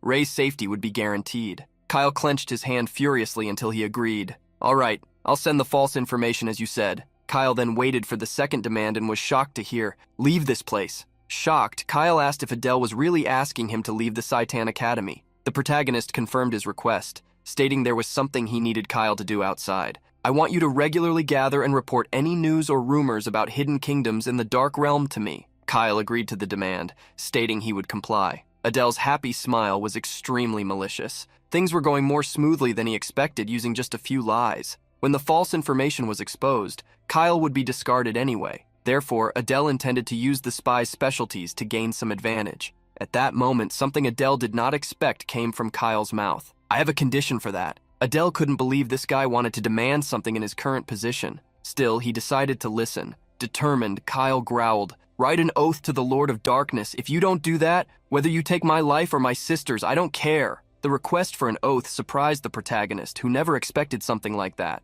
A Dark Lord's oath was used when an important contract was sealed. If the contract was broken under the name of the Dark Lord, he would take the life of the betraying party. Although it was risky, Adele knew this would put a leash on Kyle. Forcing Adele to make a decision, Kyle shouted, asking if he would accept or not. Planning to put a trick or two in the contract to break it easily if needed, Adele agreed to the demand. However, the protagonist remembered something and questioned, "Only master-level mages can create this type of contract item. Do you have one?" Kyle revealed that he did not, which irritated Adele. "Then why were you so confident asking for this?" Kyle, however, wanted Adele to get such a contract since he would be able to make it. The protagonist gritted his teeth, realizing he would eventually have to make a contract himself, since obviously students wouldn't have such things. But a thought crossed his mind. The instructor Robolt might possess a Dark Lord's contract. With that in mind, he told Kyle he would try to get the contract by the end of the next day. Extending his hand, the protagonist offered a deal. "Let's meet here again tomorrow at dusk." Agreeing, Kyle shook his hand. Seeing how he had obtained a useful puppet, Adele smiled satisfied. However, his smile disappeared upon realizing this was not enough. Even while throwing false information to confuse the humans, it was still unclear if they could complete the partial test mission. Against the Imperial Academy, even if they tried their best, the chance of success approached zero. That's why Adele was trying to draw as many cards as possible. The next morning, Professor Robolt was interrupted while conducting some studies. He was surprised to see who was visiting his office. At the door, Adele smiled, greeting the professor, "Good morning." Robolt was surprised to see Adele and quickly stood up. "You really came as we agreed." The protagonist nodded, affirming they had promised. Inviting the young man to sit, Robolt asked if he would like some tea. Smiling, Adele accepted the offer. On the candlelit boards, various magical formulas were written. Seeing the formulas, Adele realized the instructor was not only interested in books, but also in rituals, as expected from the magic laboratory instructor. Robolt served tea to Adele and took the opportunity to serve himself as well, thanking the young man for his presence. Thanking the professor for his hospitality, Adele curiously asked if Robolt needed anything he could do. The professor adjusted his square glasses, revealing there was an important matter. Discovering there really was something, Adele decided to test the professor. With a smile, he asked, "Aren't you worried I might leak the matter?" The professor waved his hands, stating the matter was just something difficult to share. Taking advantage of the professor's words, Adele suggested, "If you want, I could sign a Dark Lord's contract for you." The professor became excited by the offer, stating he could easily tell if the boy signed a contract. Robolt extended his hand, and through crimson energy, a contract sheet appeared. He handed the easily created sheet to Adele, who was surprised by the ease. The text was already written. Adele shall not disclose Robolt's research materials and will assist in the research until significant results are achieved. Adele will receive payment. Faced with the contract already drafted, the protagonist asked the professor if he had prepared it in advance. Caught, the professor smiled awkwardly, scratching the back of his neck. Holding the contract, the protagonist asked to review the terms a bit. If during the research it is judged that the work is beyond my abilities, I should stop helping, and all payment will be returned. Thinking it would be fair for both, the professor asked what compensation he would like to receive. The protagonist was quick to respond. I would like a contract and some mana potions. 3 bottles of high-grade mana potions should be enough. The professor frowned, rereading the terms. Adele had asked for such mana potions because they would fully restore his mana when consumed, which was essential for him. Agreeing to the terms, since potions were cheaper than elixirs, the professor passed the contract for Adele to sign. Taking the contract, Adele asked if he only needed to sign his name. Before signing, Adele revealed he was curious to know why the professor had specifically chosen him, since there were still more talented cadets. Robolt revealed he had invited some 2nd and 3rd year students, but none would be useful for the research, and Samuel, from the 1st year, had categorically refused, saying it would be annoying. Understanding the reason for being chosen, Adele signed the contract. Thus, he returned the contract with the signature of a pseudonym that did not carry the name Arsene, since he used another surname at the academy to disguise himself. As soon as Adele tried to hand the contract to the professor, the contract caught fire with a deeply red flame. The flame became energy that flowed into the protagonist's heart. With the contract ready, the professor stood. It's done, let's start immediately. Robolt pulled a specific book from his shelf, and to Adele's surprise, the bookshelf moved, revealing a secret passage. The existence of such a place in Saitan Academy surprised Adele, who wondered if the directors and other instructors knew about it. The protagonist followed the professor, arriving at a secret laboratory in the basement. Robolt presented the book that had become the content of his research. It was specially placed on a lectern. While Adele observed the book, Robolt revealed they believed it was an ancient item. Curious, Adele touched the book, which looked like an old manuscript. However, when opening the first page of the book, he discovered there was nothing written on it. Before Adele could question him about the item, Robolt replied, "As you can see, most of it is blank, but there is something written on the last page." Curious, the protagonist asked the professor where he had found the book. Robolt revealed that by coincidence, he had found it in an abandoned house.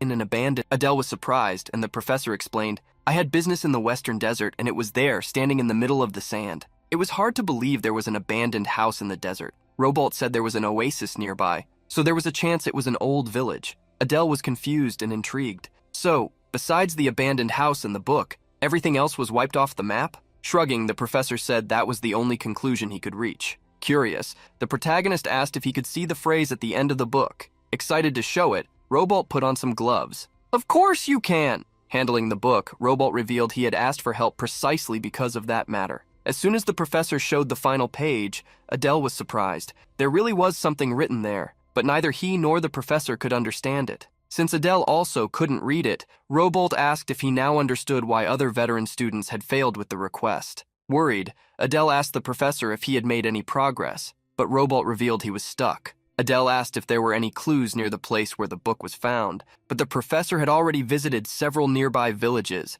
and no one knew about the ruins or the book. Adele began to sweat, trying to figure out what was in the book. Without clues, it was difficult. He was worried he might have to return home empty-handed. Touching the book, Adele tried to find some clue in the text. As soon as Adele touched the text with his fingers, something incredible happened. A large amount of energy overflowed from the book, as well as from his necklace. Adele's surprise grew even greater. The words in the book began to move, making the book vibrate along with the energy surrounding it. Adele thought he was seeing things when the words began to move. As the letters shifted, Adele managed to read the first sentences. "Defied the rule, curses remain. Everything is disappearing. The wise refuse to believe until time stops." Although he could read the text, Adele had no idea what it meant, but seeing the necklace react, he imagined the text had some connection to the Dark Lord. Robolt, who had seen nothing happen, asked Adele if something was wrong, since he had given a strange look. Surprising the professor, Adele revealed he had interpreted the phrase. The protagonist told what he had managed to read from the text,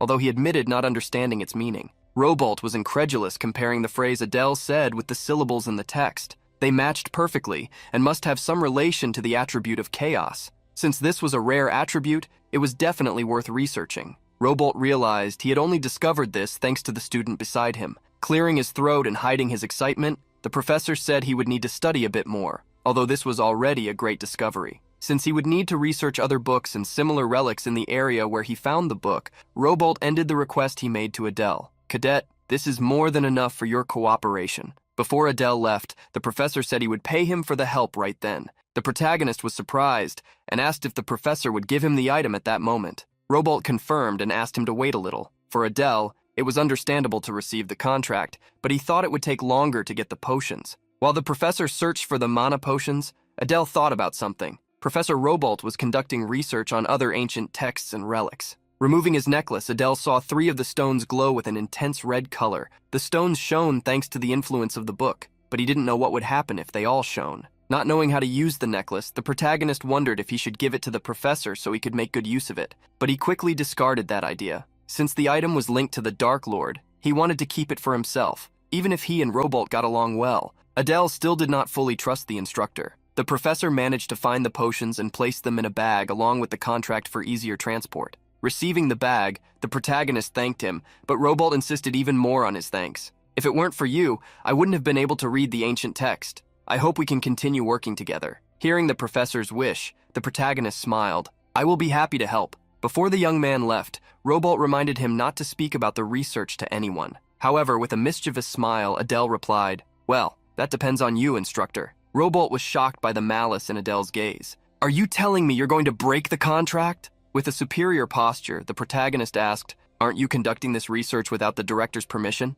Adele had discovered the professor's secret. If he were following the Academy's approved procedures, there would be no reason to make a secret contract. The protagonist smiled slightly, reminding Robolt, "If this research matter is exposed, you might even be fired." While Robolt trembled, the protagonist extended a friendly hand. "Since we're in this together, I'll help you until the end." Unexpectedly, Robolt saw the young man smile amicably, asking for just 1 mana potion in exchange for his silence. Robolt took some potions, saying they were the only ones he had, and handed them to Adele. Thanking for the extra items, Adele said goodbye. Before the young man left, the instructor stopped him, curiously asking what he would use the contract for. Smiling, Adele answered without hesitation, "To contain a toy." The day passed quickly, and soon night fell. When Adele arrived at the warehouse, Kyle was already waiting for him. With arms crossed, Kyle asked to skip the formalities and jokes, going straight to the main point. "Did you bring the oath contract?" Taking the contract, Adele asked if they should use it immediately. With the contract in hand, Kyle was surprised,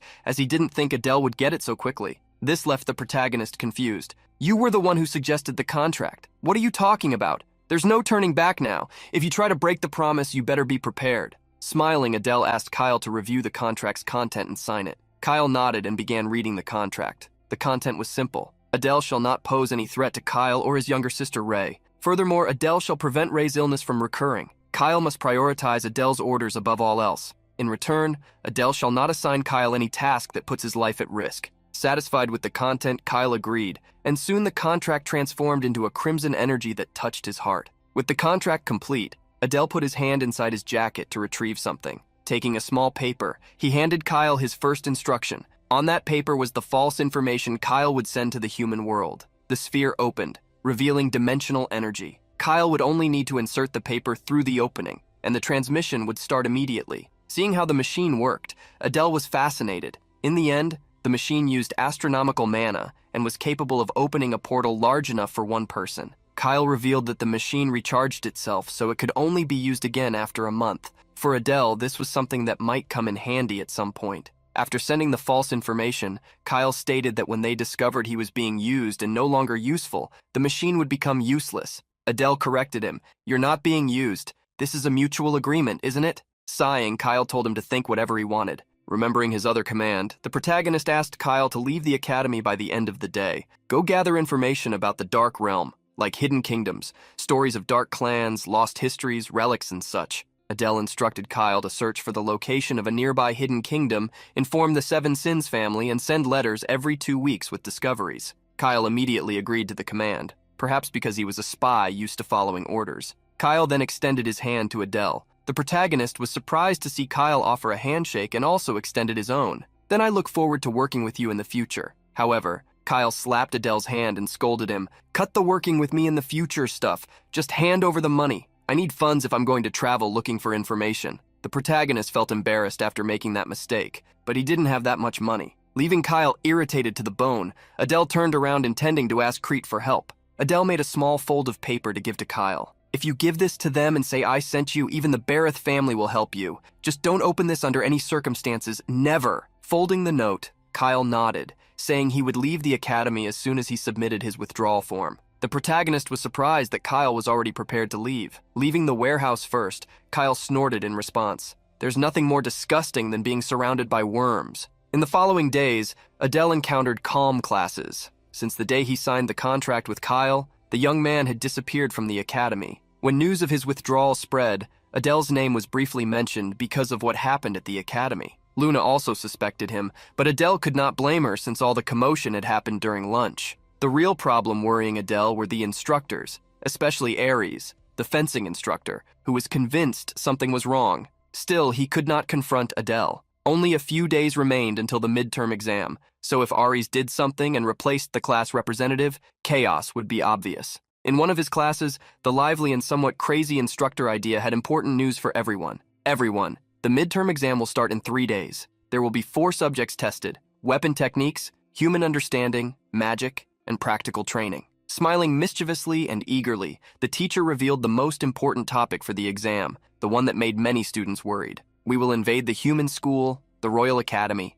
The days passed swiftly, and soon Adele saw the day of the invasion drawing near. The dark beings would invade the Royal Academy, and the humans would try to stop them. In the chaos, many villains would be revealed, and the confrontation between the powers would begin. Enthusiastically, Fran stood up, stating with conviction, "First place belongs to me." Many people cheered her on, full of trust in her. Seeing how much everyone wanted to attack the humans, the protagonist realized that the brainwashing was already at an advanced level. Some, however, were just looking forward to the event to get their revenge. Adele realized that fighting against the humans who had attacked their families gave everyone courage. At least it was a better attitude than trembling in fear. The Ites protagonist still held out hope that the story would not follow that script and that Class A would not be completely annihilated. Had already changed several events so far, such as forcing Kyle to release false information to the Royal Academy and preventing Luna from being expelled. He knew that destroying the Royal Academy was impossible, but he hoped, at least, to prevent the entire class from perishing. The protagonist hoped to gain high recognition as a class representative for this, as well as Ares' trust. Confident, he set a goal for the mid-semester exams, to survive and get a high score. To do this, he would give his all, as if his life depended on it. Unexpectedly, Adele came across Renee, who greeted him. Even knowing she was annoyed, he replied with a smile, "It's been ages, milady. I think it's been a month since we last met." Exuding a sinister aura, Renee commented on the reason, "Because you've been avoiding me." Despite understanding why she would call him out before the event and why she was angry, Adele didn't understand why Diana was with Renee. Diana, who had not introduced herself to him before, did so for the first time. However, he didn't even know what to do to avoid the young woman. Seeing his silence, Diana joked, "You know, that hurts my feelings." Waking up from his thoughts, the young man bowed to the girl sitting on a wooden box. "I am Pixie Adele. It is an honor to meet such a noble lineage." Annoyed, Renee told him to skip the greetings and say why he had avoided her for so long and was only now asking for a duel. Adele, who wanted to train, claimed to feel guilty. He pretended to cry and said, "As your bodyguard, I failed to watch over you, and it has truly tormented me." Renee, annoyed, blushed and told him to stop acting like an idiot, but that only gave him more ammunition for his act. "You really don't understand me. You are so cold." Seeing that Renee remained impassive and even more irritated, Adele realized he needed to use another method. Picking up a dark potion, he handed it to Renee. "I am telling the truth. I even brought you a gift, milady." The potion caught Diana's attention, who stood up to look at it. Holding the potion, the protagonist claimed it had been difficult to obtain. Diana hurriedly tried to convince her friend, who continued to look at Adele with annoyance. Pushing her own friend away, Renee, however, claimed she did not need a potion. It just showed that she was truly angry. Adele then thought of another method to convince her. "Actually, I was being repressed by other cadets for being a half-blood. That's why I kept my distance, so as not to cause problems for you." "Lady Renee." Adele knelt before Renee, apologizing sincerely. especially if his actions had caused her pain. Internally, he begged fate for his deception to work. With her arms crossed, Diana supported Adele. "You really care about Renee. You are a good bodyguard." Unexpectedly, Renee showed a smile. Quickly recovering, she stated that she did not accept his apologies. Hiding her feelings, she looked away, avoiding facing him, while claiming that she had not been hurt. Diana took the opportunity to tease her. "Good for Our Lady. It seems things have ended well." Annoyed with Diana, Renee refused to talk to her. However, this only gave Diana reason to provoke her even more. "Renee is so uptight. You need to improve that part of yourself." After moving away from Diana, Renee drew her sword and asked if Adele wanted a training session. However, before they could fight, Diana appeared, wanting to give a suggestion. She approached Renee and advised in a whisper, "Renee, show your new skill to your guard." Adele heard the whisper and was surprised to discover that Renee had obtained something while they were apart, releasing an energy that went from blue to black. Renee ordered, "Watch carefully." The shadowy energy around her intensified, as did her serious gaze. The aura became more and more intense, surprising the protagonist. Suddenly, a small sparkle appeared at the tip of Renee's sword, gathering that aura. Seeing the mana concentrate, Adele realized something. Renee's sword had been enveloped with dark energy, giving shape to the sword's unique skill. The Jayumchil Adele knew well something similar to the sword's energy, a level that only human knights of expert class could reach. Normally, dark beings would form mana in their weapons or bodies to use skills. It was necessary to refine the mana to a level as thin as a sheet of paper. Adele was impressed that Renee was able to demonstrate such a skill, but it was expected from a daughter of the Seven Sins. Little by little, the layer of shadows around the sword dissipated. After finishing observing the technique, Adele commented that she still had not completely mastered it. Renee agreed, stating that she needed to be fully focused to maintain it. After seeing Renee's technique, Adele took his dagger, asking if they could finally duel. The protagonist was not sure of the strength of Renee's Jayumchil technique, so he decided to test it first. Adele charged against the sword, and using the dagger they clashed, causing sparks of light to explode. A dark look enveloped Renee, making her recoil for a second,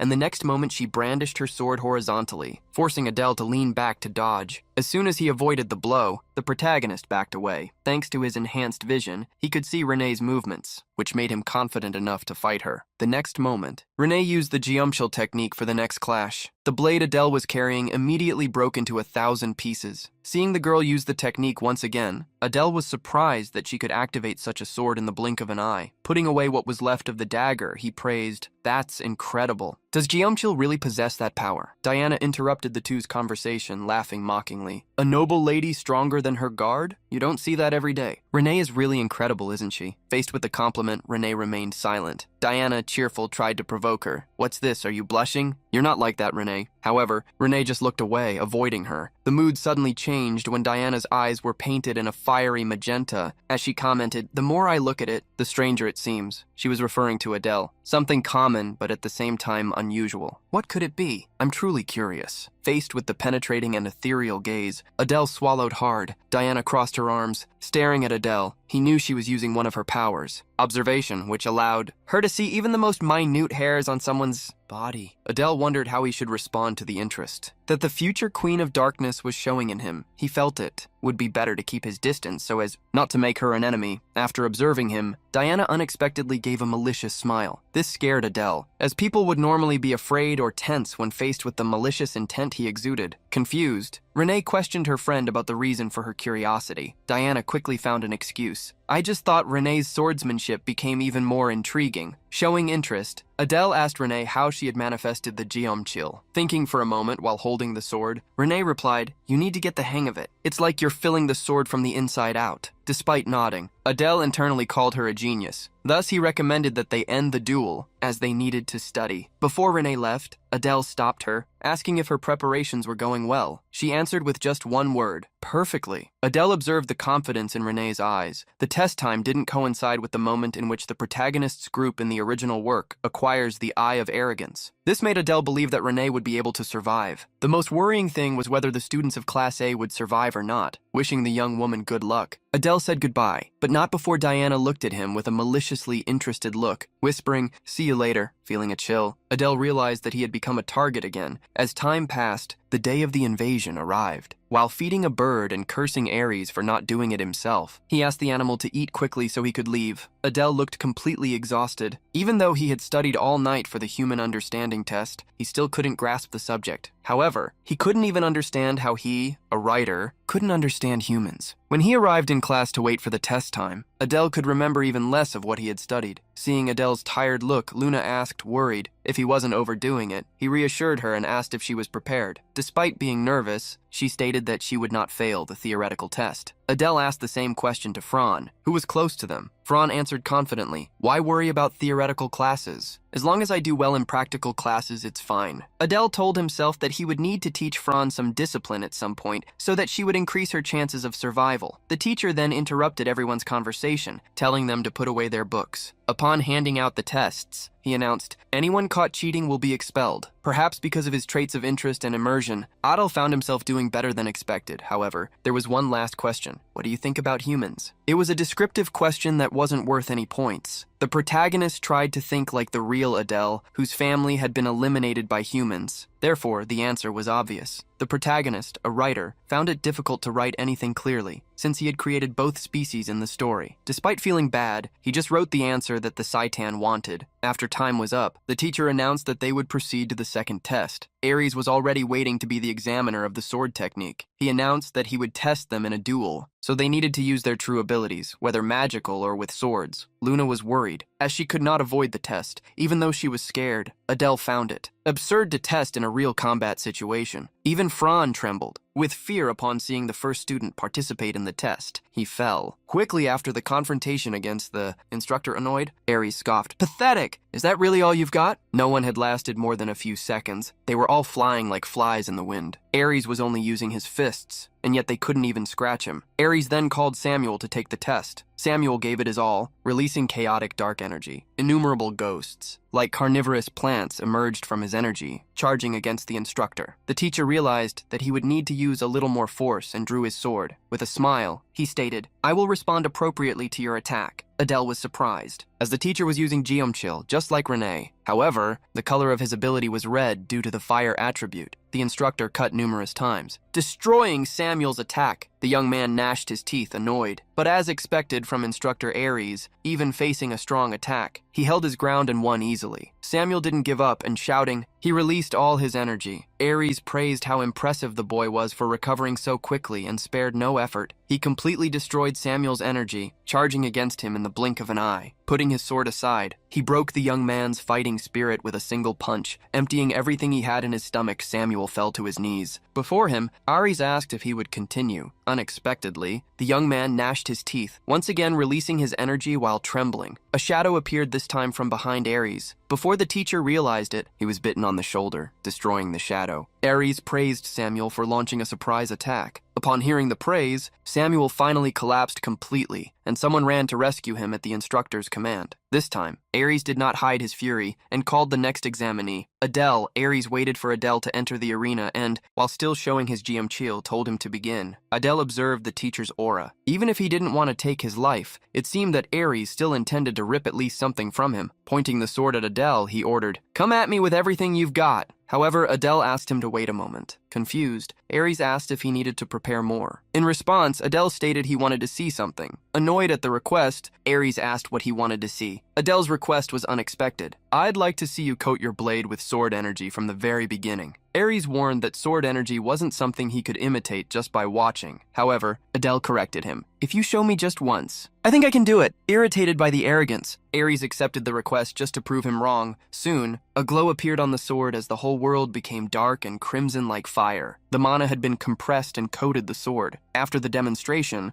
Ares asked if he had understood. Picking up a dagger, Adele thanked him for showing the skill. The protagonist smiled, and soon a dark energy appeared on his dagger. Laughing annoyedly, Ares was forced to admit that the young man had talent. However, Adele soon saw the energy that covered the sword dissipate. The skill hadn't lasted long, only 5 seconds. Despite this, he thought it would be worth it to try to use it again and once again coated the dagger. Excitedly, Ares encouraged him to attack. Watching the fight, Samuel was being healed by Luna. He could see the explosion of energy in the confrontation between Adele and Ares when their weapons met. Changing the angle of the dagger, Adele ran for a second attack. With a malicious look, he found an opening. However, Ares quickly closed it, blocking the dagger's blow. The teacher commented in surprise upon seeing the dagger. "You're only covering it when you attack? That's a good performance." Adele thanked him for the compliment. but the instructor soon threw him away by swinging the sword forcefully. Adele then reached out and, aiming at the sword Ares was holding, used the position swap skill. The next instant, he appeared before Ares, aiming the dagger at him. Ares leaned back, dodging the sudden attack. At the same time, he lifted his leg, launching a kick at Adele, placing his hands in front of his body. Adele blocked the attack but was thrown away. Now that Ares was without a sword, Adele felt it was his chance to win. Immediately, he conjured the Fangs of Darkness, creating 3 phantom swords. The attacks fell on the instructor, who didn't even defend himself. Ares gnashed his teeth furiously, telling himself that it was nothing. Roaring, he released an overwhelming energy like a dome that covered him. Blocking the attacks, Ares had a huge body, but incredible reflexes and a protective aura made Adele's blades useless. The next instant, he saw such a monster charge against him with a closed fist and a terrifying look. The second before he was hit, Adele shouted, "I surrender!" Ares stopped his attack, confused. He shouted at Adele so everyone could hear, "I said running away is not allowed." Adele quickly explained the reason for his surrender. "The arms I used to block your last attack are injured, and I no longer have mana to continue fighting." He was wisely trying to avoid getting hurt before the practical exam, while at the same time irritating the instructor. Ares turned away irritably, accepted the surrender, and told Adele to return to his place. As soon as Adele thanked him, he shouted angrily, "Stop talking nonsense! Who's next?" Many were surprised by Adele, thinking that he had even tied with the instructor, but quickly dismissed such a thought. Despite this, everything went as Adele planned. He drew the attention of the other students with flashy attacks, while Ares seemed to not be doing much. He had the intention of being the core of the class during the practical test, since if everything went as in the original story, the whole class would be eliminated. He wanted to avoid that. Suddenly, Samuel ran up to Adele, annoyed, questioning, "What was that?" Praising Samuel for recovering quickly, Adele asked what he was talking about. Samuel, annoyed, asked why. Thinking he was asking about the surrender,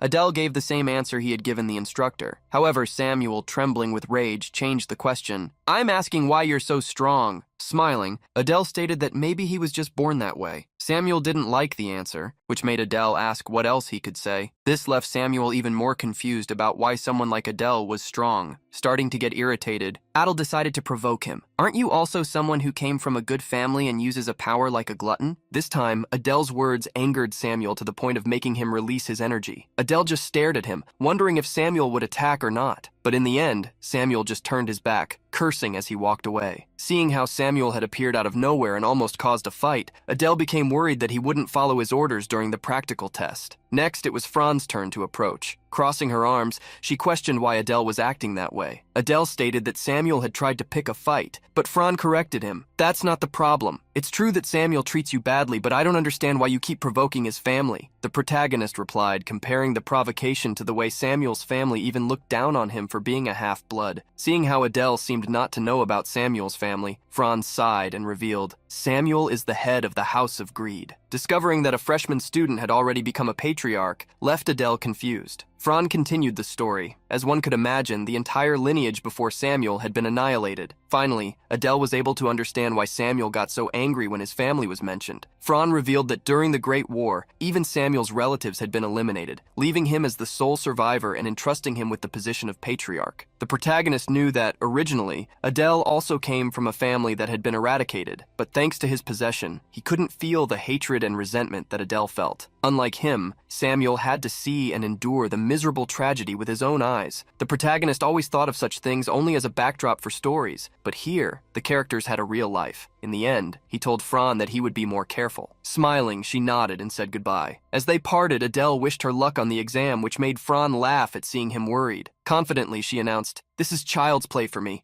Just sit back and watch carefully." Seeing the teacher call for Fran, Adele observed her, discovering that she also had a serious side. However, he soon saw her being reprimanded by the instructor, and while watching her suffer in the battle and ask to be spared, he decided to prepare for the next test. The third test would be about the art of stealth and magical theory. Since stealth was Adele's specialty, this was not a problem. The magical theory covered subjects he already knew, so it wasn't difficult either. Thus, he paid attention to the test to finish it, until the teacher announced the time limit. Adele lay on the table, sighing. Having finished all the tests, he hoped to at least get close to a perfect score on the magic test. The protagonist started to worry again about the practical test. It didn't matter how good someone was on the written test. Losing your life in practice meant losing everything. He hoped he'd be fine. as just thinking about it gave him a stomachache. While resting, Adele felt a shadow cover him. Looking up, he saw Fran ask if he had done well on the theoretical exam. Affirming that he had, Adele asked how she had done. Confidently, she told him to guess. By Fran's expression, Adele realized that she thought she had aced the magic test, her specialty. He preferred to let her feel that way so she wouldn't bother him for the rest of the day, but he couldn't resist teasing her. Not that it matters, since you probably failed miserably on the weapons test, what are you boasting about? Fran, who was smiling excitedly, thought she had misheard and kept the smile until she jumped irritably on top of Adele, shouting, "What did you just say, you bastard?" Because he was so worried about the practical exam, Adele spoke without thinking and was punished by Fran. While she was fighting with him, a young man entered the room. "Hello, Class A?" Adele was surprised to see Baltan. Baltan unexpectedly headed to his table, commenting, "It looks like you're doing well." Wondering why Baltan was suddenly there, Adele greeted him. Baltan was happy to be recognized, but the next moment he displayed an extremely wild fire aura, smiling maliciously. "It looks like you've become stronger since the last time I saw you." Without holding back his own aura, Adele smiled, thanking him for the compliment. Sighing, Baltan revealed that he wanted to test himself against Adele, but he had other commitments that prevented him. Fran entered the conversation, commenting, "You're the son of envy, aren't you? I remember seeing you at the entrance exam. This is our first meeting since then." Excitedly, Baltan replied, "And you must be Fran, right?" A light mood arose between the two, who recognized each other. Stating that he needed to go somewhere else,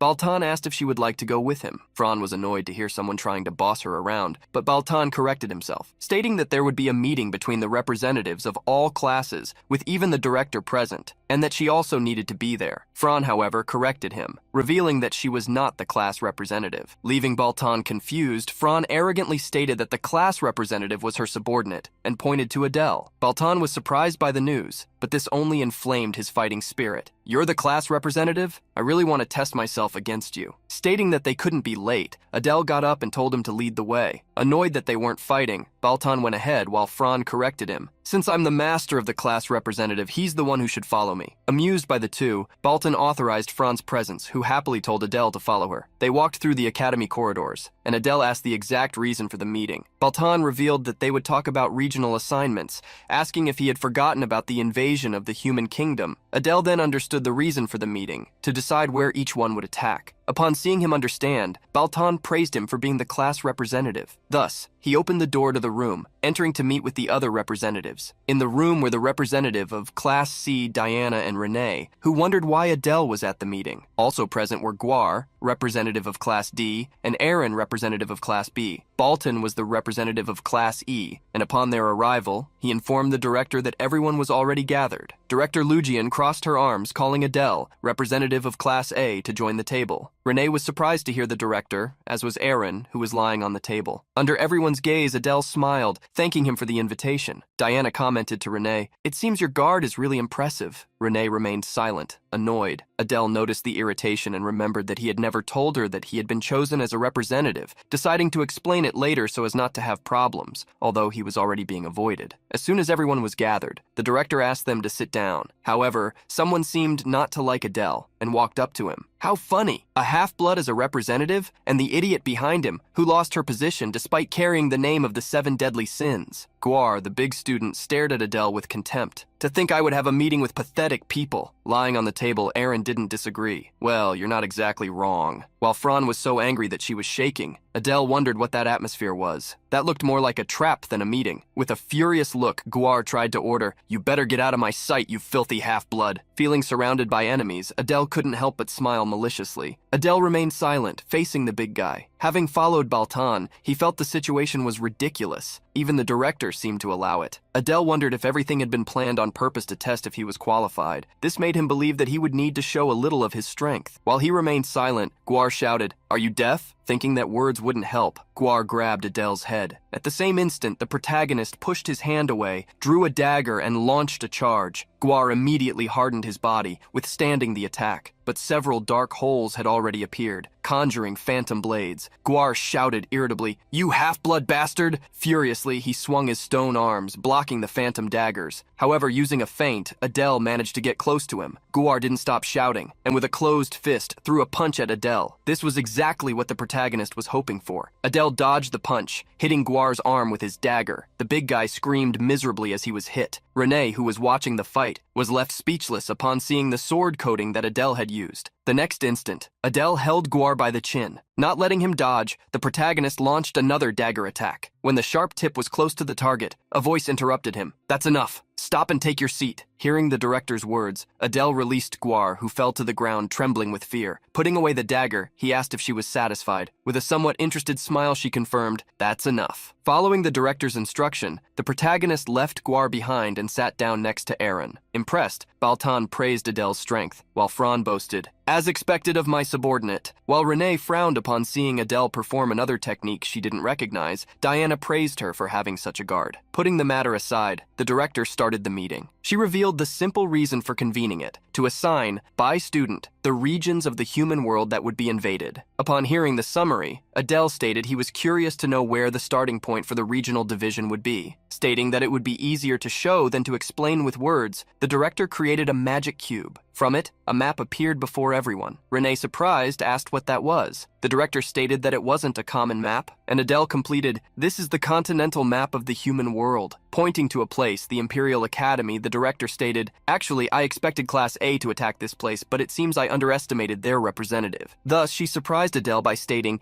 that she would give them a slightly more difficult mission. Adele felt immense pressure. Attacking the Imperial Academy should already be difficult. He couldn't believe that the director wanted to give him an even more complex mission. The director revealed that, according to information from an infiltrator, one of the freshmen would be leaving the campus for a training session, attacking a domain. Adele understood what she wanted. Since a class of freshmen was leaving the academy, she thought they would be an easy target. However, Adele saw a problem with this mission. Thus, the director asked, "How about instead of the Imperial Academy, Class A becomes responsible for attacking a city?" Fran immediately stood up, excited. "Yes! Pathetic small fish are not worth our time. Class A will attack the capital." Adele, however, thought deeply. Although the spy couldn't pinpoint the exact time, the original protagonist's group should have already surpassed even the descendants of the 7 deadly sins. The truth was that, during the competition that would happen after the exams, their true strength would be revealed. As one of the original protagonist's companions was in the class they planned to attack, Adele imagined that all classes, with the exception of Baltan's and Diana's, would be annihilated if they faced them. Faced with so much information, Adele tried to imagine which would be the best region to attack, prioritizing the results. Making a decision, he stated, "Class A will attack one of the human freshman classes." Furious, Fran couldn't believe he wasn't choosing the capital as the target. Next to him, Guar gnashed his teeth, calling him a coward for choosing a safer option. Seeing how Guar dared to raise his voice against him, Adele stated with a sinister look, "I shouldn't have spared you earlier. Then you wouldn't even be able to look me in the face." Guar stood up furiously, but the director prevented him from doing anything. Curious, she questioned Adele about his choice, revealing that she imagined he wanted to invade the capital. Adele knew that they had no knowledge that they would face someone so strong. This was the reason he didn't want to take risks, but he also planned to seek an elixir. Normally, one of the original protagonist's allies would consume it, but he planned to obtain it no matter what. Thinking about the director's question, Adele replied, "The reason lies in my special ability." Revealing that he was specialized in stealth, he stated that there was no reason to cause a commotion in a human city. The capital has busy districts. Attacking someone in that scenario would be reckless. Of course, if we eliminated all witnesses, there would be no problem. The director liked Adele's answer. It showed that he had a good understanding of the geography of the human world and his own strengths. She decided not to stop him and stated that she would assign them to attack a class of freshman students. Wanting to leave before the director changed her mind, Adele stood up. "Then I'm leaving since I need to tell the news to my classmates." He also called Fran to leave. After they left, the rest remained in the room. Aaron broke the silence, getting up and looking at Renee. Impressive. He said he was a guard for Ares' cause, didn't he? To think you would choose someone like him. Renee ignored the comment, thinking about what Adele had demonstrated, the blade coating, something that until recently he couldn't even manifest. She tried to imagine how he had achieved such a feat. A sad look appeared on Renee's face as she commented to herself, "He was always skilled at hiding things. What is this? This pain in my chest?" Baltan leaned back in his chair, commenting out loud, "In the entrance exam, he was only a little stronger than average. His growth is extraordinary." Baltan clearly declared that he wanted to fight Adele even more. The director had gone to the window and, looking at the weather and assimilating what she saw, began to understand why Instructor Ares had warned her about Adele. He had even defeated one of the descendants of the 7 deadly sins. She knew that practically everyone would want to prove themselves by choosing the most difficult region. But instead,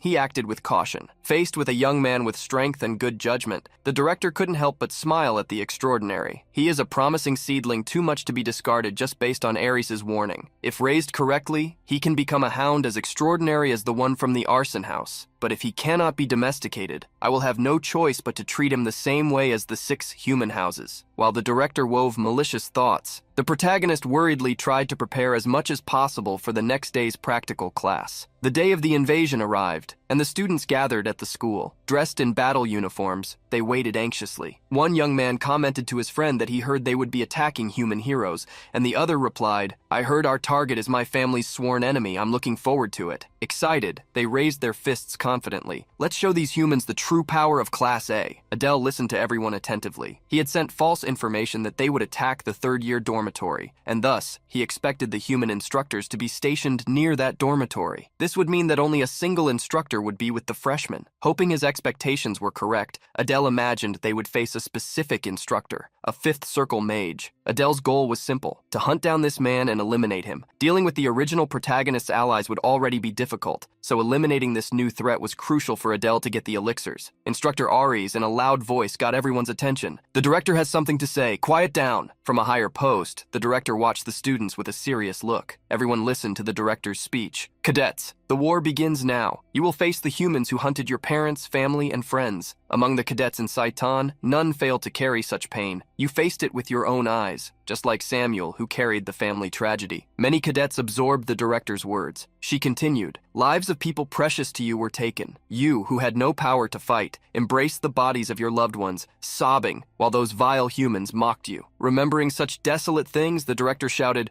'But now it is our turn to hunt the humans.'" With such words of inspiration, the cadets raised their hands, celebrating. Adele could see the pure evil that boosted the cadets' morale. The next instant, she extended her hand, using magic that granted a blessing to each cadet. Under Adele's eyes, the director was a true monster for granting such power to so many people. He preferred not to have her as an enemy. Under the director's command, the instructor stepped forward, ordering the cadets to board the train in an organized manner. As soon as they boarded, the sound system announced that they were heading to the dimensional station. Instructor Idea told the cadets that they would arrive at the station in 1 hour, so they should rest in the meantime. Adele imagined that it must cost an astronomical amount to send so many students through the dimensional station. He remembered that later in the story, more gates connecting the worlds would appear, and both would merge into a single dimension. While Adele was immersed in memories, someone handed him a snack. Luna gave Adele dried venison, something really tasty. Eating the meat, Adele returned to what truly mattered: himself. Opening the current status window, he checked his information. To him, the amount of mana seemed pathetic. Even having practiced the cultivation technique even while sleeping, he saw himself in great need of obtaining the elixirs. Curious, Luna asked what Adele was thinking about, and he, who was reflecting on the ability of telekinesis, decided to use it on the young woman. Luna felt a power envelop her, making her levitate. She hurriedly screamed in fright, "Why am I suddenly floating?" Having managed to lift Luna only a few centimeters, Adele imagined that the skill would still be useful in combat. He planned to develop telekinesis, as it would eventually become something capable of controlling nature and transcending its power, as if it were possible to hold the entire planet with the creation of gravity control. Having finished his inspections, Adele came across a problem. These were the knights of the 6 houses. He could encounter those who had already tried to attack him. In the original story, Feltz had reported that Adele had disappeared into an abyss, but in reality, he had fallen into the realm of darkness, carrying the identity of the traitor of the arson house. That's why Feltz must have believed that Adele had been eliminated, just as Director Lucian must have thought the same. Deciding to be cautious, he reminded himself to use the mask to hide his identity. After all this time, 1 hour had passed, and the train approached the station. The cadets got off in an orderly fashion. There, a large prism with countless crystals was already waiting for them. Surprised, Adele observed the magical crystals. Just one of the many in the device could be sold for a sufficient amount of gold to live comfortably for a year. He thought it was a shame such a waste, since if they waited a little longer, the expenses would be much lower. Instructor Idea called the students, asking if they knew where they were. Showing some boxes, she stated that each one would receive an item before leaving. A mask was given to Adele by one of the assistants. He was extremely satisfied to get the two-faced mask, as he had been wondering how to get one. Putting on one of the masks, the instructor explained that it was enchanted with a perception reduction magic, which would help hide their identities while they could still recognize each other. Looking directly at the instructor, Adele couldn't see her face because of the mask. She then asked him to try it on, asking the same of the other cadets. Adele and the others put on the mask and immediately could see the instructor as if she wasn't wearing anything. Idea asked Adele's opinion, who replied, "The functionality is better than I imagined." Satisfied with the answer, Idea gave him some other things. Receiving some bars, Adele discovered they were rations. Receiving 5, he could eat 1 a day and be completely satisfied. With a feeling of nostalgia, the instructor revealed, "I used to eat them all the time during battles." Provocatively, she whispered to Adele, "The taste is like dirt mixed with insects." Having provoked him, she reminded everyone, "Only 1 a day, understood?" Moving on to the part where they would cross the portal, the instructor stopped to explain the test procedure, revealing that the instructors would not accompany them. Surprised, the cadets began to wonder who would command them. The instructor reminded everyone that this was a cadet exam, so the targets were in line with their level. It wouldn't be a test if the instructors accompanied them. Idea also reminded them that they needed to stay behind to prepare the gate so they could return. Standing next to Adele, she revealed, "From this moment on, all authority is being delegated to the class representative. All cadets must obey the leader's orders." Instructor Idea placed something on Adele's shirt. The brooch was the Enzer flower, the symbol of the Saitan Academy, meaning he was the group's leader. The instructor also handed him a map, revealing that the director had said that only he would be able to read it. Having handed over everything she needed, she wished him that it would all be useful. The next second, the instructor activated the portal, which lit up darkly behind her. With the instructor's good luck wish, the dimensional energy was released by the crystals, rising to the heavens. Putting on the mask, Adele completed his preparation. For everyone else, they were going to an unknown world, but for him, it was the filthy world he already knew and swore to return to no matter what. The group entered the portal, passing through it as if it were a thin layer of space. They found themselves in a dark, infinite, and lightless world. Many of the students started to feel sick, having difficulty adapting to the spatial dimension. Even Adele felt that he couldn't last much longer. Catching a glimpse of a light ahead, Adele wondered if that was the way out. Stating to everyone that the exit was right ahead, he asked them to hurry and get out of there. Suddenly, the portal they had originally passed through began to shrink. Noticing that it was about to close, Adele shouted, "Run, quickly!" So they wouldn't be sucked back in. The cadets ran towards the exit, the portal to the human world. As they ran, Adele reached back, holding Luna's hand and pulling her with him. One after another, the cadets crossed the portal, arriving at a grassy field. Adele was the last to pass after getting Luna to cross. The cadets gathered, looking at the world they had arrived at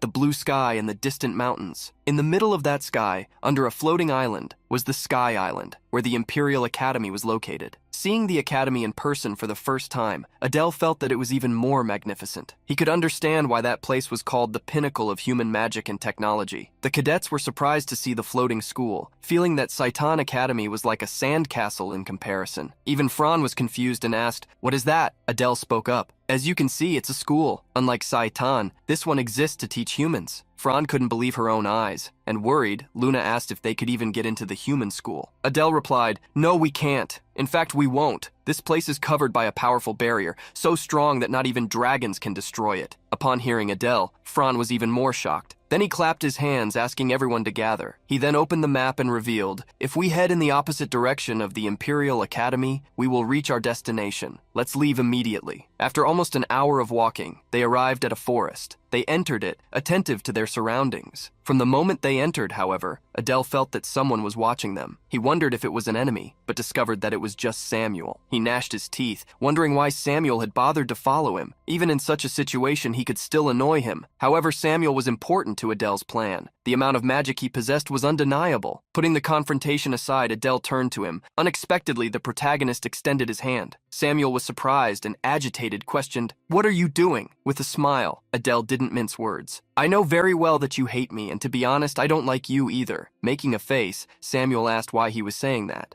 Adele was direct. "This time we need to work together." Annoyed, Samuel questioned why he would cooperate. Darkly, Adele replied, "Because if we don't cooperate, everyone here will be eliminated because of us." He reminded him that humans were not weak enough to be defeated unless they worked together. "I know you understand this better than anyone." Samuel silently stared at the hand extended in his direction. Irritated, he gave in, although he ignored the handshake. "Fine, just this once." Adele praised his choice. Now that he had settled things with Samuel, all that was left was to find the secret hideout. As they continued to advance, a cadet ran up to Adele, stating that there was something strange ahead. In front of the group, a large wooden door appeared under a marble arch. They had found the location that corresponded to the mana flow. The door floated above the ground, surprising the young cadets. Approaching it, Adele revealed that it was the secret entrance created by humans and that, from there, they could enter. Confidently, a cadet approached the gate, offering to open it. He grabbed the ring handle, certain that it would be nothing, but as soon as he pulled it, a big shock hit him. The cadet fell to the ground, something Adele had already expected. The entrance had been designed so that only instructors from the Imperial Academy could open it. Samuel was startled when, the next instant, Adele looked directly at him. Gasping, he heard Adele state that he would be the one to open the door. Adele revealed the reason. You need to inject mana into the handle to force it to open. Annoyed, Samuel told Adele to go ahead and try. Allowing Samuel to go to the door, Adele saw the young man release a large amount of a dark green energy. All the mana was absorbed by the wooden door which, before everyone's eyes, shone with a blinding light and opened. As soon as the door opened, Adele announced, "Let's go in." Seeing no traps ahead, he imagined they were safe. Upon crossing the gate, the group was teleported to a canyon under the sunset. Fran was surprised. The place was more spacious than she expected. It also had an atmosphere similar to that of their secret hideouts. Adele replied that it was natural, since secret hideouts were places where entire classes of students passed through to go to their trials. Samuel had a question to ask. If this place was made for tests, shouldn't it be full of traps and monsters? Adele agreed with him, stating that he was correct. The confirmation left Samuel even more confused. So wouldn't it be better to just wait for them outside and ambush them when they're exhausted? Samuel's question was sharp, but Adele had an answer. You're right. If we wanted to ambush them, the best time would be after the trial ends, when they are tired and their guards are down. But there are a few reasons why I suggested we go in. Confident, Adele stated that he knew how to avoid the traps, so while the humans fell into them, they would remain well. The second reason for choosing to enter the trial location was that they could leave even before the humans arrived. Samuel was confused. If we're leaving, is there any reason to even go in? In the face of Samuel's question, Adele smiled, realizing that he had not understood the key to the matter. Adele revealed that that place was not only similar in atmosphere to their secret hideouts, but had been designed by humans as a way to simulate a conquest of the realm of darkness. Explaining this, Adele concluded, this artificial secret hideout functions as a safe in the world of darkness. In other words, there are treasures here. Continuing to walk, Adele stated that they would soon reach their destination. Minutes later, they found themselves in front of 6 caves, the 6-way path.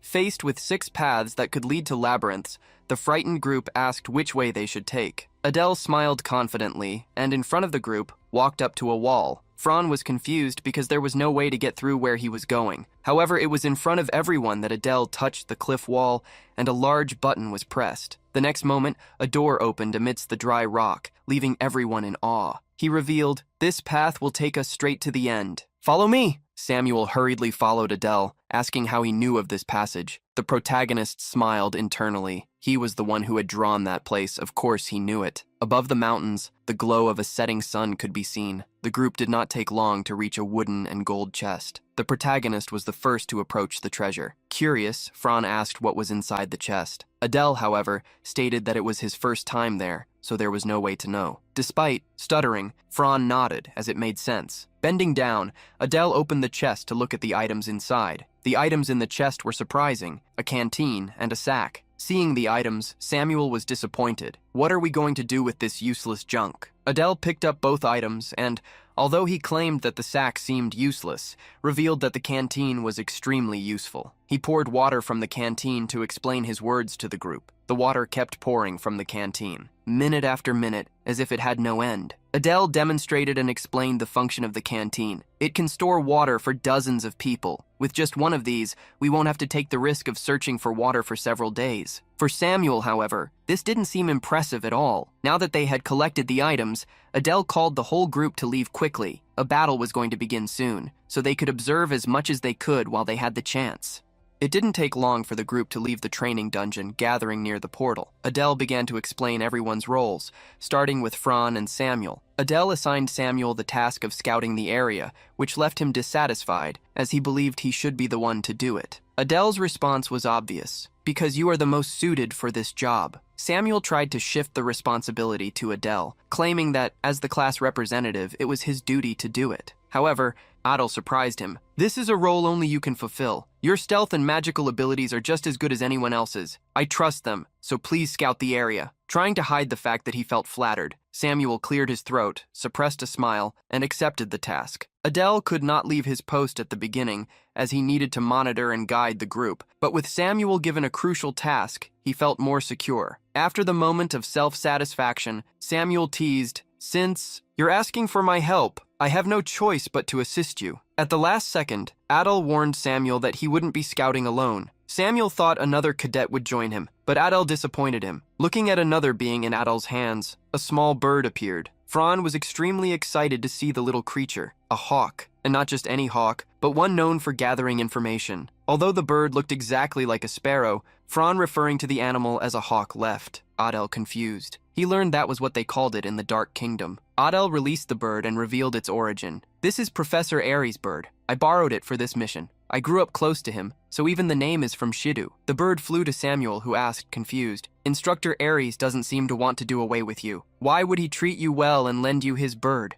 Adel became confused at that moment, realizing that even without feeding the bird, the animal had come close to him. He didn't know how much the bird trusted him compared to Aries. Therefore, Adel decided to test it by releasing his dark energy. Adel tried to dominate the bird, but was met with a sharp glare. That was proof that he wouldn't be able to replace Aries and become the master of the animal. Suddenly, as he interacted with the bird, Adel felt something strange. Immediately, his image appeared as a hologram. It was exactly what the bird was seeing. Adel discovered that he was capable of sharing Sidio's vision. After discovering this new ability, Adel instructed the bird Sidio to assist Samuel in recognition. The bird chirped lightly, as if it had understood the instruction. The next moment, it landed on top of Samuel's head. Annoyed, Samuel quickly shooed it away. How dare you? You're just a mere beast! Chigo did not take lightly the scare Samuel gave him and pecked the boy's head. While they fought, Adel slightly changed his plans and commanded, Since I can receive the information obtained through Sidio, Samuel, your role will be to protect him. Adel then turned to Fran. When I step away, I would like you to take command of the cadets. Your ability is charm, right? Fran was confident in her ability. That's right, I can temporarily make our allies much stronger. The only downside was that for some reason, Fran couldn't affect Adel with her magic. Adel teased Fran upon hearing her. Your charm only doesn't affect me because it's not strong enough. Fran was outraged at being practically called ugly. Crossing her arms, she changed the subject, asking why he would leave his post. Adel revealed that the cadets from the Imperial Academy would go there with an instructor, so he would face the instructor personally. Samuel was surprised, although he knew that Adel was strong. I thought facing an instructor would be very difficult even for him. Seeing Samuel worrying about him, Adel couldn't believe he had lived long enough to see this. Samuel got irritated by Adel's jokes, which made him change the subject. I'm just preparing a plan in case an instructor shows up.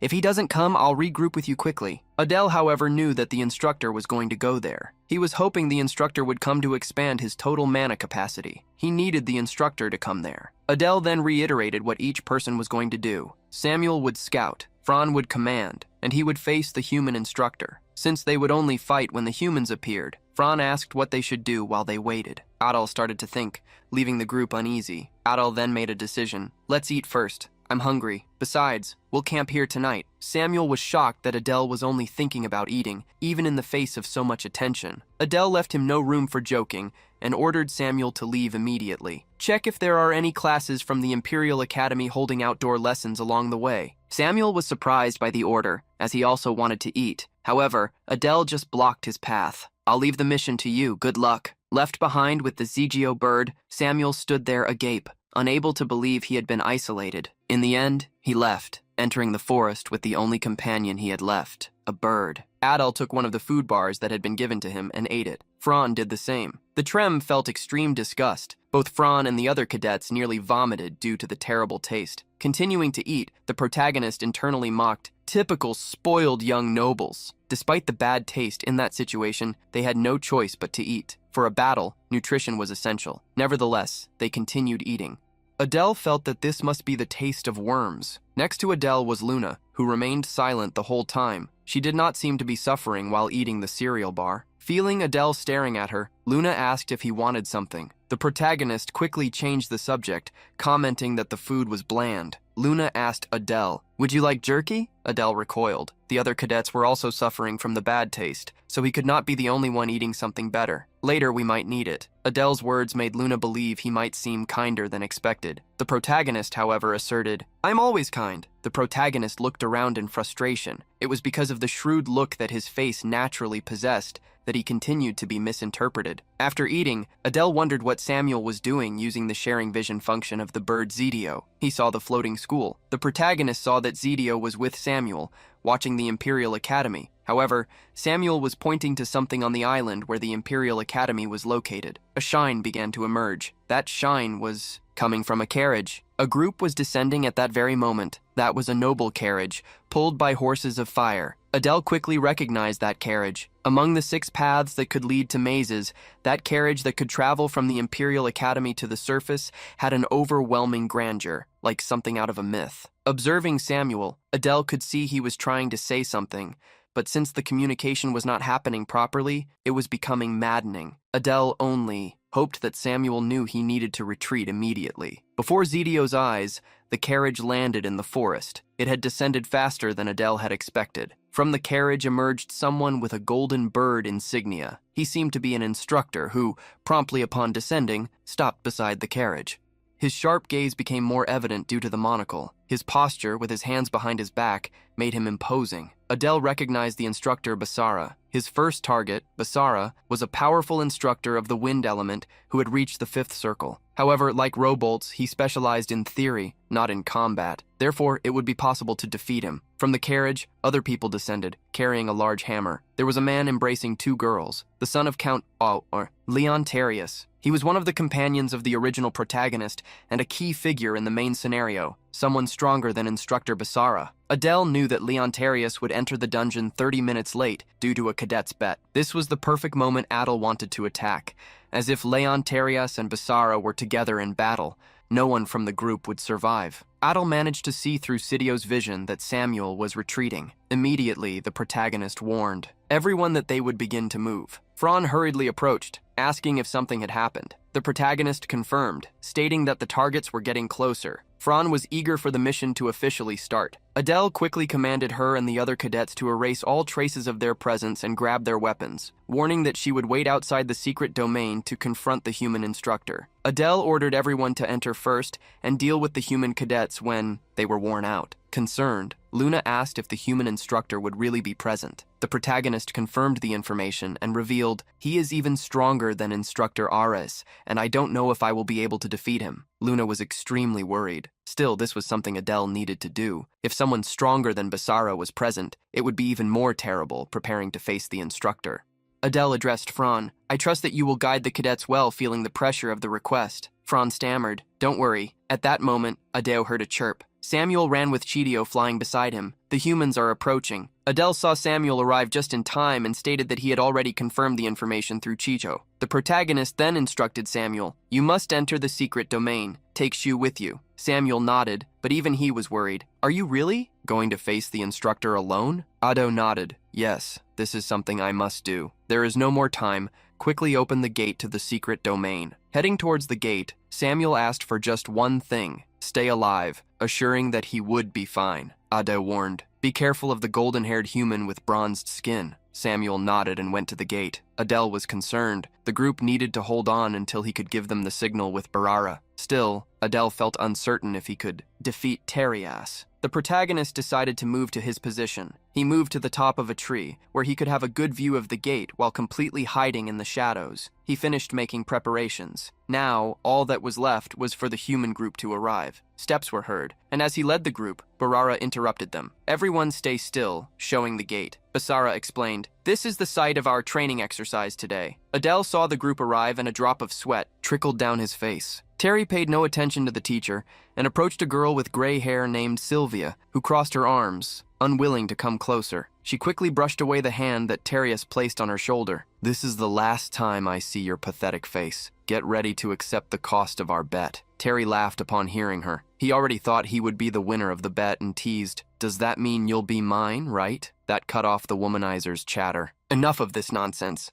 Stay focused. The human instructor warned that as soon as they entered, they already knew what needed to be done. At the end of the course, there would be a reward for the team that conquered it first. Thus, the instructor wished good luck, rallying the numerous students. Adele promptly positioned himself for an attack, waiting for the humans to enter. Bizarra commanded, "Enter the secret domain in order." Adele watched the human cadets. They were vibrant. On the other hand, he recalled his, group. A pair of war pawns was enveloped in a different atmosphere. That was why, in the end, the Saitan cadets always lost. Adele primarily blamed Terrias for Saitan's defeat in the original story, someone who was always involved in love affairs. Terrias smiled, confidently warning, Sylvia, as promised, I will only start in 30 minutes. Then he gave it his all. Well, it doesn't matter if you do that, you'll be mine in the end. Pretending to be annoyed, Sylvia teased, before stepping, into the portal. Keep dreaming. Seeing how the duo was taking their time entering the portal, Bizarra complained to them. Sylvia bowed, apologizing, while Terias shrugged, merely prolonging the subject. The protagonist observed closely until the last student passed through the portal. His eyes locked on the instructor, who was left alone. Bizarra looked around after everyone had gone, noticing how he analyzed the surroundings. Adele confirmed how meticulous the instructor was. Regretfully, Bizarra unleashed his power. A mana of the wind attribute swiftly expanded. Adele was startled by that energy. The wind aura spread throughout the forest, passing over him as well. Adele held onto the tree branch after almost falling. He sighed, having narrowly avoided being discovered. Bizarra had released his mana just to check a second time if the surroundings were safe. Bizarra, after confirming that there was no one around, commented to himself, "Should I go now?"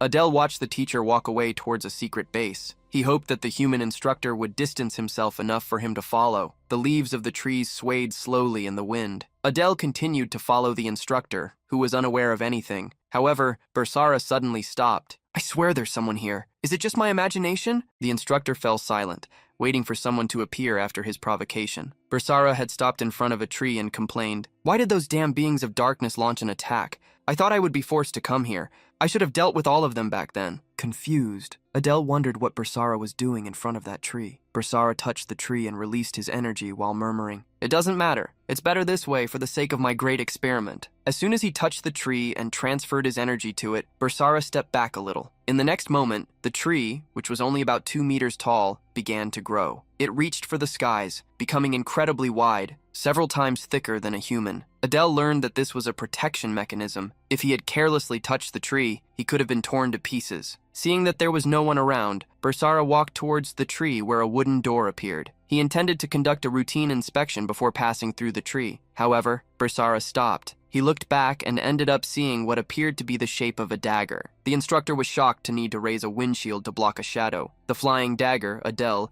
had revealed himself and launched a surprise attack against the instructor, using the mask of false identity. A sharp look shone. "What a pity. I wanted to take you out in one go." The human instructor blustered upon seeing a stranger. "Who are you?" The protagonist quickly retrieved the dagger and, preparing for a new attack, used his stealth technique. The instructor saw the one who attacked him disappear in fury.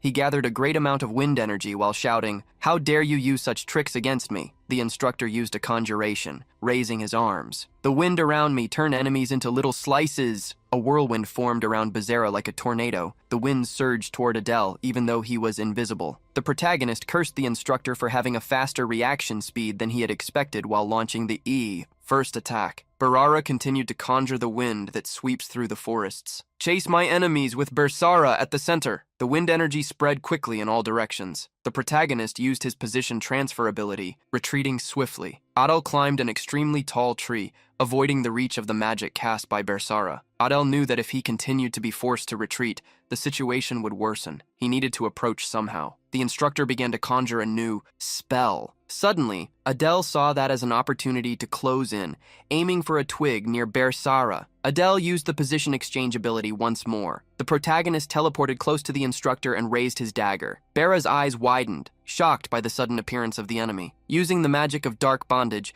Adele wrapped the dagger in a shadowy veil. The attack fell upon Bera, who was protected by a shield of wind. The protagonist cursed the emergence of yet another barrier after being attacked twice. Bizarra went mad with rage. "You disgusting worm! How dare you!" The forest, calm until then, seemed to be torn apart by 2 gigantic thorns that broke the peace, as well as the canopies of several trees growing skyward. The protagonist managed to retreat quickly, even escaping from the trees that nearly fell on him. Now that he had managed to attack directly, Adele could assert that Bizarra.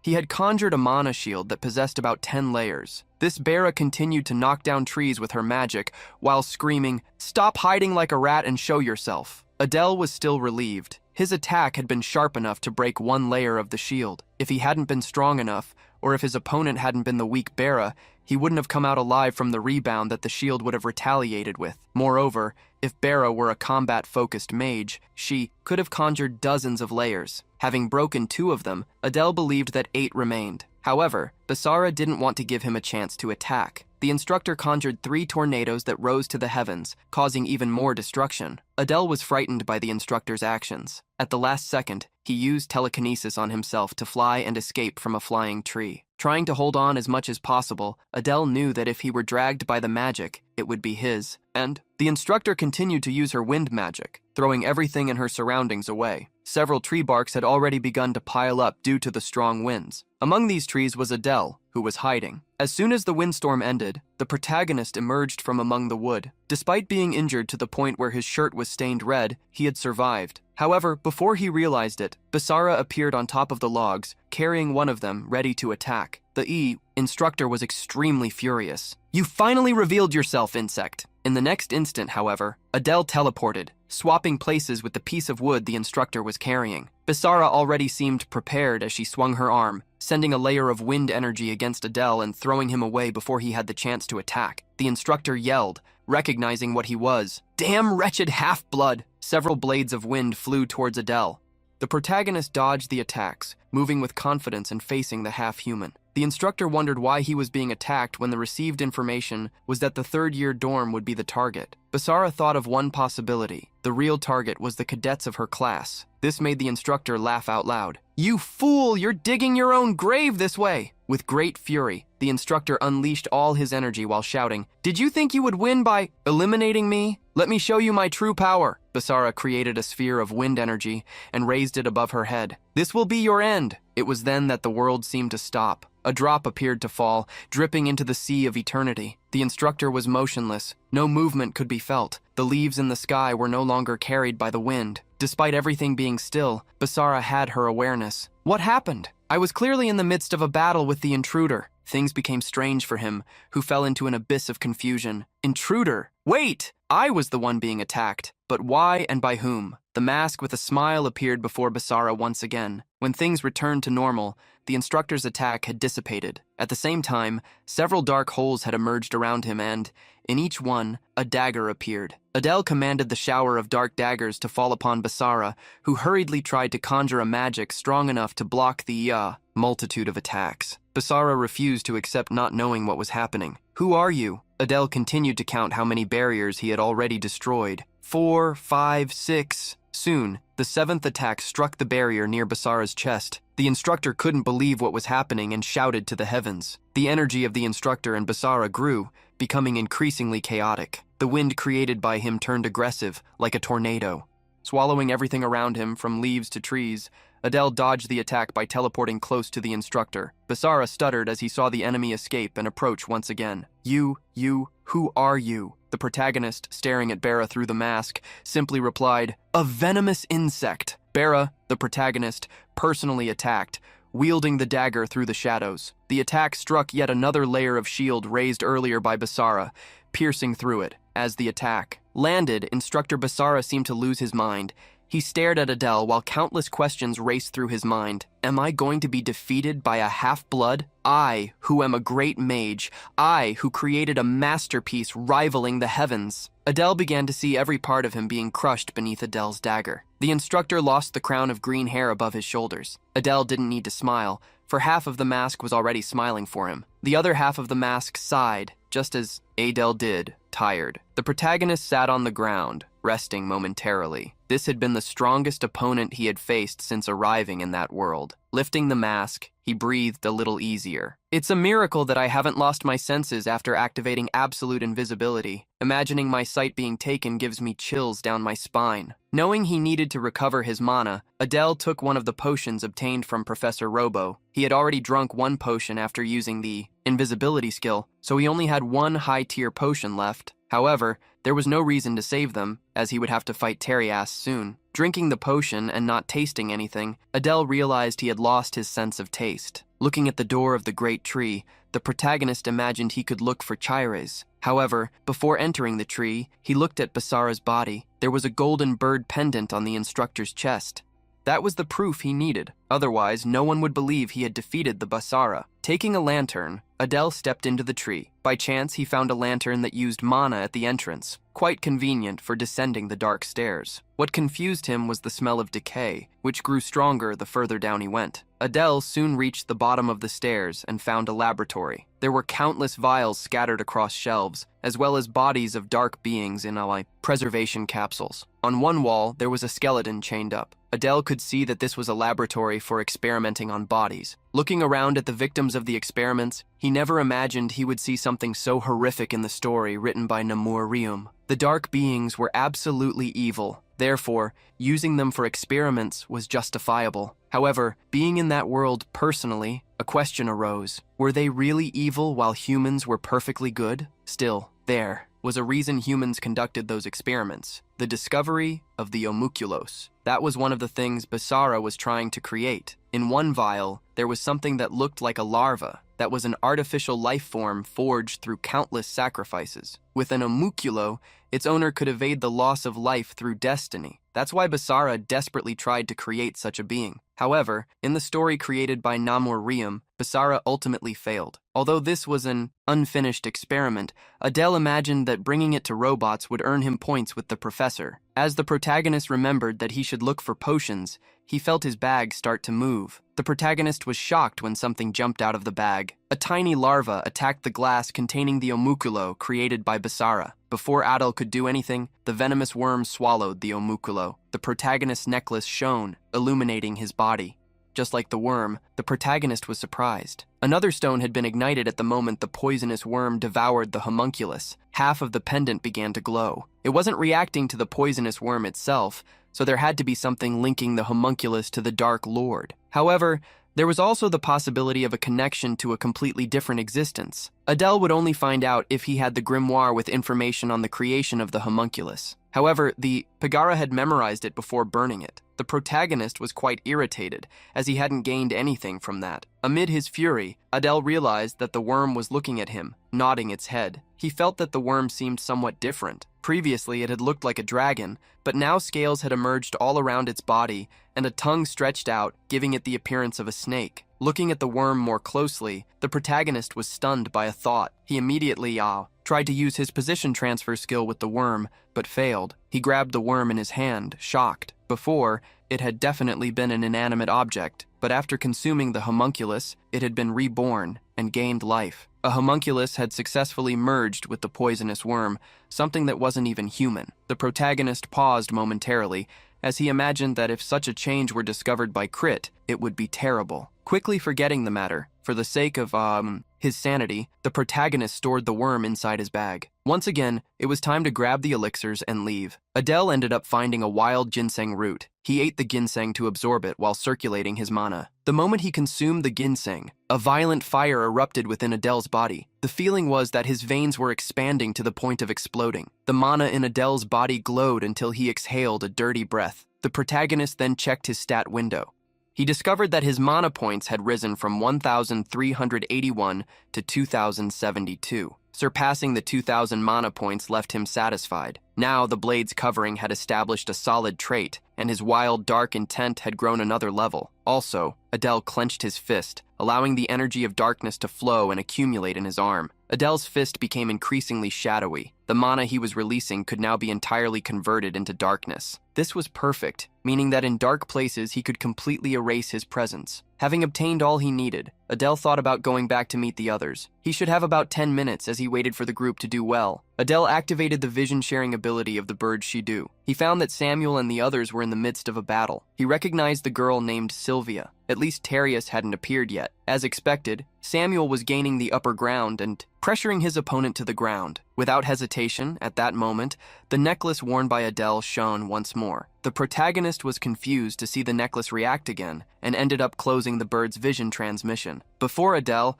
a small piece of paper began to materialize. On the paper, a message was delivered. You can now see the recent past. Confused, Adele wondered what that meant. As the paper continued to react, as if asking him to write something, Adele grabbed a small scalpel as he did not have a pen and ink to write. The protagonist wrote on the paper, "Tell me the true nature of the pendant." Then, in response, he received a request. Offer a god. The answer he always received for everything frustrated Adele. This made him wonder if he would have to invade some kind of temple, take some sacred relic, and only then obtain his answers.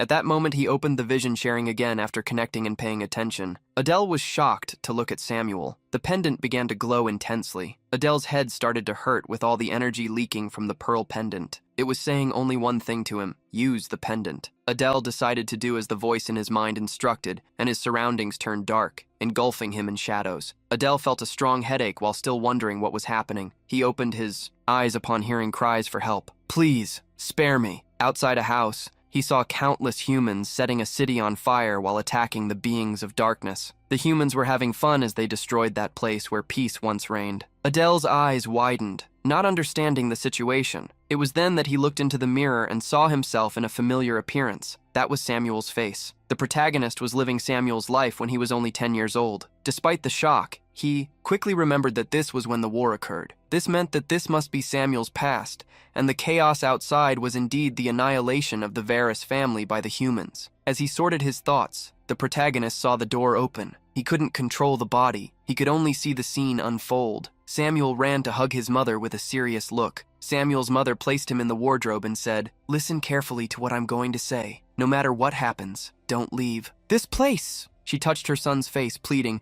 "Don't look, don't listen, just stay silent. Just for 5 minutes, 5 more minutes. Do you understand, my dear Samuel?" Although he didn't understand, he nodded at his mother's request and saw her in tears, bidding farewell. "My son, you must survive. I love you." In front of the confused Samuel, the doors of the wardrobe were closed. The young boy was trembling when a human's voice emerged.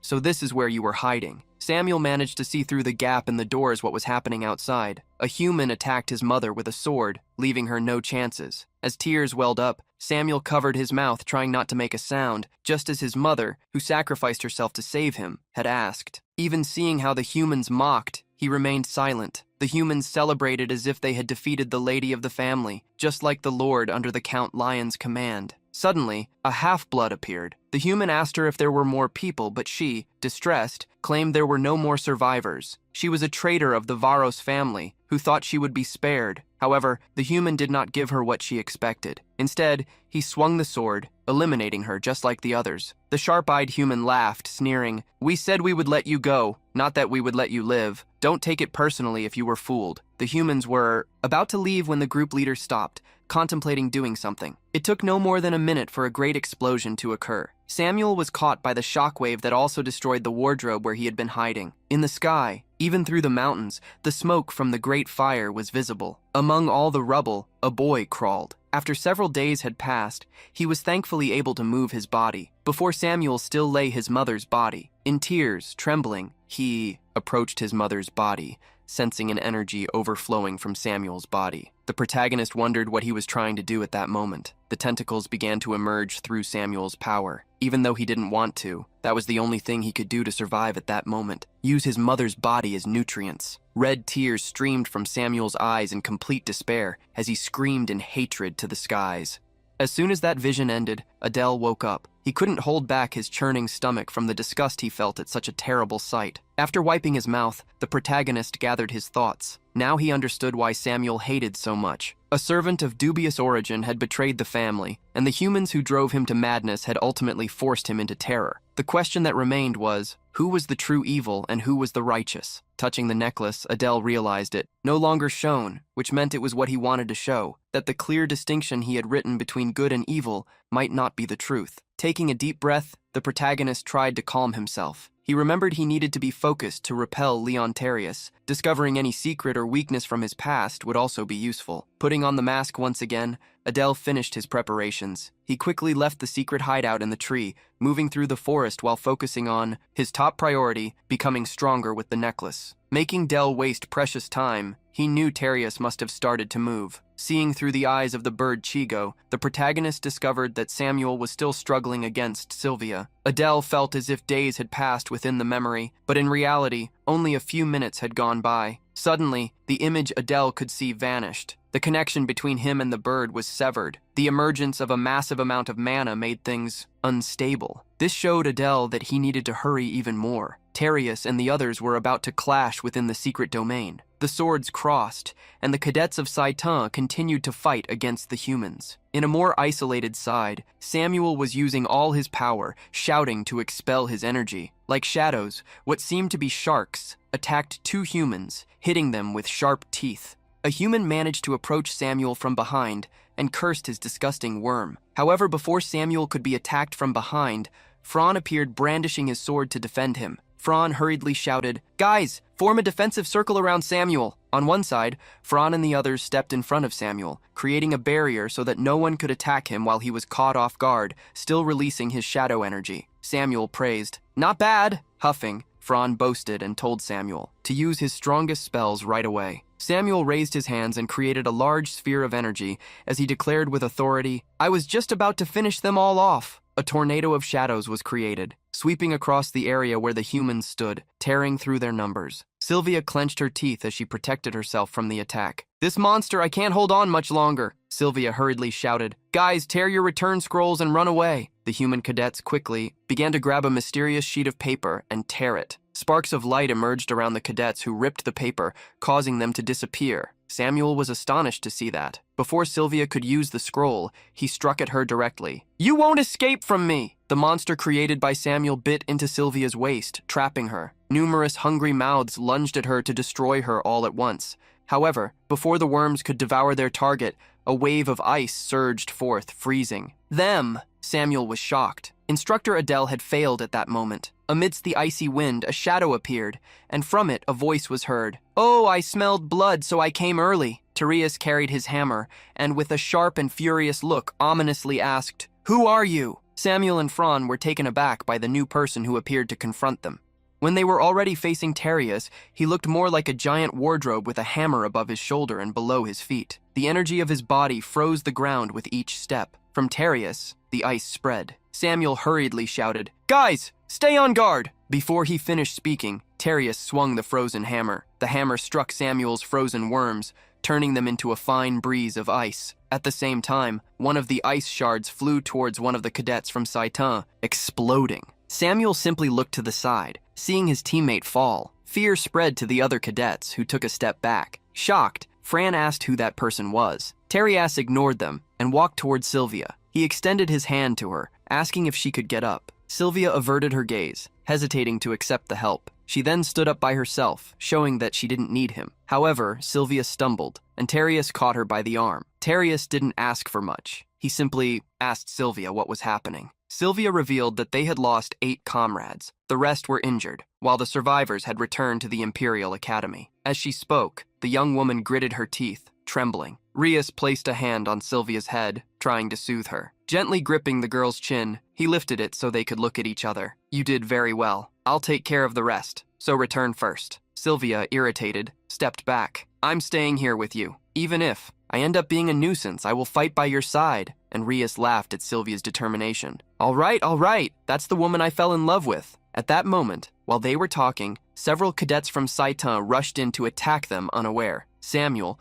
who hadn't commanded anyone to attack, shouted, "Fall back!" Too late for those who attacked, as Terius swung his ice hammer, dispatching them with a single blow. Terias's gaze was dark, filled with tremendous fury. He struck the ground, creating a frozen wave from the ground. Countless ice spikes grew, striking the Saitan cadets and lifting them like skewers. Samuel, blocking part of the attack, shouted, looking back, "Run quickly to create an opportunity to escape!" Samuel used his power, summoning an endless swarm of shadowy worms. Rias watched that evil power with enthusiasm, using all her strength to create an opening. Samuel shouted, "Fran, grab the cadets and get out of here now. Find a way to keep fleeing until the Y. Gates open!" Fran was worried about Samuel. "Are you going to fight that monster alone?" Samuel knew what would happen if everyone stayed behind. This was the best he could think of doing. "Hurry up! I'll catch up to them somehow." Fran quickly took on the role of leader and declared to the cadets, "We need to fall back while Samuel buys us time. Move the injured first, quickly." Luna, who was with the group, was concerned about Samuel, but he didn't even look at her and told her to fall back as well. Already feeling the immense pressure of constantly using his energy, Samuel asked Luna to take care of the injured while he followed Fran's group. Luna begged for Samuel to survive amidst everything happening. Teria smiled wickedly, confident in her power. With the swing of her hammer, the attack that fell upon the worms created by Samuel froze them once again, as the energy turned into a shattered breeze of ice. Samuel had to put his arms in front of his body to protect himself from the shockwave. On the battlefield, only dust remained behind the icy wind, remnants of the clash between the two energies. Teria stepped forward, mocking, "How naive to think we would be defeated by these weaklings." However, as she passed through the ice curtain, Teria was surprised. Everyone had vanished. For Sylvia, there could only be a secret passage somewhere. For just as they were attacked, the enemies appeared suddenly and then disappeared with a sinister look. Teria showed his confidence. "Whether they run or not doesn't matter, because they will not escape from me." Seeing the enemy release a dark energy once again, Terius taunted him. "Let's see how strong you are, don't disappoint me." Gritting his teeth, wild and raising his energy to the maximum he could, Samuel boasted, "As you wish." Samuel crouched down and struck the ground. From it, lines of shadows leaked towards the humans, creating numerous spikes. Terius stood still, waiting for that attack to come closer. As the attack neared him, with a mocking smile, he moved. Terius stepped forward, and from his foot, ice overflowed. In the blink of an eye, all the spikes created by Samuel were frozen and shattered. Having won the brief confrontation, Terius taunted. "Is that all you have?" Samuel retorted. "You talk too much, but the only one hurt is you." Terius ended up looking at his own arm and discovered that he had indeed been struck. Terius brought a hand to his head and laughed. "Ha ha ha! It seems I underestimated you." Behind his hand, a look of determination emerged. Terius practically disappeared, reappearing in front of Samuel with the hammer charged with freezing energy. Sylvia, far from the attack, could see how many countless pillars of ice had formed from the impact of the attack. Samuel was dragged along the ground, creating a large trench. Coughing, he painted the ground red. He was still alive thanks to the glutton, although he trembled with no strength. Striking the hammer on the ground, Terius showed his dissatisfaction. Damn it, the attack didn't hit properly. Samuel felt that his insides were all injured. He couldn't breathe due to the pressure on his organs. Raising his head, he faced Terius with great determination.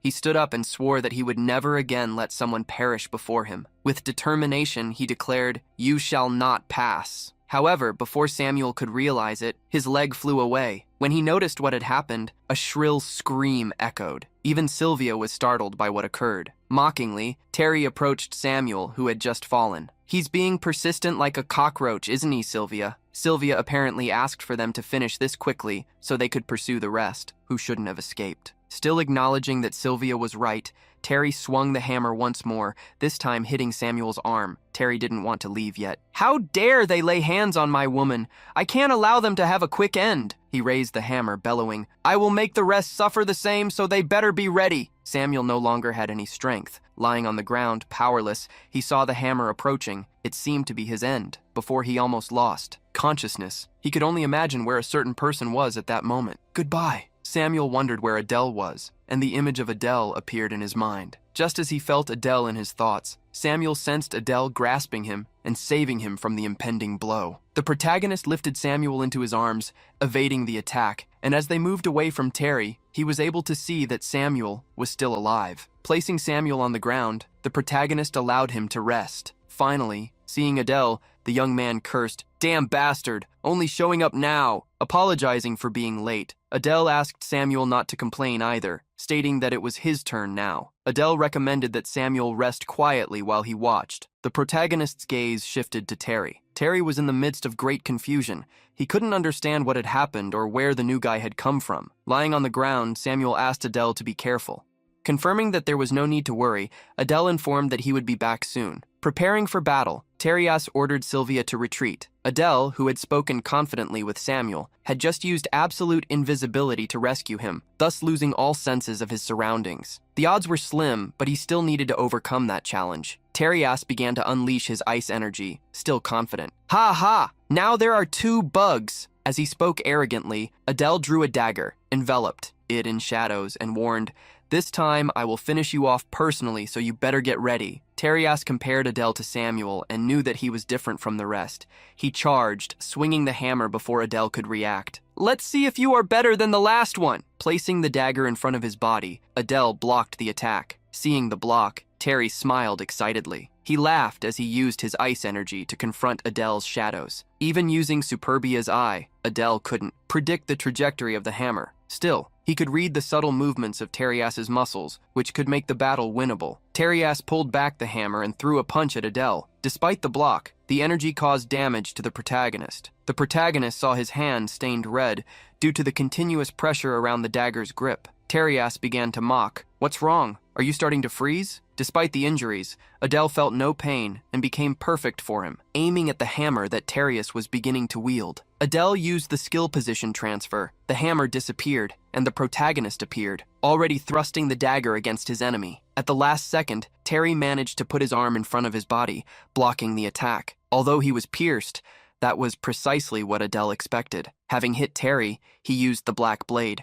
However, before his attack could continue, the ice hammer flew towards him, hitting him and making him drop Terias. The protagonist cursed the fact that he had forgotten that hammer was an artifact linked to its owner. It was a super-powered item that automatically returned to its owner, no matter how far away they were. Additionally, the hammer amplified Terias's affinity for ice. Hit by the attack, Adele retreated. Terias retrieved his hammer, an item that now Adele could not use to switch positions due to what could happen next. Upon recovering the hammer, Terias leaped into the air and shouted, "You worm! You dare to surprise me!" A powerful aura overflowed from his body, and even from his eyes, one could see the glow of power. The giant hammer came crashing down on Adele, who again protected himself with the dagger. However, the weight of that attack dealt him tremendously strong damage. Adele's right arm buckled before the attack, losing one of his arms. Adele decided to attack with everything he had. Several black holes emerged, summoning daggers bound to the darkness. Seeing the attack being prepared, Rias furiously swung his hammer. A storm of ice tore through the air,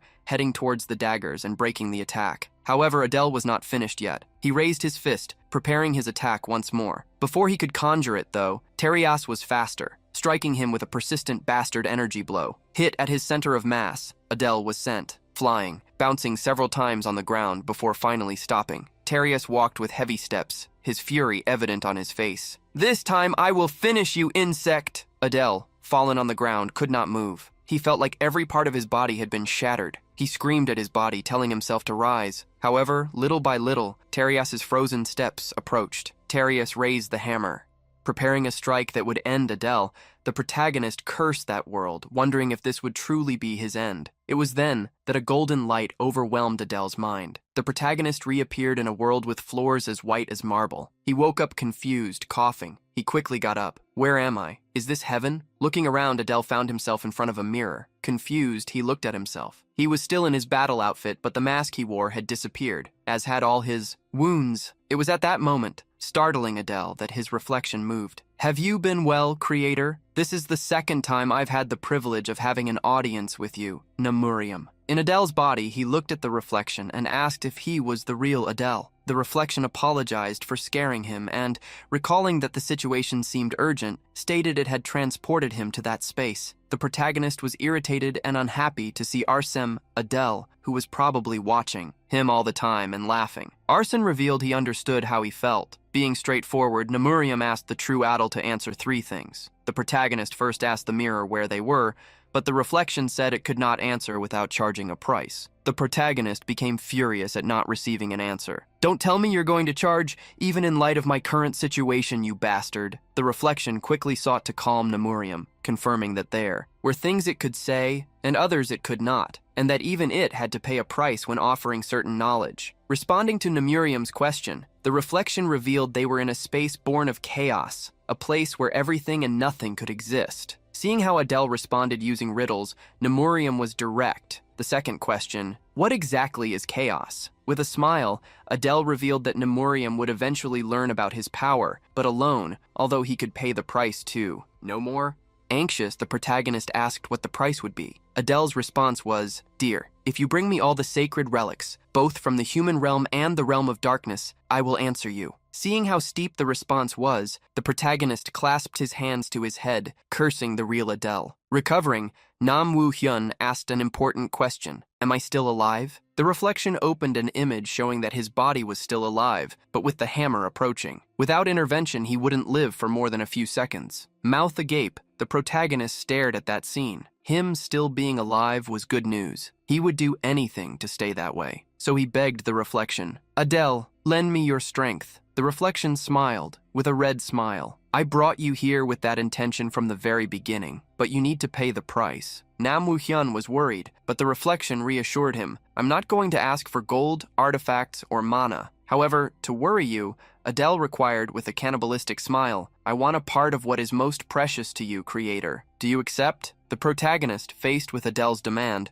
wondered what was the most precious thing to him. Even he didn't know if he had something valuable with him. There was a possibility that the request was about something he didn't even know was important. However, since there was a chance that if he didn't survive in that world, his real self wouldn't survive either, he had to consider his options. Fearful, Nam Woo-hyun trembled. He wanted to live, willing to do anything to live. He answered, "I accept." Making the deal with Nam Woo-hyun, the real Adele crossed the mirror and declared, while transferring dark energy to Nam Woo-hyun, "I will lend 20% of my power for 1 hour, swearing that you will survive." Nam Woo-hyun wanted to see the end of this damn story. That was accompanying Adele's body. Samuel, out of the chaos world, reached out to Adele, shouting, "No!" At that moment, a golden glow emerged from behind Adele's mask. A massive dark energy exploded from his body, blocking Terius's hammer attack. Franzel, the Lord, was shocked by the sudden energy and stood there, gaping. Getting back on his feet, Adele teleported to a spot a little further away from Terius. After he regained his composure, a stream of dark energy continued to circulate around, him being absorbed from the entire environment. Rias observed the change in his enemy happen at an alarming speed. The protagonist assessed the condition of his body. His arm was still injured as before, even though it seemed healed. In the space where the true Adele had taken him, the protagonist opened the statistics window. The mana he possessed had more than doubled, jumping from 2,072 points to 4,301. Not only had his mana amount increased, but the transfer of position, along with the threatening intent, had both risen by 2 levels. Even more surprising, the dark trait had changed its name. It was now absolute darkness. Unfortunately, since telekinesis was not an ability originally his, and being not so skilled at it, the sword's coverage remained at the same level. Even with this power, the protagonist wondered if he could defeat Terius. The young man, holding the hammer, unleashed his true power, exhaling the chilling energy even more than before. Terius questioned, "What are you? You appeared out of nowhere, showed some tricks, and now you even awakened when you were about to perish." As Terius spoke, a shadow passed before him, near his neck. As he realized the attack he had suffered, Terius, while trembling, placed his hand on his neck. Arya was startled. Realizing that it had merely been a trace of energy, like an illusion of an attack, the enemy before him had a crimson layer, while everything around was dark as a moonless night. Adele went straight to the point. "I don't know why you keep asking me who I am when you already know the answer." Shocked, Terius raised his voice. "Are you saying you know yourself? What are you talking about?" Seemingly taunting with the smile belonging to the mask, Adele replied, "You've called me by the same name 3 times. You called me insect." Terius sighed upon hearing him. "Very well, so it is. Then all I need to do is crush you." Terius jumped towards Adele, raising the hammer above his body. The hammer descended, utilizing the full force of Terius's body, and struck the ground, causing an earthquake that shattered everything around him. In Adele's eyes, the true fight had begun. Seeing how the enemy had evaded instead of counter-attacking, Terius grew confident enough to mock. "It seems you can only show some cheap tricks. Now, how about seeing mine?" Around Terius's hammer, a large amount of frozen energy began gathering. The protagonist envisioned what attack Terius would use, the ice storm. A massive tornado quickly approached Adele, engulfing everything in its path. Immediately, the protagonist used a rain of blades, creating the black holes that carried the daggers. The daggers rained down on the tornado, only to be swallowed by it. At that moment, Adele employed telekinesis, attempting to control the daggers within the tornado to reduce its power. Adele successfully managed to slow the tornado. However, Terius was already preparing for more. Terius appeared behind Adele, having circled around while he was distracted, greeting him with a hearty, "Hello!" Terius swung the hammer to attack, but Adele successfully evaded the blow, once again striking the ground, destroying the entire area. Chunks of rock flew towards the protagonist, who jumped on top of them to move, watching the target escape. Terry mocked her, irritated. "You dodge like a cockroach sneaking away." The protagonist shot back at his taunt. "There's no reason for me to suffer such slow attacks. Blame yourself for your lack of skill." Despite his words, Adele was the one who was extremely frustrated. Terius was simple and brute. However, there was no opening in his defense. The protagonist grabbed the dagger, shrouding it in shadows. He was waiting for just one opening, just one chance. Suddenly, Samuel shouted, calling Adele. Samuel was desperately yelling, "Don't lose, Adele! You can't lose to this human trash!" Tereus heard Samuel's shouts and was shocked. "You're still alive?" Sylvia, hearing Samuel scream, shouted back, "You are a damn creature of darkness and you dare to call us trash? Do you have the right to say anything? You, who tried to wipe us out, be it in the war or now." Sylvia was yelling at Samuel, believing she was in the right, until he opened his mouth. "A load of nonsense. You are the ones who started the war and attacked our people. You are the ones who initiated this." It wasn't listening to Samuel yell that Tereus fell silent, waiting for Sylvia to defend herself. She huffed, believing the enemy was trying to rewrite history. Furious, she shouted, "Everything you did in Razik's territory was recorded." At that moment, Tereus began to walk toward Sylvia. Samuel continued to shout at her, "You're being shameless until the end. We never invaded the human world, yet you destroyed my whole family. Why did you do this?" Adele answered Samuel's question. "Wouldn't it be for profit? That's the most likely cause." Sylvia heard the response and was shocked. "For the sake of profit?" The protagonist shrugged, wondering if there was another reason. Sylvia was furious at the accusation. "Say something more reasonable. Would we start a war for profit?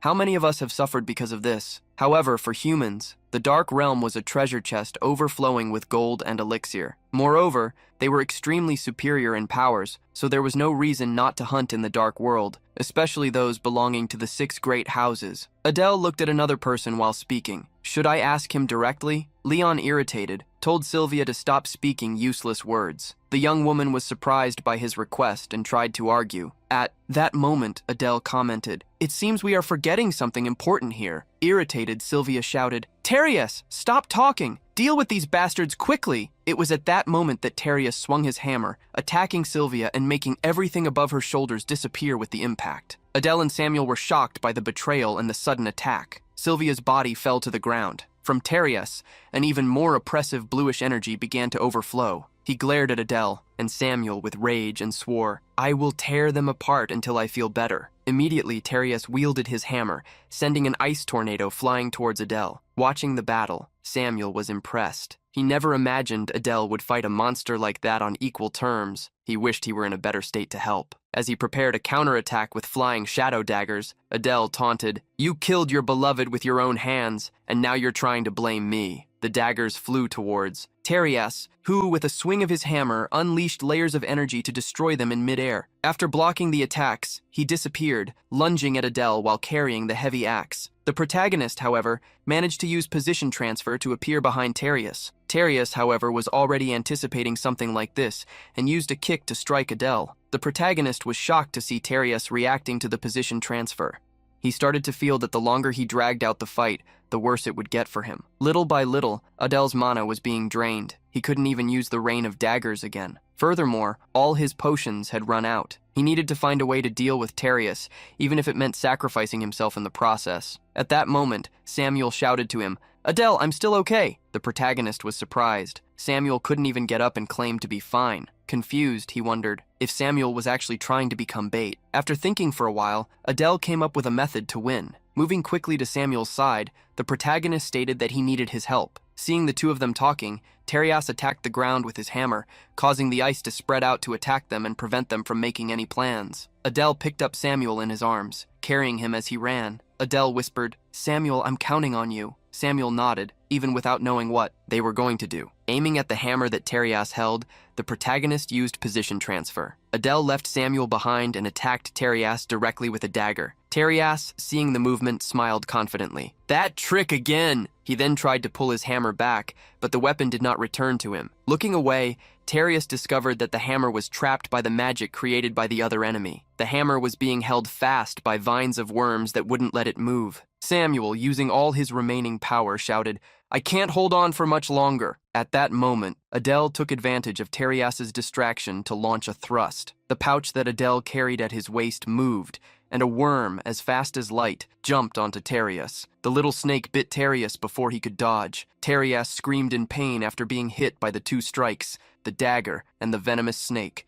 The protagonist congratulated the snake Godok on its success. At that moment, Samuel's vine snapped and he shouted, warning Adele. The hammer flew again towards its owner, and a great impact occurred as the hammer found a target in its path. Adele, being hit, was thrown against the ground like a comet. The protagonist cursed internally as he thought his attack would make him win. Amid the smoke curtain caused by the attack, Terius's furious shadow emerged. However, Terius was trembling. He ground his teeth as he staggered. Adele was surprised to see how Terius was still able to withstand the poison. Terry struggled to walk towards Adele, stammering, I'm going to finish you off. But Terry couldn't get much further and fell sitting on the ground, beginning to drool. Adele taunted, "So, what does an insect taste like?" Samuel was shocked to see the human enemy fall for the first time. Behind the mask, Adele's voice seemed to celebrate, "I hope we meet again." Terius still had a countermeasure and, filled with rage, tore the escape scroll. "Yes, we will meet again." A glow appeared around Terius, and he vanished. The protagonist could then lie down on the ground in relief, while Adele coughed heavily. Samuel crawled towards him, asking if the fight was over. The protagonist nodded, confirming. Samuel felt much more relieved and thanked the heavens, as he truly thought that would be the end for him. Seeing how scared Samuel was about not surviving, Adele asked why he had stayed behind and suffered. Samuel lay close to Adele, answering, "I had to protect everyone." Curious, Adele asked if he would protect even the half-bloods. Samuel nodded. "Yes, even if I don't like them, they are still my classmates and friends." He looked at Adele, questioning, "Isn't it the same for you? Everyone despises you, yet you still came to save me." Adele did not give him an answer.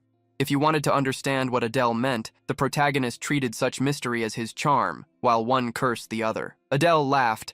The red overflowed from the openings of his mask, revealing how wounded he was. His voice grew weaker, punctuating, "We defeated that monster, but if we continue like this, we won't be able to escape." Samuel agreed, but asked if the others had escaped. As they conversed, the poisonous snake approached Adele, climbing onto his body. Weakly, Adele moved his hand to caress the snake. "Godok, thanks to you, we won." Adele was losing his strength more and more with each passing moment. It seemed that this would be his end. It was at that moment he began to hear footsteps. Unexpectedly, Fran, Luna, and the others had returned and ran towards the duo. Samuel cursed his companions. "Idiots! Why did you come back?" Concerned, Luna ran towards Adele and promptly began to use healing magic. With a weak voice, Adele started to say goodbye, believing he would not survive. Luna silenced him, tears streaming down her face. "You need to make it. You need to survive." Feeling Luna's healing energy, Adele thanked her. His wounds seemed to have closed. Therefore, he asked her to quickly heal Samuel as well. Samuel, however, refused the offer. The shadow energy around him began to stir. Worms created by Samuel started to engulf him. Fran was shocked, not understanding why Samuel was doing such a thing. When he was almost completely wrapped in the worms, Samuel murmured, "Adele, I'm going to need to borrow your body for a moment." The protagonist was confused by Samuel's request. The worms that began to lift Samuel's body into the air attacked Adele,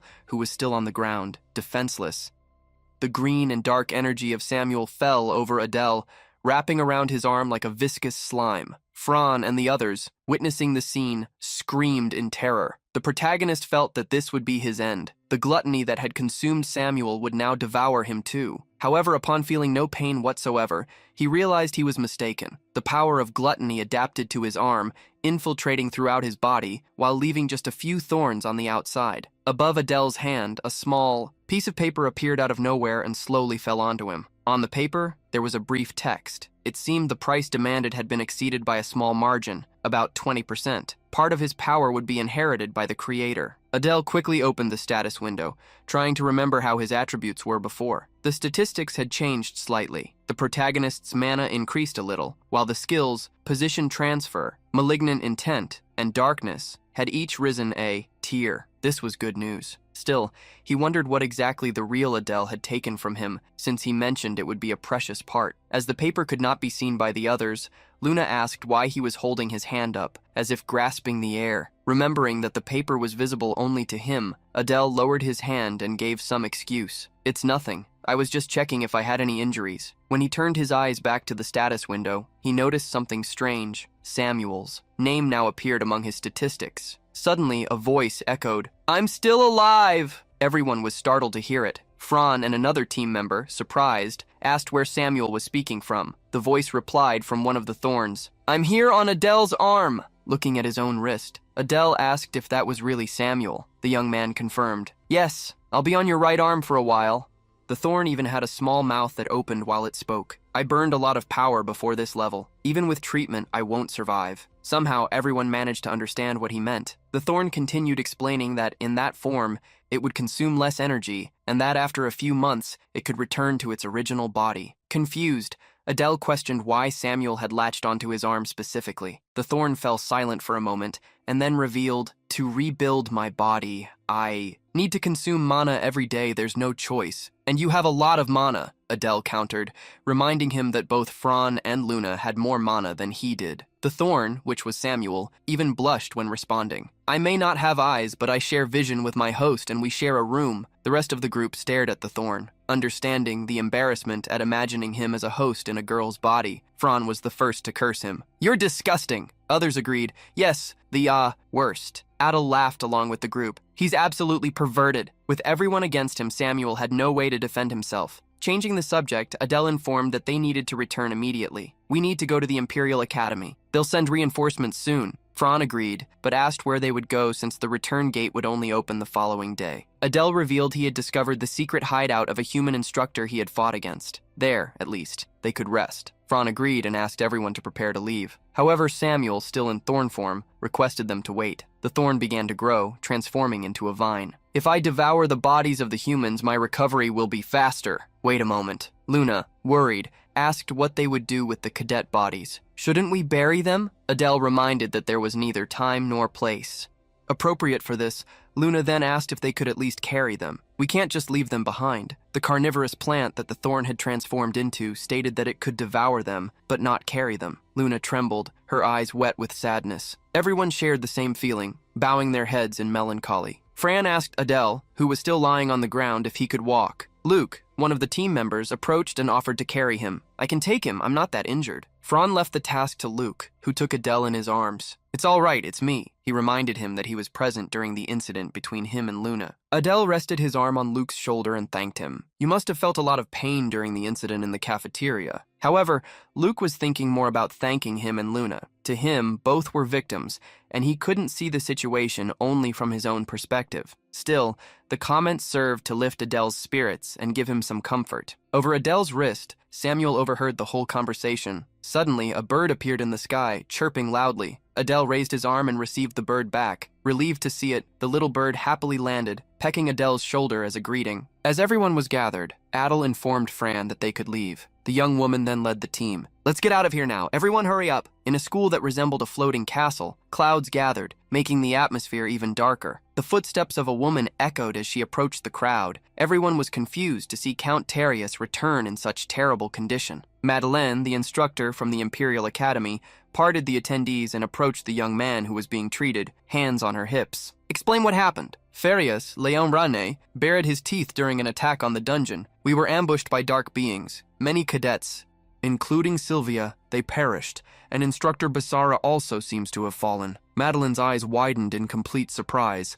The students behind her exchanged glances, shocked by the news, incredulous that something like this could happen. She raised her hand, interrupting the chatter about the incident. Madeleine concluded that the enemies were at the instructor level, being struggling. Farias denied and corrected. There were only 2 at the instructor level. One of them was exceptional, but still weaker than me. Admitting to having lost to someone theoretically inferior, his expression contorted in pain and fury. Madeleine stared at him, trying to comprehend. Farias continued, "The instructors don't need to move. Just call my teammates." At that very moment, a dark energy exploded from Farias's right arm. The young man trying to heal him urged him not to move, but this was not caused by Farias but by an external force. Shadows overflowed from his body, causing extreme pain in his arm and pulling a desperate scream from him. Farias's arm became petrified and fell to the ground. Madeleine and everyone around were in shock as they saw the limb detach. Even trembling in pain, Farias gritted his teeth and cursed that damned insect. "I will end him with my own hands." With the only hand he had left, he punched the ground, spreading ice around, and begged the instructor, who was even startled by his fury. "Instructor, I can still fight, even with one arm. Please send me back." Madeleine made an immediate decision. "Take Tarius to the medical center now and call Ninai Hamil and his team." In one of the areas of the castle was the instructor's office. She received a visit from Ninai. "You called for me?" Instructor Madeline looked at him and at the companions that Tereus had mentioned. The student council, the group composed of the best students of the Imperial Academy. Each of them was a talent. Destined to lead the Empire in the future, the leader was Ninai Hamel, son of the Saint of the Sky Sword, and the man destined to become the head of the Ninai family. Behind him, a young woman with feline eyes crossed her arms. "What's this? Instructors are usually busy. Why are you here?" Another companion smiled slightly. "This just means the matter is urgent. We should assume they are in a difficult situation." Madeline thanked everyone for their presence. Hamel walked over to the table, observed the report on it, and commented, "I heard that Tereus was severely injured, and that many students perished." Madeline confirmed the information and revealed that the spy they had on the other side might have betrayed them. Hamel reminded the teacher that the information indicated the enemy could attack the third-year dormitory. Allocating people to protect them could become a difficult mission. Seeing him analyze all the variables of the problem, Madeline understood why he was the leader. The instructor explained that since they did not know what the enemy's next move would be, they could not evacuate the third-year dormitory. The teacher's words made Hamel understand why she was asking for their help. Confirming the request, Madeline asked if they could assist her. Hamel smiled slightly, agreed to help, and ordered the young woman with feline eyes, "If so, head first to the secret domain and locate them." After issuing the first order, he asked the instructor to report in detail what had happened. Hamel confidently declared, "We will definitely defeat them at the secret hideout." Adele felt a sudden chill upon awakening. He looked around and realized that everyone was already asleep. Although they had safely reached the secret laboratory of Basara, what truly concerned him was the escape. The instructors of the Imperial Academy were busy protecting the dormitories, and the greatest enemy they could encounter now would be on the move, the student council. In the original story, Adele might have eliminated Samuel, but Adele's power had been reduced and Samuel had been transformed into a thorn. This made the protagonist believe that if he found the student council, they would be annihilated in an instant. The thorn sensed his restlessness. "What worries you so much?" Adele revealed that he was thinking about how they would escape safely the next day. Samuel didn't have much to offer. "We'll have to leave this to chance." Changing the subject, Samuel commented on how horrible that place was. He never imagined that his kind could be treated so cruelly. Adele then made a request to the thorn. "Samuel, could you devour these bodies?" The young one was shocked. "Do you really want me to devour my own kind?" Adele didn't deny it. "Yes, I'm worried that the students might get sick because of the bad smell." Samuel remained silent, which made the protagonist try to encourage him. If the bodies can help protect the kingdom from infection, they would be happy to serve that purpose. Finding no arguments to refuse, the thorn transformed into a carnivorous plant and agreed. "All right, I don't like this, but I can't risk the infection spreading throughout the kingdom." Perhaps because they had faced great danger together,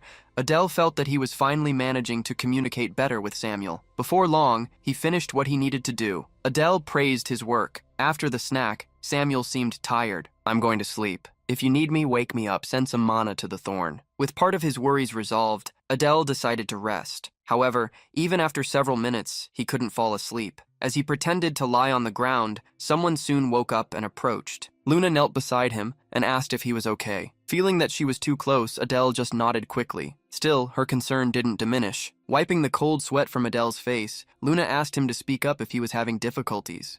"We are friends." After all, the protagonist was surprised by Luna's words. He understood her inner feelings, though he could not accept them. Luna lay down beside him, resting her head on his chest, and confessed, "I'm scared." Adele asked if she was afraid of humans, but Luna shook her head to deny it. He then questioned if it was the monstrous man they faced that frightened her, but she denied it again. Concerned, Adele asked, "Don't tell me you're afraid of me." This time, Luna lifted her head, quickly. "Of course not," he whispered. "You'll wake the others." She resumed whispering, lowering her head. When he asked what exactly she was afraid of, Luna remained silent for a moment before answering, "Fear of death." Pragmatically, Adele questioned if everyone didn't fear that. However, Luna revealed an even greater fear. Her voice trembled as she recalled what happened a few hours ago. "When you fell to the ground, I was terrified. Someone connected to me was in that condition. I was afraid of losing someone I care about. That's what truly scares me." Adele listened to her words. "I tried so hard. I wanted to save everyone so that no one needed to say goodbye, but I couldn't. What do I need to do so that no one else leaves?" "Adele, you're smart. You must know." Luna didn't receive an immediate response. Adele remained silent for a moment before saying something she didn't expect. "This will happen to more people. Maybe even tomorrow it will be Fran who needs to say goodbye. You will cry like this every time. Sometimes you need to let go." Luna appeared confused by the advice. Adele asked her not to feel guilty when she couldn't save someone. "Use that guilt as fuel to harden your heart.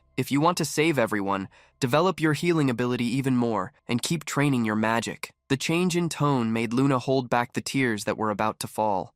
Adel encouraged her. You can definitely do it, Luna. She finally felt it right. I'm going to try to end the conversation. Adel remembered that they needed to leave early the next day. Let's sleep. As both closed their eyes, Fran, lying next to them, furrowed her brow after hearing the whole conversation. The next day, the trees in the forest looked the same as the day before. Fran made her way through the plants, slowly moving forward with the group. Adele followed behind, supported by Luke, feeling relieved that they had not yet been found. They needed to advance just a bit more to reach the place where the portal would be opened. At that moment, he pleaded with fate for nothing to happen. However, contrary to his wish, a smiling young woman hummed, "What a good thing! Look who finally showed up, you disgusting bugs!" Drawing an arrow and a golden bow that radiated a powerful energy, Celia aimed at the target, even from a distance. "I'm going to wipe you all out in one go." Adele's eye group moved slowly, hiding among the plants. Right behind Fran, the protagonist asked what she was feeling. After assessing the area, Fran revealed that she detected no trace of mana, so the gate had not yet been opened. Adele was relieved that they were not late and was asked what they would do now. His plan was for everyone to hide as best as possible, while he would climb a tree to observe the surroundings. Samuel, in Adele's hand, questioned angrily, "And what's the point of risking yourself like that?" The answer needed to be honest. "It's possible that there are people as strong as Terius nearby." The thorn in his hand was terrified. "People? Not just one?"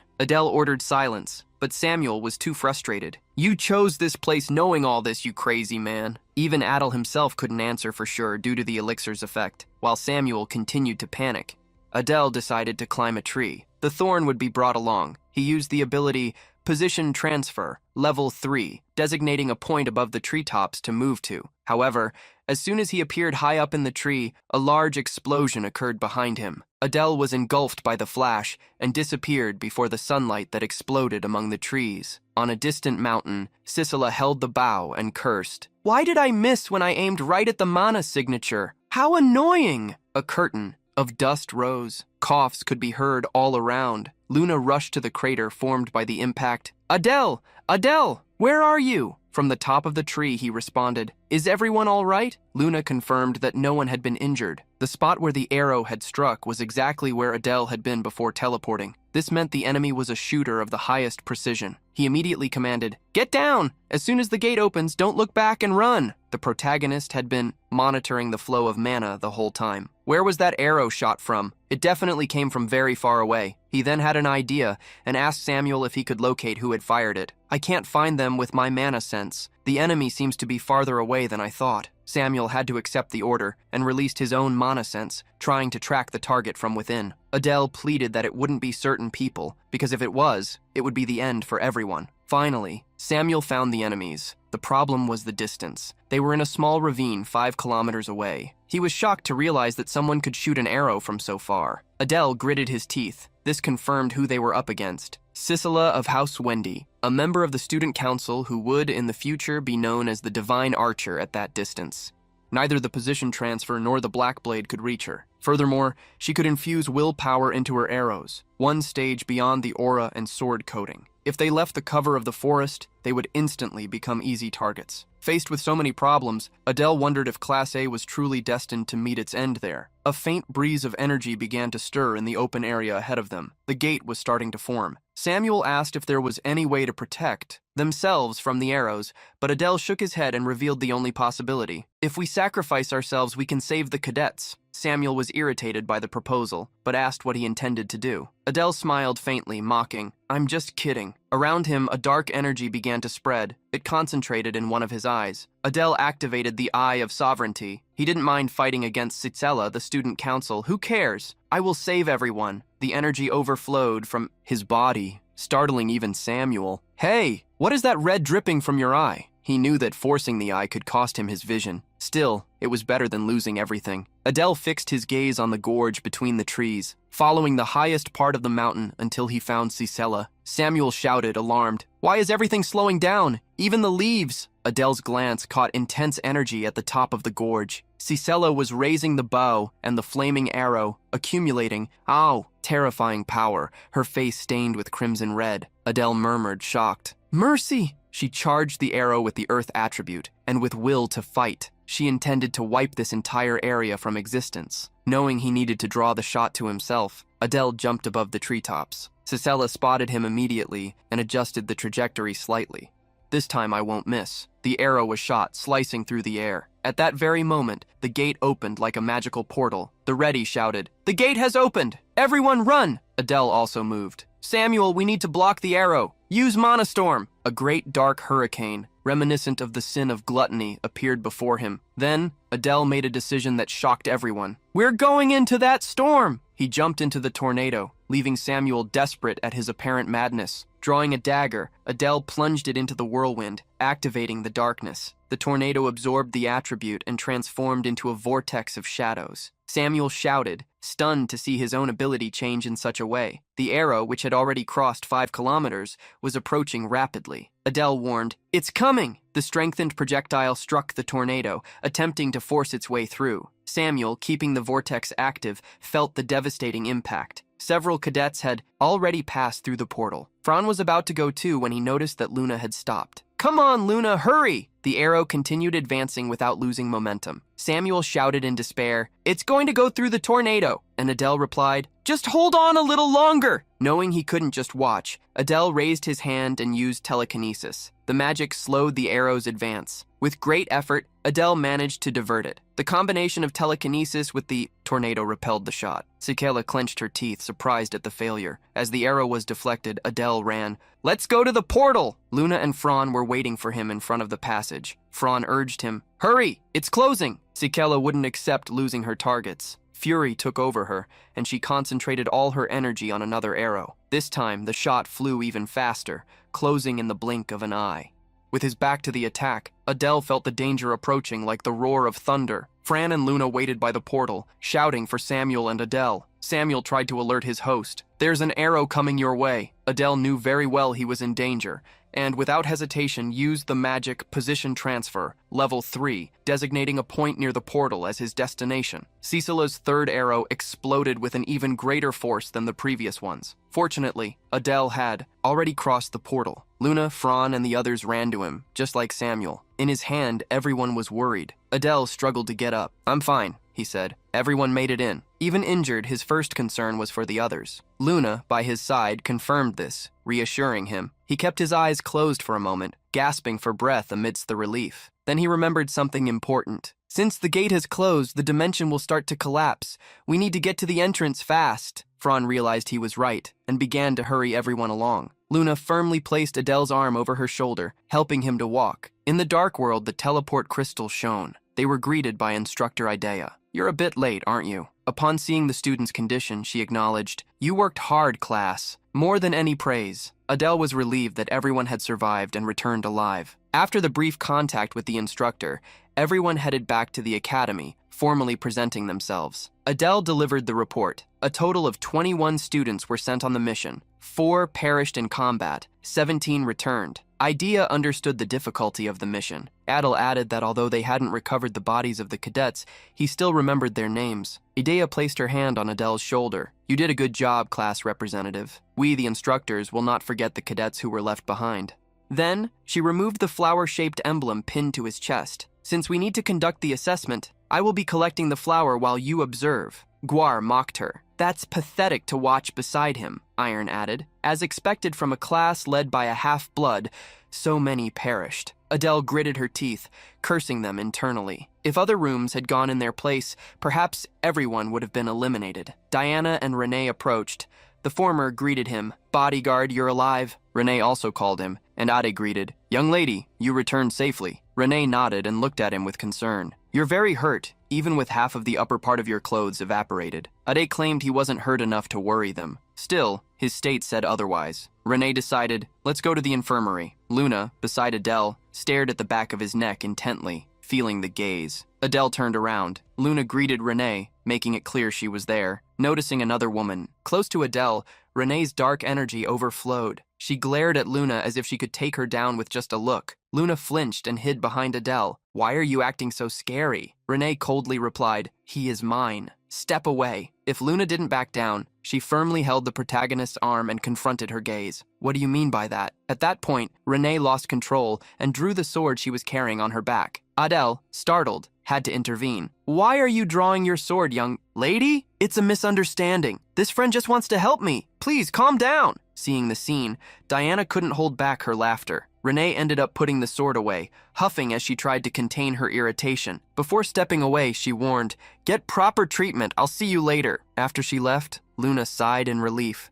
She is scarier than humans. Before Adele headed to the infirmary, an announcement echoed, "Attention everyone, the principal will speak." The principal appeared on the upper floor, and her voice was broadcasted to all classes. Through this exam, you have experienced many things. Thinking of the comrades who left you during the test will make your hearts ache. However, it is still early to shed tears. It will not be too late to cry after completely annihilating your enemies. Bury your comrades in your hearts, fuel the flames of fury, and become stronger. Everyone listened attentively to the small principal. The difficulties you faced this time have made us even more unbreakable. In the end, all of you performed well. Return to your dormitories and rest. Samuel, by Adele's side, asked, "It seems that the other classes suffered almost no losses. Does that mean our class is very weak?" Adele replied, "The opposite. Despite the hard losses, objectively they were stronger even than the Guard and Iron classes." As for the losses, Adele felt the need to apologize. If she had chosen another area, maybe the number of casualties would have been lower. Samuel, however,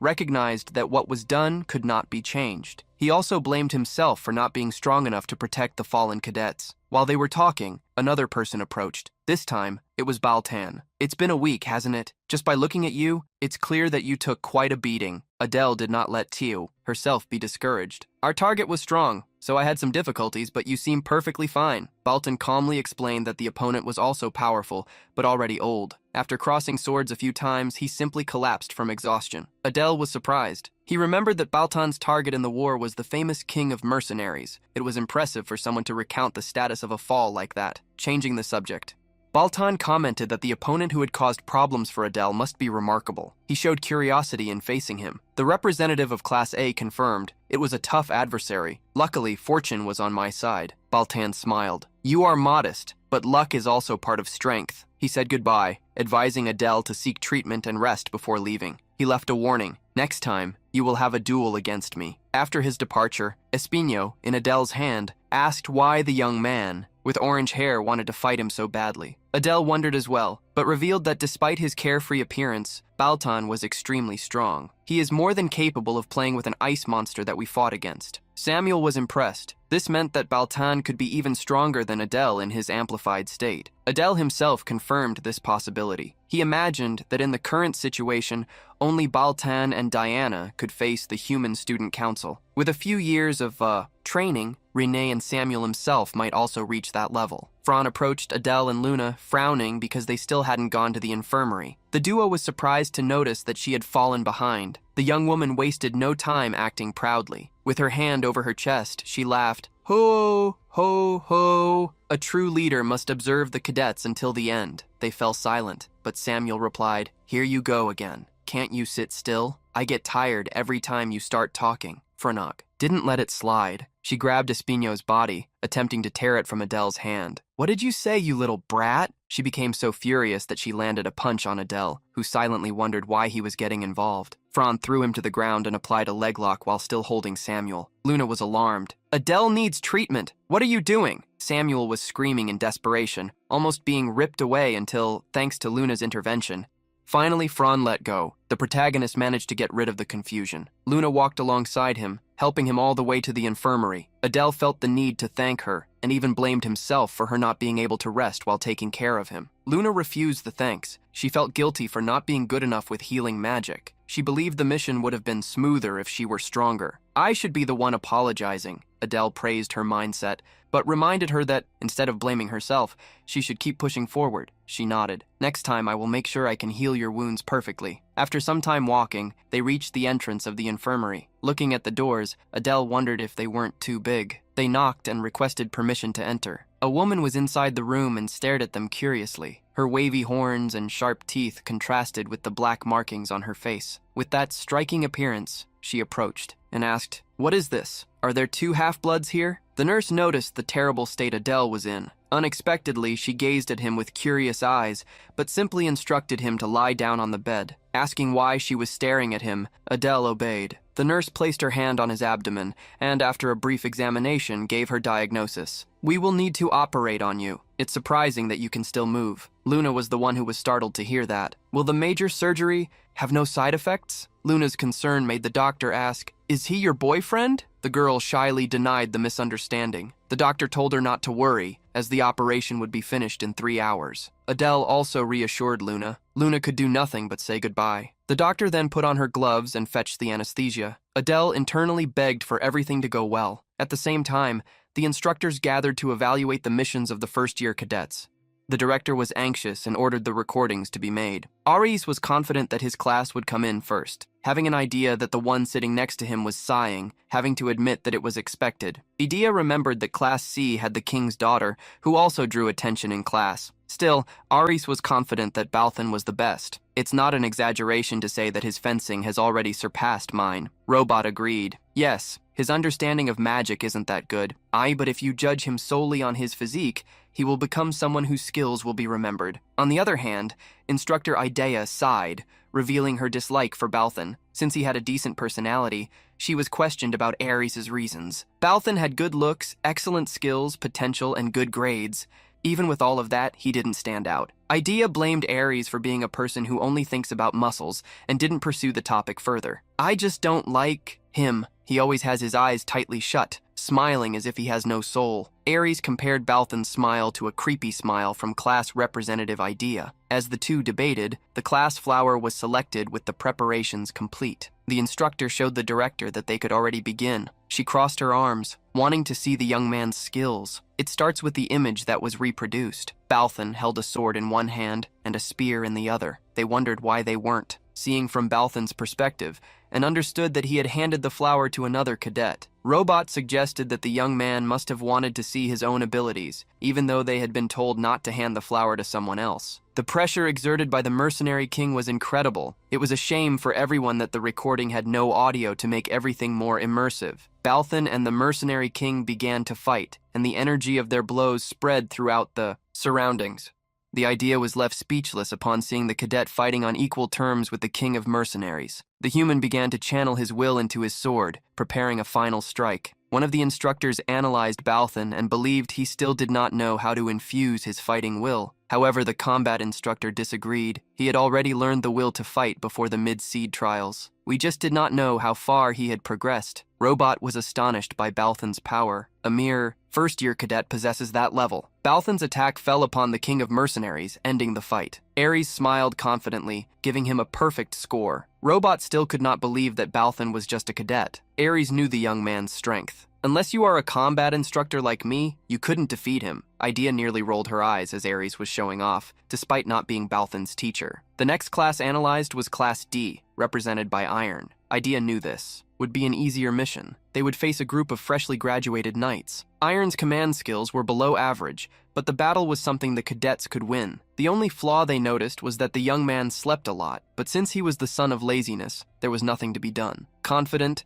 Aries crossed his arms, as the next class to be observed would be his. Renee appeared on the screen, swiftly eliminating the humans with her dark power. The daughter of the Bears. Family was also no joke. Seriously, she was already wielding the sword coat with ease. The instructors praised her. Idea assessed Renee as below Balthan, but with incredible achievements. Robot agreed. She is at the level of a 4th circle mage, but the final opponent would be a tower master, a 5th circle mage. The group of instructors was shocked when they saw the mage use an even higher magic than they expected. A 5th circle power descended upon the cadets. The great explosion of fire seemed to devastate the surroundings, but when they looked closely, they discovered that Diana had stopped the attack. She was using lightning magic, with one hand blocking the enemy assault. Still, Diana's crown was trying to restrain her power, showing that she was far stronger than she appeared. A dark fire was conjured by Diana, consuming all the humans around her in an instant. She dominated the battle with cold precision. Robo remarked that only one cadet should be compared to Diana in terms of magic. Aries asked if he was talking about Samuel. Robo, however, adjusted his glasses, correcting, "No, the images of that child will be published soon, so keep watching." The next class to be analyzed was Class B. Despite his appearance, Guar showed excellent command sense, a firm yet necessary leadership. Idea had her assessment of Guar. She felt he was overshadowed because the other class representatives were so exceptional, but she wanted to give him a high grade. Everyone agreed and then moved on to Class A, the one Idea was responsible for. When it was her turn, the instructor sighed, apprehensive. Aries could see that Idea's gaze showed sadness, as 4 of her cadets had perished. Even someone as cold as she was would feel that way. However, the director showed excitement. There was only one class left. "I'm looking forward to seeing what the representative of Class A has to show." As the filming began to roll, everyone was able to see the floating school in the sky. Robo was impressed. "Incredible! So this is the largest talent training institution in the human kingdom." Despite the region being unfamiliar to them, everyone saw Dell handling the cadets well. The instructor revealed that she had given him a map, something that irritated Aries. Soon they saw that the group of cadets arrived at the artificial secret domain and encountered numerous entrances. From the footage, they saw Adele raise his hand in a direction. The next moment, a hole appeared in the wall he was pointing at, revealing a secret passage. Aries couldn't even understand how Adele had done that. Some slightly more aware robots revealed that Adele had used magic related to detection. Adele has a keen sense for magic, and he explained that still, because Adele found the secret passage so easily, and because he still didn't know who the spy was, Aries increased his suspicions about him even more. Aries' distrust was great, paying for an enemy camp where he'd never been before, as if it were his own home. No matter how good his tracking skills were, it didn't make sense. The robot couldn't answer. The Idea questioned the senior instructor about what he meant. Aries' words were harsh. Class A went into the easiest Saria, and even possessing 2 of the children of the 7 deadly sins, 4 cadets perished, and most of the rest came back injured. This is clearly Adele's fault. The Idea did not accept Aries' accusation. He, too, returned severely injured. "You saw it, didn't you?" The director concluded the discussion. To her, the instructor Aries' words made sense, but there was still a lot of the recording left to watch. The 2 instructors fell silent, and the recording continued. In the infirmary, the surgery had ended. Adele groaned lightly, feeling the effects, coughing. He sat up, asking how much time had passed. He looked at his own body and at the thorn in his hand, focusing on his senses. "There's no pain, so clearly I was treated." Despite being uncomfortable, Adele moved freely. Upon seeing Adele wake up, the doctor approached him. She handed him a cup with hot liquid. Seeing him stare at the drink, she commented, "I prepared it with especially good tea leaves to restore energy, so enjoy." As he drank the tea, Adele felt how healthy it was. He felt as if he were curing a hangover. The doctor took the cup back and asked if he was in pain, but Adele was fine, thank you. "It seems you treated me well by recommending I avoid strenuous activities." The doctor informed him that after a few weeks he would be fully recovered. Adele felt there was no reason to exert himself. He should rest properly and think of this as recovery. Anyway, midterm exams were over, but he soon remembered that finals would be in 2 months. Not knowing the exact date, he wanted to ask Samuel, but the thorn seemed to be numb. Perhaps because the anesthesia still hadn't completely worn off. How could Luna know the answer? He sat up in bed and asked the doctor where the girl had gone. The doctor revealed that Luna had waited eagerly for 3 hours. The moment the surgery was over, she rushed in like a lightning bolt and began casting healing spells. Adele could picture the scene. It was concerning since Luna was also not in perfect condition. Changing the subject, the doctor acknowledged that as a healing mage, she had a rare talent. Why is she a half-blood? She doesn't seem to have the proper medical knowledge to heal bones. Although the doctor sat in front of Adele to talk, after a moment of thought, she considered teaching Luna something. Adele knelt on the bed, excited to hear that. He believed it wouldn't be a bad idea to teach Luna. If she combined her recovery skills with specialized medical knowledge, she would become quite a valuable resource. Curious, the doctor asked Adele why he was so happy. How could they discuss this later? The doctor advised him not to move too much, to lie down and rest a little longer. Adele could see the great opportunity that Luna would receive. If she learned medicine, she would be a great help to him. In the instructor's meeting room, Artemis closed his gloomy expression. Everyone was silent after what they had witnessed.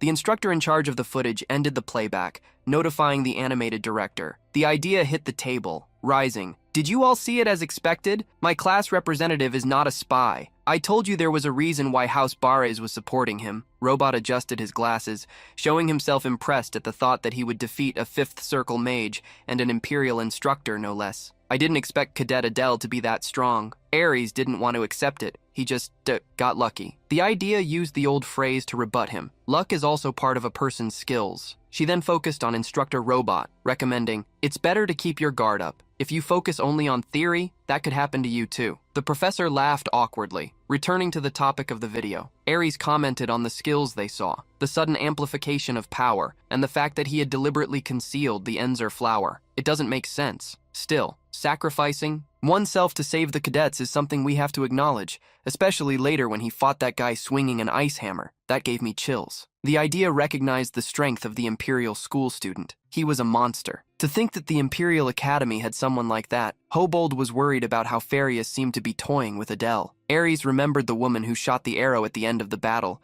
showing skills beyond expectations. We underestimated the Imperial Academy. The director gave her verdict. The cadet who fought directly against Adel seems even stronger than the mercenary king. It seems that was omitted during the information broadcast. He's probably stronger than young Baltan. Hobold was startled by the director's words and asked if she meant that the easiest area was actually the hardest. The director confirmed her opinion. Except for Diana's and Baltan's classes, all the others would have been completely swept away, and even those two wouldn't come back unscathed. The idea felt that even she would have a hard time facing the enemies that Del faced. Having only seen it through images, she wondered how the class representative had won against them. Ares also recognized internally that the mission was not at the level that normal cadets could execute. At the very least, it was at an operational level, where people of Saitan's instructor level would be sent. Robot smiled, despite the surprise. Adele had coordinated with Samuel, thought quickly, and in the end, rescued most of the cadets safely. This showed that Adele was extremely valuable for research. The director proceeded to the evaluation. From what we saw, it seems that the practical score of Class A won't differ much between me and the other instructors. The idea, standing, agreed to give Class A a perfect score and took the opportunity to tease Ares, who could underestimate my class representative. This time he had to agree, even unwillingly. Okay, I agree. The idea happily celebrated her victory. Thus, the meeting ended, and each of the instructors was ordered to compile the scores of each cadet. At the same time, Adele greeted the head nurse, letting her know she was going to leave the infirmary and thanking her for what she had done. As she would be alone, she also decided to go home and remembered, don't forget to take the recovery medicine before you leave. She also informed her that there was an instructor waiting outside, following down the hallway. Adele wondered who could want to speak with him. It could be the idea or another teacher. Since he had been severely injured, someone might be concerned. As soon as she left the building, Adele looked up at the sky. What nice weather! I want to go back to the dormitory and take a shower. A bird flew from the sky, chirping at Adele. He extended his hand. Receiving Chiho's arrival, where were you, buddy? From the images of the flower of Enxer, I thought Ares had taken you. At that moment, Ares himself appeared behind Ade. The protagonist was startled, as the instructor was looking at him grimly. Immediately, he used a movement technique to distance himself. Ares was surprised and shouted, "Wait!" Ade ended up stopping after getting far enough away. "What do you want?" With a furrowed brow, the instructor revealed that he wanted to say something. To him. Adele wondered if the instructor wanted to talk about Shidu or Godoke. Ares began by clearing his throat, which was strange, then revealed that he had seen what the cadet had done. You fought, betting your life to help your companions. Adele tried to downplay the fact, but it was not overlooked by Ares. Still, you saved him. He extended his hand, confusing the student. Clearing his throat once more, Ares made the young man realize that he wanted a handshake. Adele accepted the greeting, and an awkward silence settled between the two. After the handshake, Ares instructed, continue the same way from now on, and make sure to take care of yourself properly to recover for the final exams. Adel wondered when Ares had started to care about him, and when this change had happened. Ares soon returned to the teacher's lounge, where Idea was waiting for him. Judging by her expression, you met that boy, right? See, I told you that you should have done this from the start, the teacher emphasized her words. My perfect and innocent class representative was disturbed by you, you inappropriate instructor. Ares remained silent as Idea continued. On the other hand, I recognized my representative's talent and helped him grow, unlike a stupid instructor. Continuing to flip through some documents, Ares asked her to stop. I admitted that he is stronger than expected, and his growth potential is enormous. but that means he can become even more powerful. Arias swore he believed that Adele was hiding something that made the instructor sigh upon realizing he wasn't changing. Since there was no longer any reason to talk to him, the idea decided to leave. Arias was left alone, tending to the reports, setting them aside for a moment. He went to a window, crossing his arms. At that moment, he couldn't tell if Adele would become a poison or a help to the kingdom. Furthermore, the combat level of the Imperial Academy had proven to be beyond expectations, complicating matters. I still need to prepare many things for now. Maybe I should start thinking about what kind of punishment that brat should receive for breaking the rules of Saitan. Adele walked through the corridors, unaware that the instructor was already thinking about going against him once again. The protagonist filled a bathtub with hot water and lay down, with the bird Chidio keeping him company. Ah, how long has it been since I had a bath like this? It was quite difficult not being able to take a proper bath while watching Chidio and his new snake friend swim playfully in the tub. He joked, "You guys like to take baths too, don't you? Let's do something together." The warm water made Adele feel all the fatigue melting away, finally allowing him to breathe calmly. Looking at the thorn, he noticed that Samuel was still asleep. It wasn't surprising, since he had worked so hard in that form, trying to save other cadets. The sacrifices made had been great, but at least many returned alive. The protagonist had also lost about 20% of Adele's original power. Now that he had faced humans, he understood that if things continued this way, his plans would fail. My current growth is not enough. This time, he had seen the potential in Samuel, Fran, and Luna, so he intended to make them strong enough that they wouldn't lose to the student council. Adele prepared to get out of the bathtub. The next time we meet, the bastards of the Imperial Academy will be even stronger. This is not the time to stand still. When putting on a garment, define your next steps. The first goal was to recover Adele's original power. Second, to increase the overall strength of the Class A cadets. But to do this, he needed Adele's unique mana cultivation technique. Taking a piece of paper, he wrote, "Tell me the steps and the method of use for the mana cultivation technique that suits my body." The mana cultivation technique of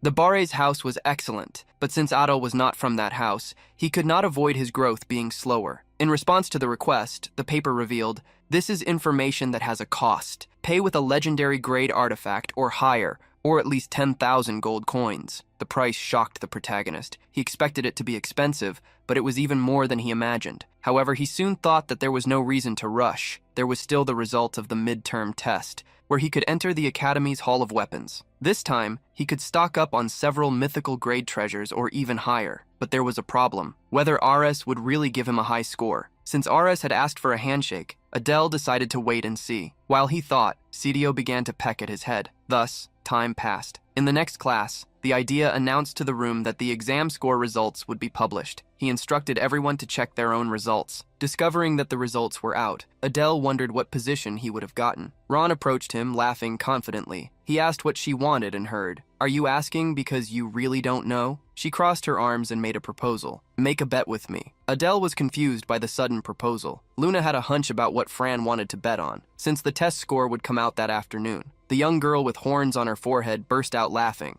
Praising Luna as expected, "You are also more than qualified to become my subordinate. Did you hear?" Luna thought it would be better to stay silent. Adele needed to intervene to reassure her. "She's just joking, don't worry." Having been challenged, Adele agreed. "All right, so what will you wager?" Seeing the challenger confidently crossing her arms, he declared he was not the type to avoid a challenge. Fran then decided to bet an invitation ticket, something Adele did not know what it was. Therefore, she explained, "An invitation ticket will allow you to enter my estate." Adele thought for a moment, remembering that the bear's estate was extremely large, and he became curious about where Fran lived. Noticing how he was overthinking it, Fran thought he would refuse. "If you don't want to, forget it. There will be other great opportunities for me to invite you." Adele quickly interrupted him, accepting the offer. He likewise placed on the table what he would wager. "I will wager a day of servitude." Fran became curious about the terms, and he revealed, "You will be able to give me any order for an entire day." Fran cheered, jumping. "That's it! I will make you a loyal servant for a whole day." Adele, however, was confident he would win. Thus, he would go to Fran's house to eat as much as he wanted.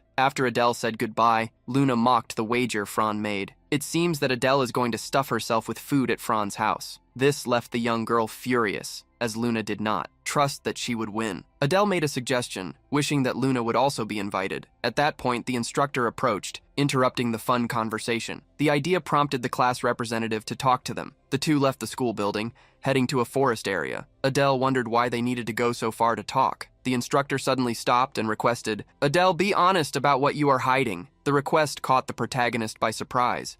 Remaining silent, Adele analyzed the situation. The instructor must have watched the recording. He wondered if he should play dumb. He simply smiled, trying to investigate what she thought. "I thought I could hide it, but it seems you figured out how I was summoned to speak." Adele scratched his head, saying something random. "The truth is that the emergency rations were hard to eat, so I discarded them." The idea became dark as he faced the young man. "I can't believe you disrespected my sincerity. Next time, I'll give you twice as much." After the light joke, the topic revealed itself to not be what he wanted to discuss. "From what I saw, you brought a monster to Saitan without official permission, didn't you?" Adele was taken aback by the subject. The snake hiding inside his shirt also revealed itself. The young man presented the snake to the teacher, who, curious, remarked, "So, this is the little guy who infected the human cadet?" Adele confirmed. "Your words may be a bit exaggerated, but it was thanks to him that I was able to survive." The instructor asked where the young man had tamed the animal. Kyle could be easily fooled, but the situation would be different if Adele said he found it at the Barry's house. She might notice it was linked to Godok. Adele ended up stating that he had obtained the specimen in the human instructor's laboratory. He continued to throw out random information, claiming that the snake was sensitive to mana and seemed especially connected to the darkness he possessed. The idea stared at the young man, as if trying to determine whether he was lying. Crossing her arms, she reminded him that the school had rules. Keeping a creature like this in Saitan needed official recognition as a familiar. Adele was aware of such a rule, commenting that an examination was necessary. The idea confirmed and warned that the next ones would be in a month, asking him not to forget. "If you don't show up on the day, you may be expelled." Before the teacher left, the idea called out, raised her hand, and received the chijo. "Can we include this bird too?"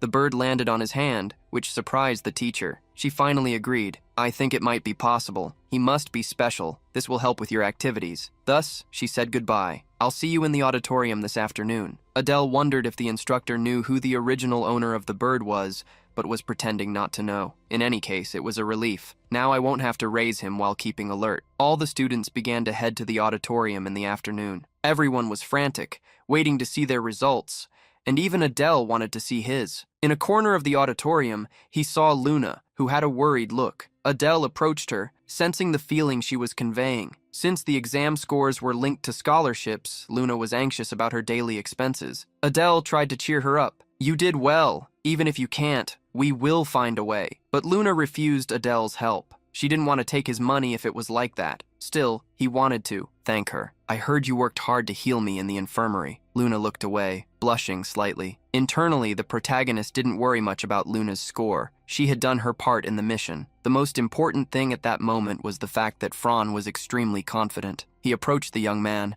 asking if something had happened. Fran, on the other hand, was smiling broadly. "You will see soon. Today, I will be the star." In the face of Fran's confidence, he scoffed. "You seem to have gone crazy." This infuriated the young man, who almost jumped on his neck. "What did you say? Don't you value your life?" Adele quickly explained himself, as although the voice had come from him, it hadn't been him who had spoken. Raising his hand, he saw the thorn move. "Samuel, are you awake?" The young thorn grumbled irritably. "I woke up from the noise, and the first thing I saw was that one." Almost Fran jumped on Adele to grab the thorn once again, but she was calmed by him. "The scores will be published soon. Calm down." An instructor appeared in the auditorium, capturing everyone's attention. "The exam results are out. Check the board." A large board had been placed in the auditorium with everyone's names. There were 120 first-year students. But to start slowly, Adele began reading from number 50, as the school benefits started from rank 40. Luna followed along with him from rank 50 to rank 40, but they didn't find their names. It was only when they reached rank 38 that they found Luna's name. The young girl jumped joyfully and exclaimed, "Hey, I did it!" Adele congratulated her on the achievement, before Fran emerged complaining. "Why isn't my name up there yet?" He mocked her question. "Maybe you're outside the top 100. The joke earned him a light punch in the face from Fran. He regained composure for them to continue reading the names. Only when they reached the top 10 would familiar names start to appear. In 8th place was Iron,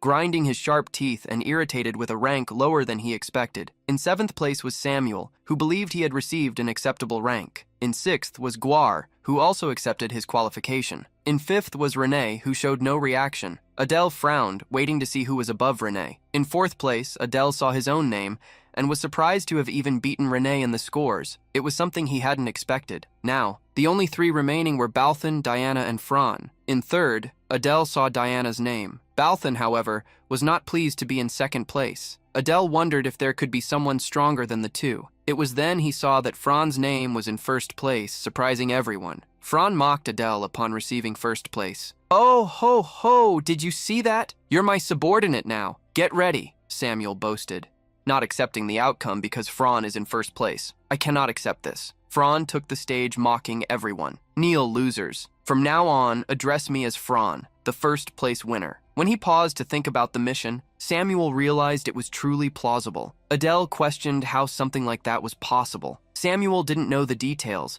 but there was one thing he did know. The head of the House of Lust gives birth to hundreds of children, and among these children, only the Yai, most exceptional, represents the family. Adele understood what this meant, and the thorn confirmed. Fran defeated hundreds of competitors and became the heir of the family. Fran continued to gloat above everyone. The protagonist tried to imagine why she had taken 1st place. From the perspective of instructors who experienced the war, they would give high scores. Even so, to take 1st place, near perfect scores would be necessary. Samuel still couldn't accept it. "Please tell me this is a dream." Fran laughed and approached, ordering, "Kneel and greet me." Adele had to do as she said, having bet on himself, but asked, "Are you already using your servitude rights?" Despite not liking to humiliate himself, Adele knew he could obtain benefits the moment 1st place was announced. Adele clearly sensed the emergence of a new number 1, which caught the attention of all the 1st-year cadets, especially one person, Baltan. He seemed about to explode at any moment. Baltan appeared so nervous he might melt, but with so many watching, he needed to hold it together. Adele smiled for knowing the bastard's personality. He wouldn't let this matter go unpunished. Relieved, the protagonist realized that if he had secured 1st place, Baltan's fury would have been directed at him. As everyone observed the result, Renee glanced slightly at Adele. He had taken 4th place, but for her, before the test.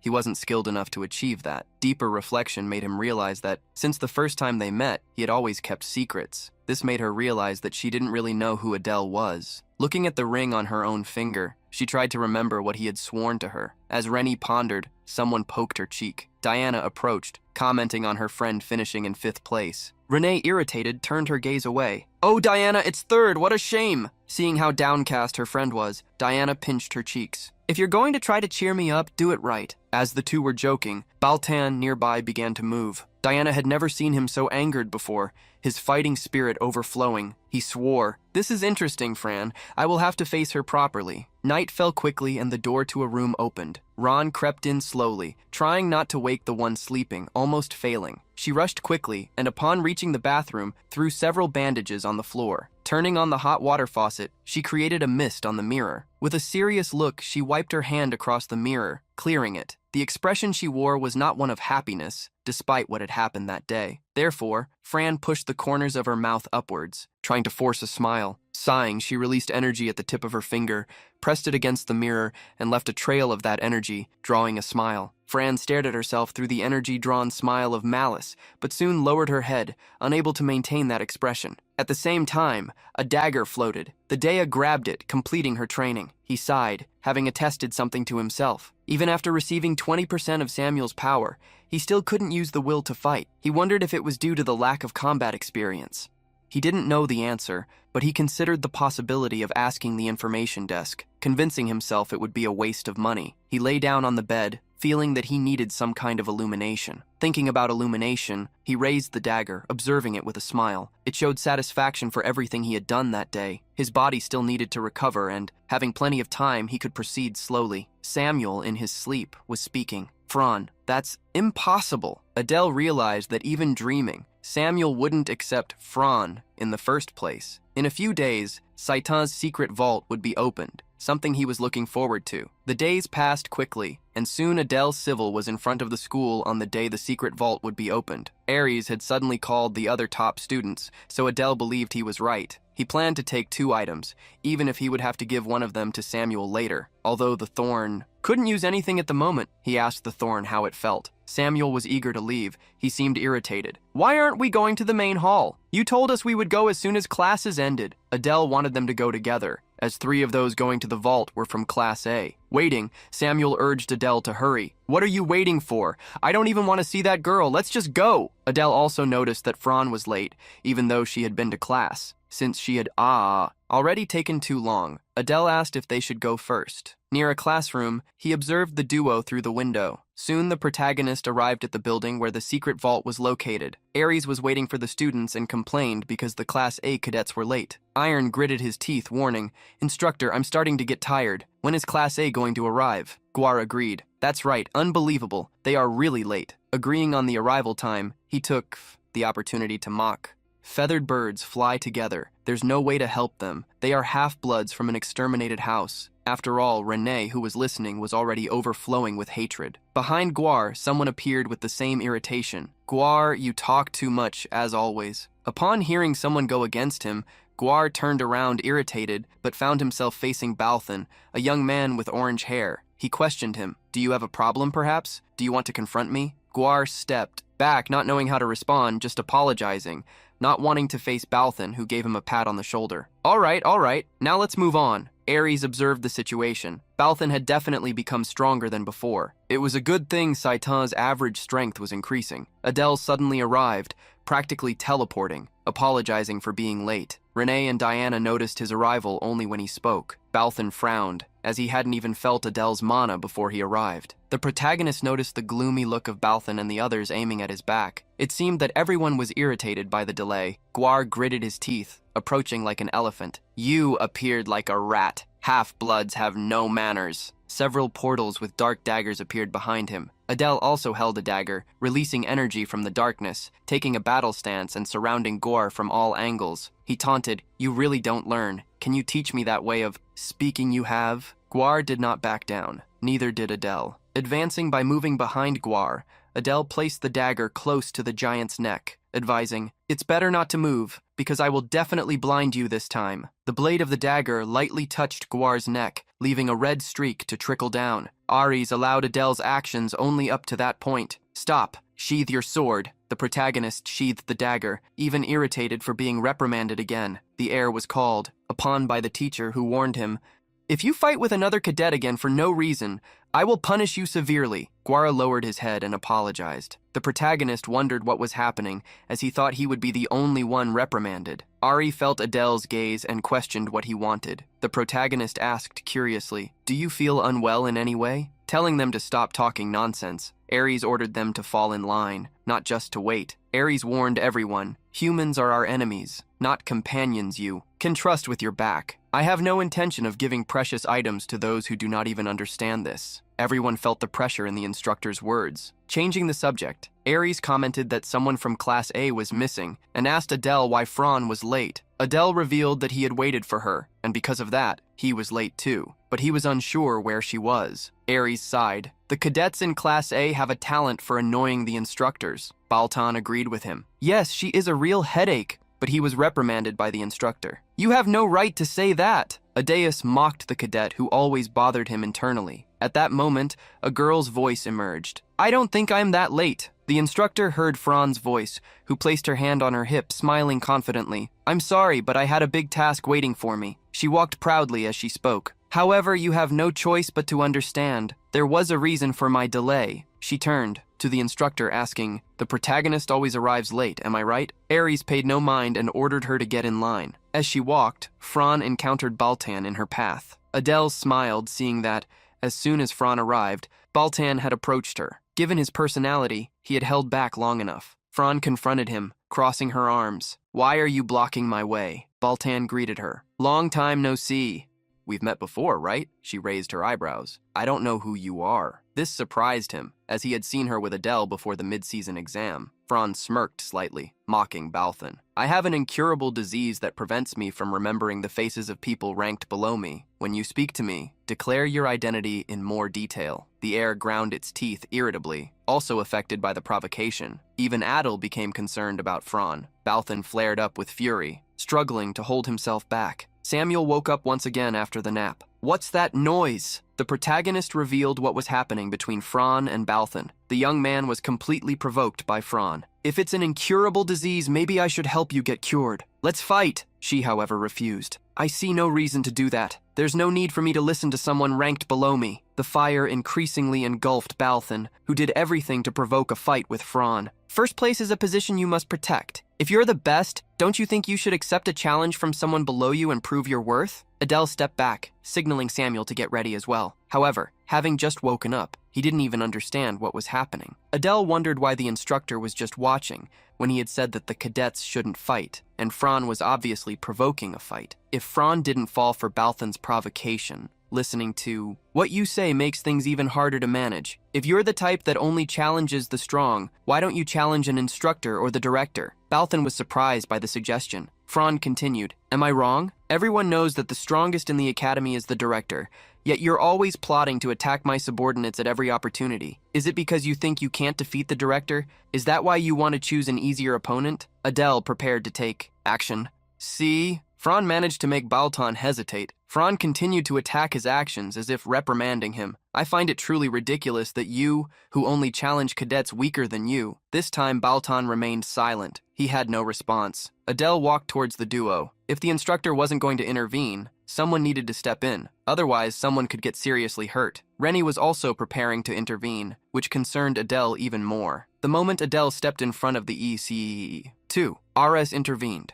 That's enough. If you insist on fighting, I will have to take action. Adele approached Balthan, warning that the instructor was speaking to him. Balthan huffed, gathered his energy, and stepped back. Guar and Iron couldn't believe that Fran dared to go against Balthan so openly. Even Diana praised the #1 ranked cadet in the school. Truly, she is different. Ares could feel that the way they looked at the class had changed. As expected, watching the growth of the E3 in front of him was worth it. Now that everyone was present, Ares announced, Before we start, there's something I need to say. The instructor explained that normally the entrance was done by ranking, but during the previous exam, he had set an unfair order, which caused the cadet who went last to have a significant disadvantage. Adele had been that person for going last time. He hadn't even had the chance to choose. The members of the 7 deadly sins had already taken all the best things. This time, Adele did not intend to let Ares place him last again. While he was thinking about what to do, the instructor called him, Adele, you will go first! The protagonist was surprised and pointed to himself. Why me? Ares reminded him how, during the entrance exam, he had set the order as he wanted. The people present here are not much different from those at that time, so it will be fair for us to use an inverse order from that time. The next time,